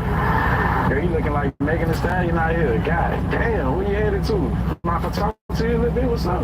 What's up? Where you headed to? I'm gonna go work out. You gonna work out? Yeah. I ain't gonna lie, you do got a nice body though, so you keep it tight. You got a man though? No, I don't. I'm not. Oh, so you don't got a man? Okay, cool. So I can get your number there. What's up? I don't just get a man. Just because we walking on the sidewalk. What you mean? You don't like me or something? I'm ugly or something? It ain't that. It's just I need to know what you're about. What you mean you need to know what I'm about? I'm trying to talk to you. I'm trying to tell you what I'm about. Yeah, okay, what are you We about? can go out to eat though. Let me take you out to eat. We can talk. I see. Like what? I mean, shit, we got to chill in some cheddars. You know what I'm saying? I'm saying on the first date though, just to get to know each other though.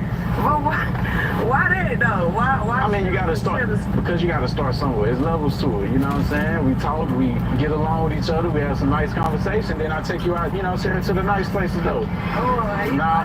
With chilies and chilies. That's crazy, for real though. Yeah. I can't get your number real quick before you go then. I'm okay, man. That's crazy. I appreciate it then. Have fun on your walk, all right? Dang, I ain't gonna lie, this Lamborghini hard though. Dang. I ain't gonna lie, channel. Ghost Gang, man, I gotta give me one of these, bro. I gotta bring one to the channel, man. God dang. It's hard though right here.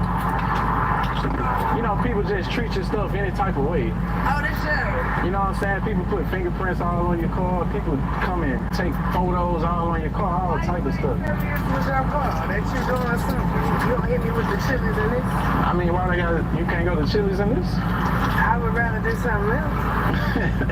But why do I have to tell you this is my car though? That's what I'm trying to figure out. I mean, either you like me or not. If you don't mess with me, then you don't mess with me. You know what I'm saying? That's just what it is. I still need to know what you was about. So you like this? I ain't gonna lie, this is 11 Hurricane, man. like the car, so we finna talk. Yeah.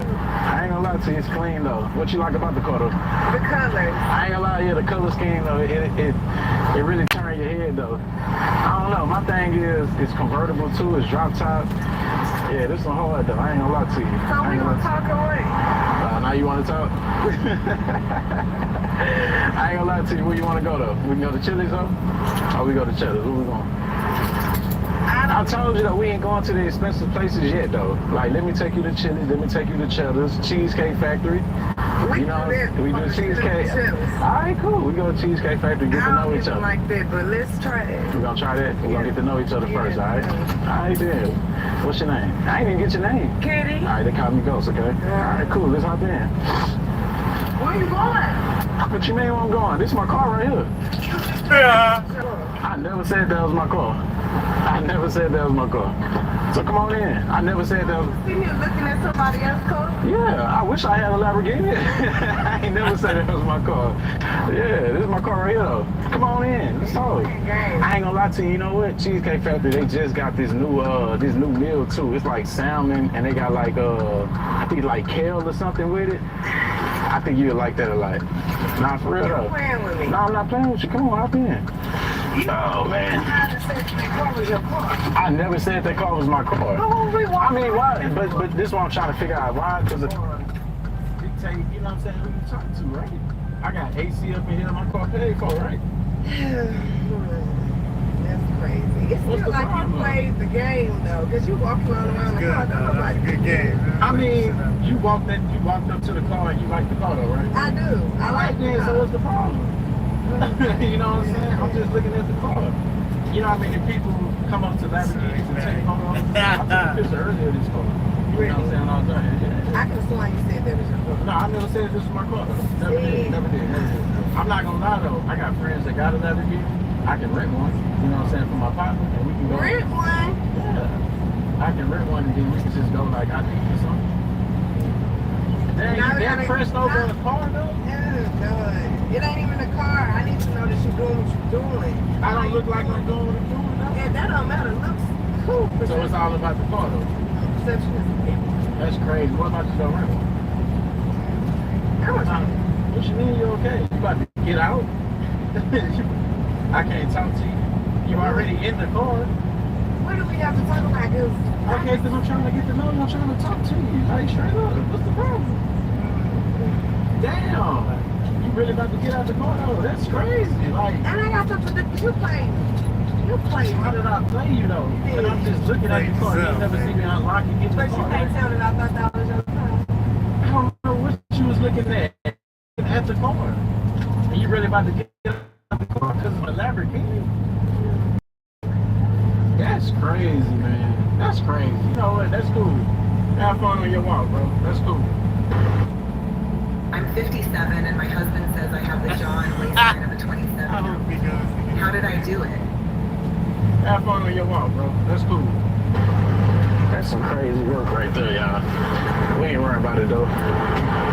These gold diggers, I'll tell you, bro, these gold diggers something else, bro. We ain't even worried about it. Got them. Every single time. And I knew she was a gold digger too. Every single time. That's how we get them. Every single time, gang. We ain't even worried about it. You know, certain females, bro, you can just off-rip tell. It's hot as hell in Houston, boy. You can just off-rip tell who's a gold digger and who's not. And she was already giving off that vibe, y'all. That's crazy, though. And I'm sure her man, well, she ain't got a man. And she coming back. There you go, playing again. What's the deal now? What's up? I'm playing though. That's how you played the first time. I'm playing though. Who playing? Me? I'm playing or you playing? So what? Why does? But let me tell you this though. Why does a car matter though, right? Because I need to know what you're doing. What they got to do with something though? How do you? Then they doing something and it's a lie. I need to know. I need to. Okay, cool. Now if I pull up in a rental car and I got all this on and we talking, how you gonna know? You're not gonna know, right? How I'm gonna prove it to you? Just cause somebody drive a nice car don't mean that they balling, bro. You gotta understand that. Y'all gotta understand that. You know what I'm saying? So no, you talking to me. I'm just saying females in general have that persona though. You know what I'm saying? So what you expect to happen now? Cause you back. What the Exactly what I said. You back now. What you expect to happen? So you want to talk to me no more? Hell no, I don't. I was playing games this whole time. Why would I talk to you now? You wouldn't even talk to me in the Charger though. That's a scat pack though. Because you played with me. I played you though. That's cool. But I appreciate it though. It's all good though. What you think I'm about to do? Sit here and talk to you? I appreciate it though. It was all good though, alright? I appreciate it. Man, come on gang, we not going for that, bro. We ain't going for that no more, y'all. Gold Diggers 2025, y'all, we is not going for that. Come on, y'all. And it's crazy because the girl really looking good though. She's a little older, so I really thought she really had her head on right though. But she really don't, y'all. Like, it don't matter what the age is out here. Like, these Houston females, bro, they are gold diggers, bro, and they only want materialistic things, bro. I'm wasting drink on myself, everything, man. But make sure y'all like, comment, subscribe, man. Let's get it, bro.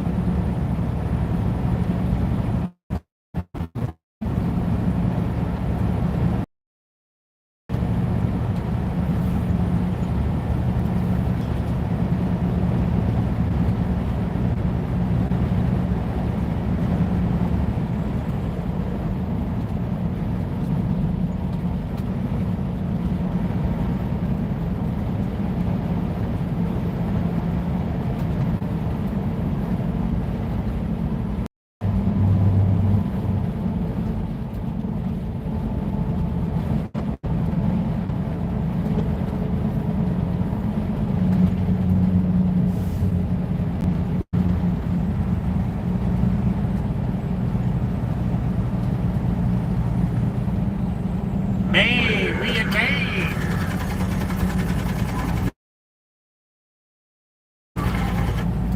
Snowing like a bug up here.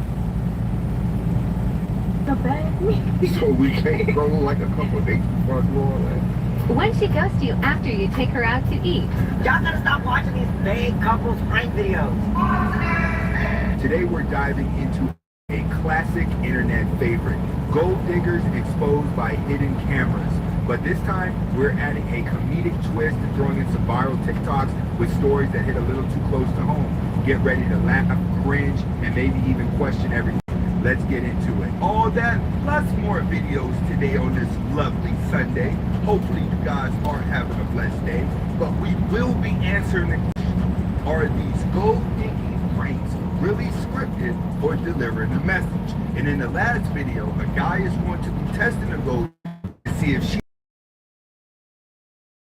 stick around and watch that because she may. I don't want to hold you. Go ahead and hit the like button. Definitely share the video. And if this is your first time watching, hit that subscribe button. Excuse my beard here.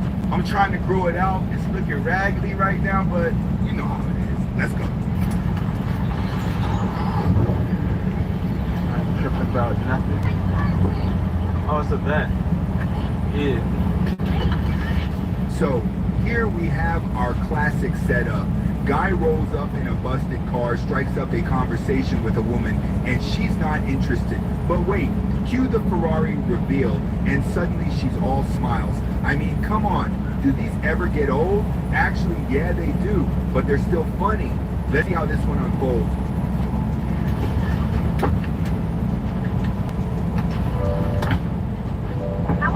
Why you opening my door? Why are you opening my door though? Why are you opening my door? Yeah, but why are you opening my door? Don't open my door, bro. Yeah, you said you gonna beat me up. I'm Pushing. I'm just playing. I want to. Don't open my door though. You locked the car? Yeah, I locked it. Why? You low-key crazy. Don't ever open my door again, nigga. Can I get in though? Let's go. Nah, what you need to get in? You're not gonna like that, right? I'm not in here. No, you're not. You're not gonna like it. Yes, he is. Yo, what are you doing? No, bro, you're not coming in my. Oh yes, I what like are this. you doing? I like this. What are you doing? Oh, you get up here. You can be right. Why did you hold up? Did you see the way she just flipped the switch? 1 second it's sorry, I'm in a rush, and the next it's oh my gosh, is this your car? This has to be the fastest personality change I've ever seen. Let's call it a red flag speed bump. Don't fall victim to females that look good, that got thighs, they still go to all your money, fellas. Paid $1 million. Exactly. So we could jump on a bag. So we can't go date front door. I mean, maybe 10, 12 dates. Ooh, that's a lot of days. You don't need to know me? I mean, like, that's cool. Like, when we like shopping or something, we could talk. Oh, so basically while we shopping, we can get to know each other? Yeah. Okay. Okay, well, let me ask you this then. When we get done shopping and stuff, like, we still get to know each other? Like, we're gonna be on the phone talking, like, late nights and stuff? I just be busy, though. But, like, we can still shop. Okay, so let me ask you this, though. Yeah. After we get done shopping, can we, like, go back to my spot and chill? Oh, because you'll be busy? Yeah. But you'll make a schedule for us to go shopping? Yeah. So, Birkin bag is like, how much is a Birkin bag nowadays? Like what, 1,000? Yeah. Got the Lambo, you could give me a Birkin, like, it's not crazy. Okay. So that's something that you want right off the gate before we both get to know each other? Yeah, I mean, if you really got, like, you know. Do you remember my name? Yeah. Good. Wow. We, like, you know.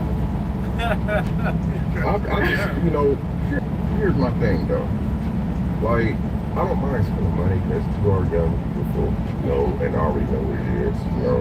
I just want to feel like, you know, that I'm making some type of bond connection with you, you know, because we're still trying to build and know each other, and it means a lot to me to know you. Like, you know, I'm looking for somebody that's serious, you know. I'm serious about this bag. What? You serious about this bag? Yeah, like, we can get to know each other. Well, of course, but we have to be a Birkin bag off the gate. I think those bags cost like 20, 30 grand, though. Louis. Now we've all seen these over-the-top setups, but what about real-life stories? TikTok has been delivering with some gems. Check this one out. This guy shared a story about a girl who only wanted to hang out when he was taking her to expensive restaurants. Let's roll the clip. When she ghosts you after you take her out to eat. You don't believe this. Let me tell y'all what happened to me, man.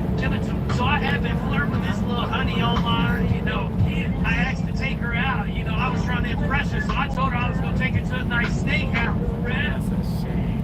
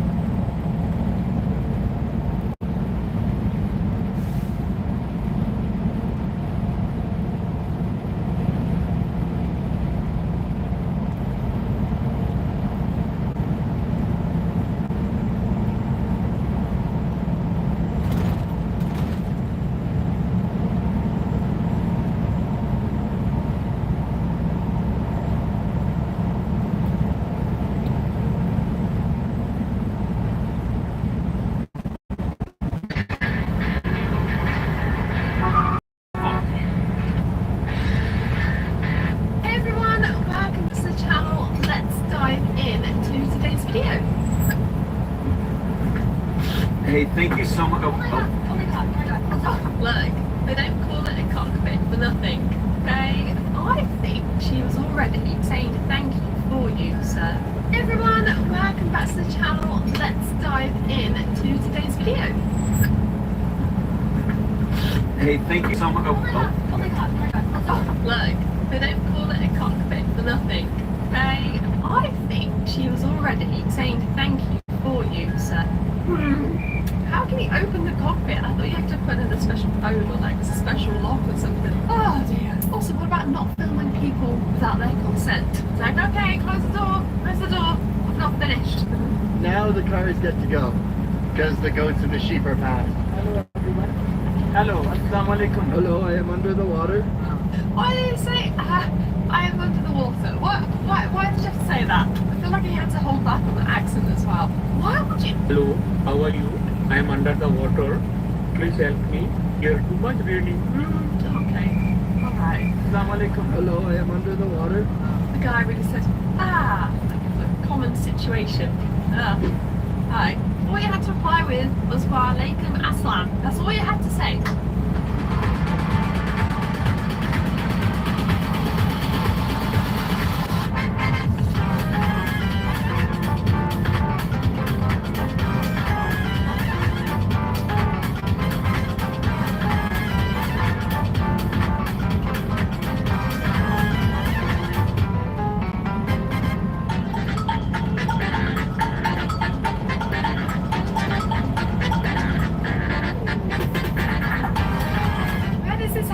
Is it Brazil? I know there's somewhere in South America they have a festival. Rare, but I want to go. I really want to go. Because the women, they look absolutely fabulous. I mean, the men look great too. The women's outfits, that's something else. Reminded me of like Shakira. Did you get the samba? I think it's buzzing. I think our table's ready. Baby.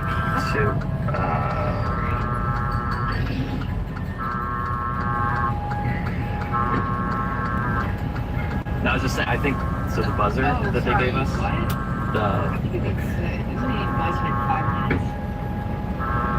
no, I think it's like once it starts going, you can go. Tell them maybe we need a stronger one. Oh, okay. This vibe seemed chill. And everybody, this is how I met your mother. Do me a favor, please. Get him out of here. Are you wedding? Playing Beach Boys, good vibrations.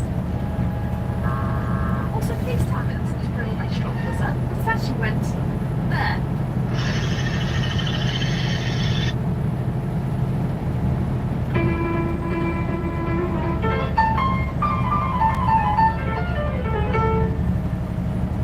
Yeah, you can't compare yourself to the piano people, okay? They got the long, slender fingers, they can move around like this. Always the comments. Somebody said, you'd make an awesome lesbian. Hi, Grandma.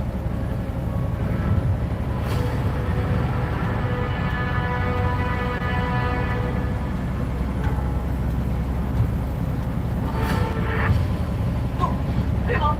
What is that? That was nothing. What is it? I didn't do anything. What is this? I've never seen that before.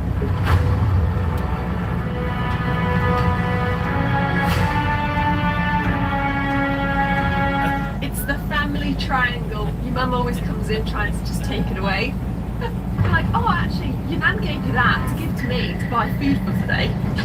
Bullshit. My nan's so cute. They are so cute. I'm like, I don't want it. Keep it yourself. Please. I feel bad taking money off my grandma. I don't. I'll put it back. And then she hits me with, it's rude to not take money. I'm like, no. If I can't put it back, I just go buy her a tin of biscuits. She's like,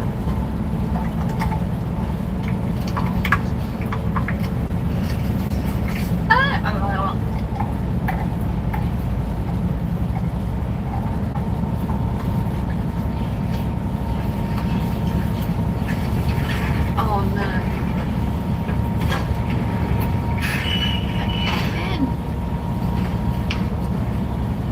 No, I would have swapped it, surely. Girl, don't see No, he swapped it. He swapped it. Somebody once told me. I mean, look, I assume you let your dog lick your face. We all let our dogs lick our face, right? They're giving us a kiss. Then there's practically no difference. Oh, I just know that because dogs lick their bum, though. Ugh. And now the girl is going to wonder why you don't want to kiss her later. Because you know what you've done. She doesn't. Oye, pásame la toalla. Ya, güey.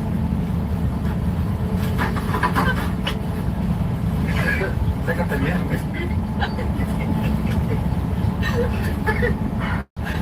Oye, esta madre raspa, güey. Estamos cabrón, it's a fucking slab. It's a slab, güey.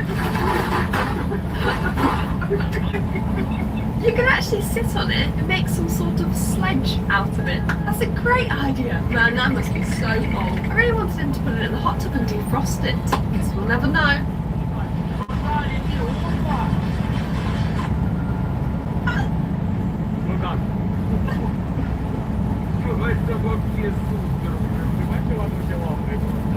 It's like he travelled from like 7,000 BC, came to the future, saw all of this new stuff, and he's like, no, they're not going to believe me. What have I just seen? I mean, the clouds would catch anybody off guard, wouldn't it? Like you're in the middle of the street, and you're just working with your dresser. The first one you get is going to hunt you, and the second monster you get is going to come save you. Give me some more wheat, please. Okay, that's easy, Claire. Who overtake me?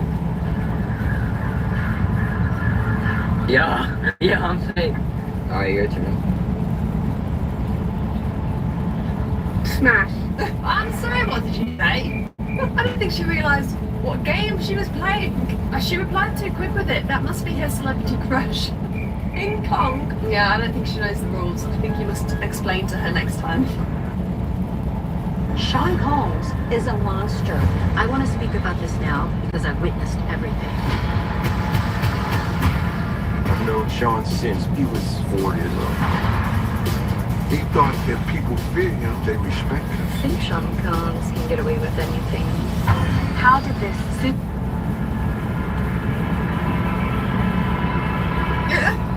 Why are you so fucking ugly, bro?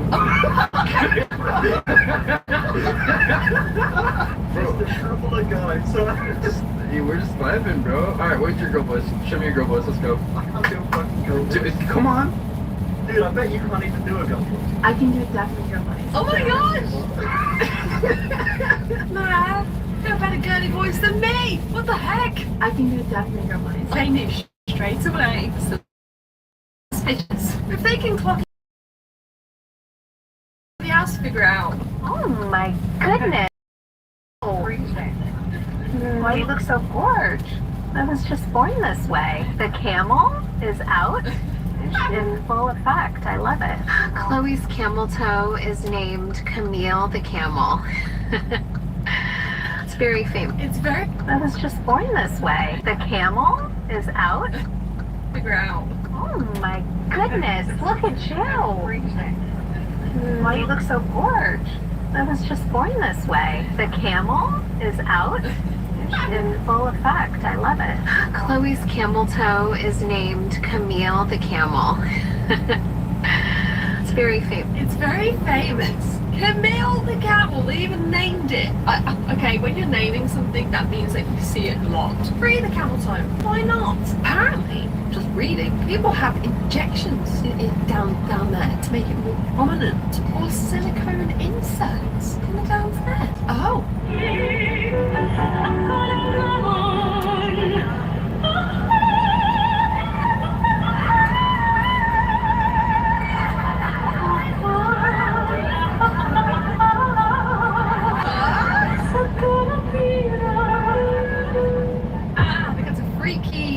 Singer, very sus singer with the sus movements at a wedding. Okay, I wonder who booked the entertainment.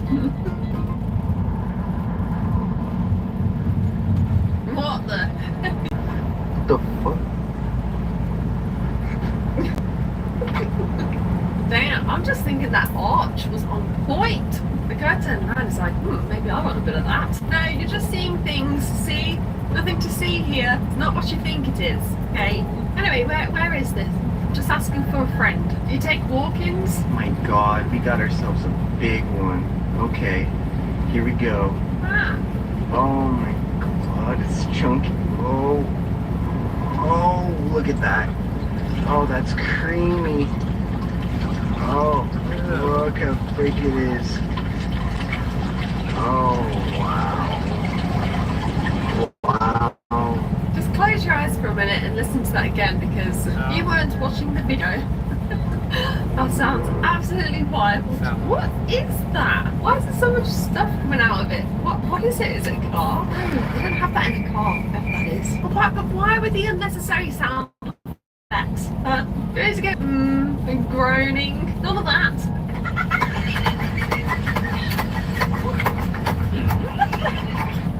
Huh?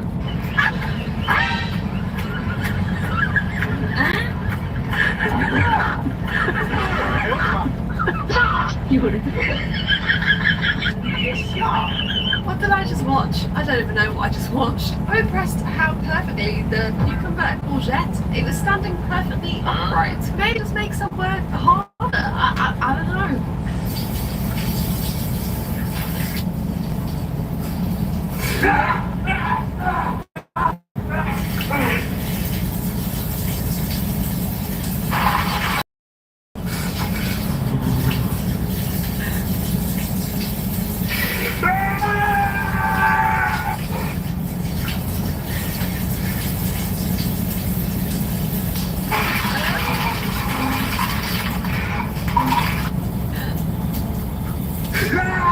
The water just wants to keep you healthy. You know, when you go into an ice bath and you go into like a nice hot tub, it's good for your body. Come on, brave it. Okay, but this is a universal problem, clearly, because why does this happen to everybody? Siblings, siblings, siblings, siblings. This is my sister. This is my brother. We are siblings and we care for each other. Everything we own, We always share. because we are siblings and we have the same hair. Hang on a minute. No, they're definitely dating. No, you're not sisters. Don't even.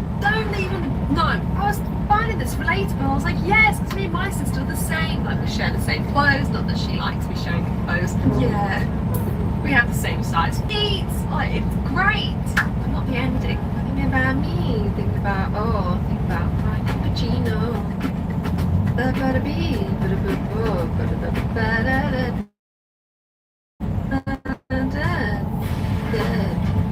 See your underwear.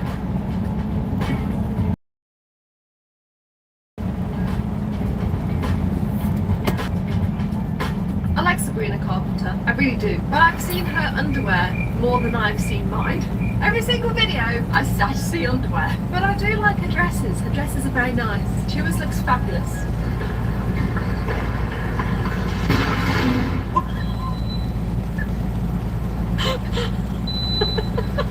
She rocked up her shoe. Honestly, valid reaction because hang on, I paid for food. Give me my food. If I have to bang into that machine, I'm gonna bang into it. The full sprint. She fully sprinted from like 15 meters away. It was very tactful. I'm getting ripped to that. R.I.P. that.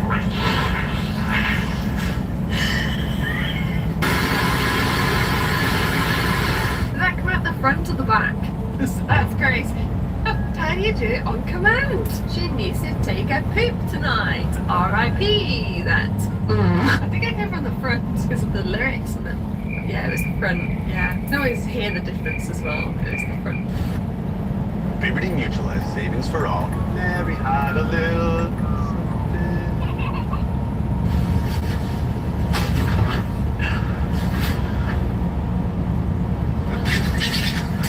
You dropped him like he was nothing. He deserves better. I feel like this is the most Australian fit I've ever seen. Just yeah, a little gecko hanging off your ear.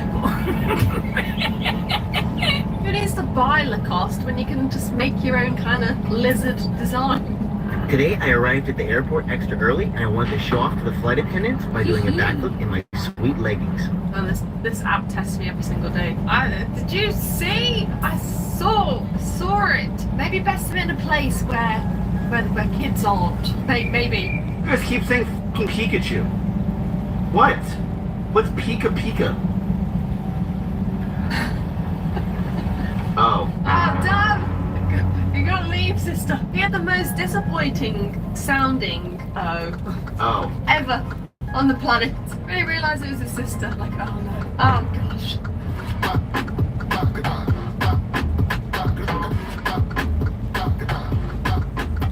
What is going on here? Oh, she obviously had a hard workout and she's just, you know, drying her, patting her sweat away. Maybe.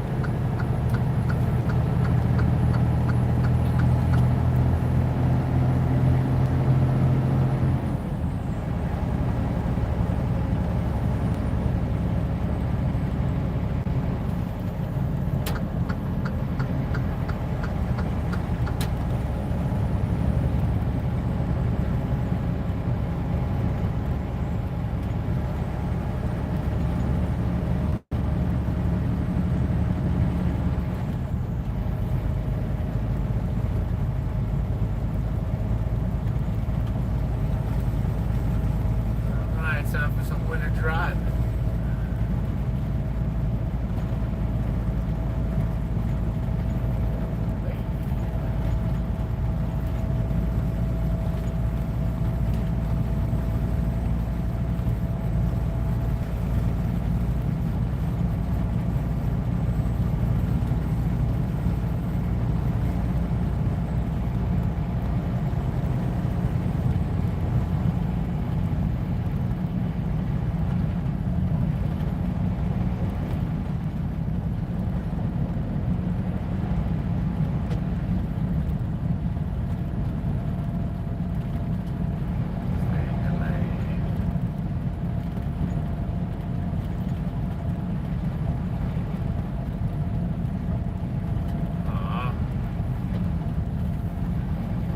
Passing you get over.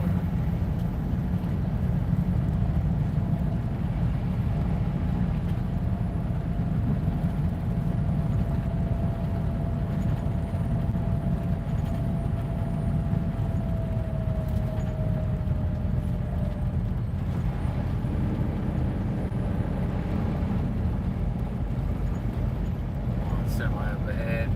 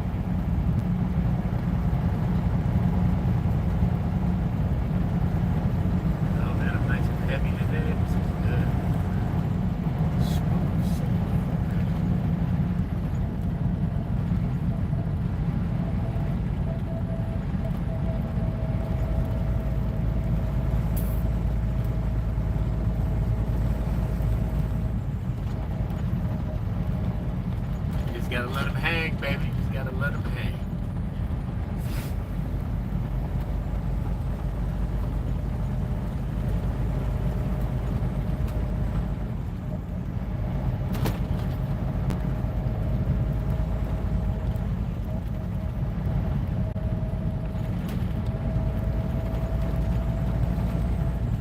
If the guy in front of me has some balls, get out the damn way. They're gonna go as slow as the slow lane. Get back in the slow lane.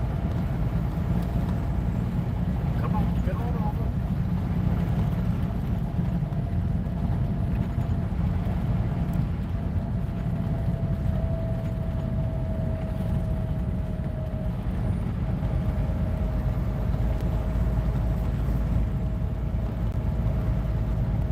Volvo's not gonna pass, and the truck's not gonna get over too slow.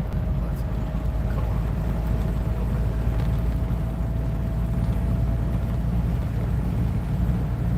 Get over. Get over.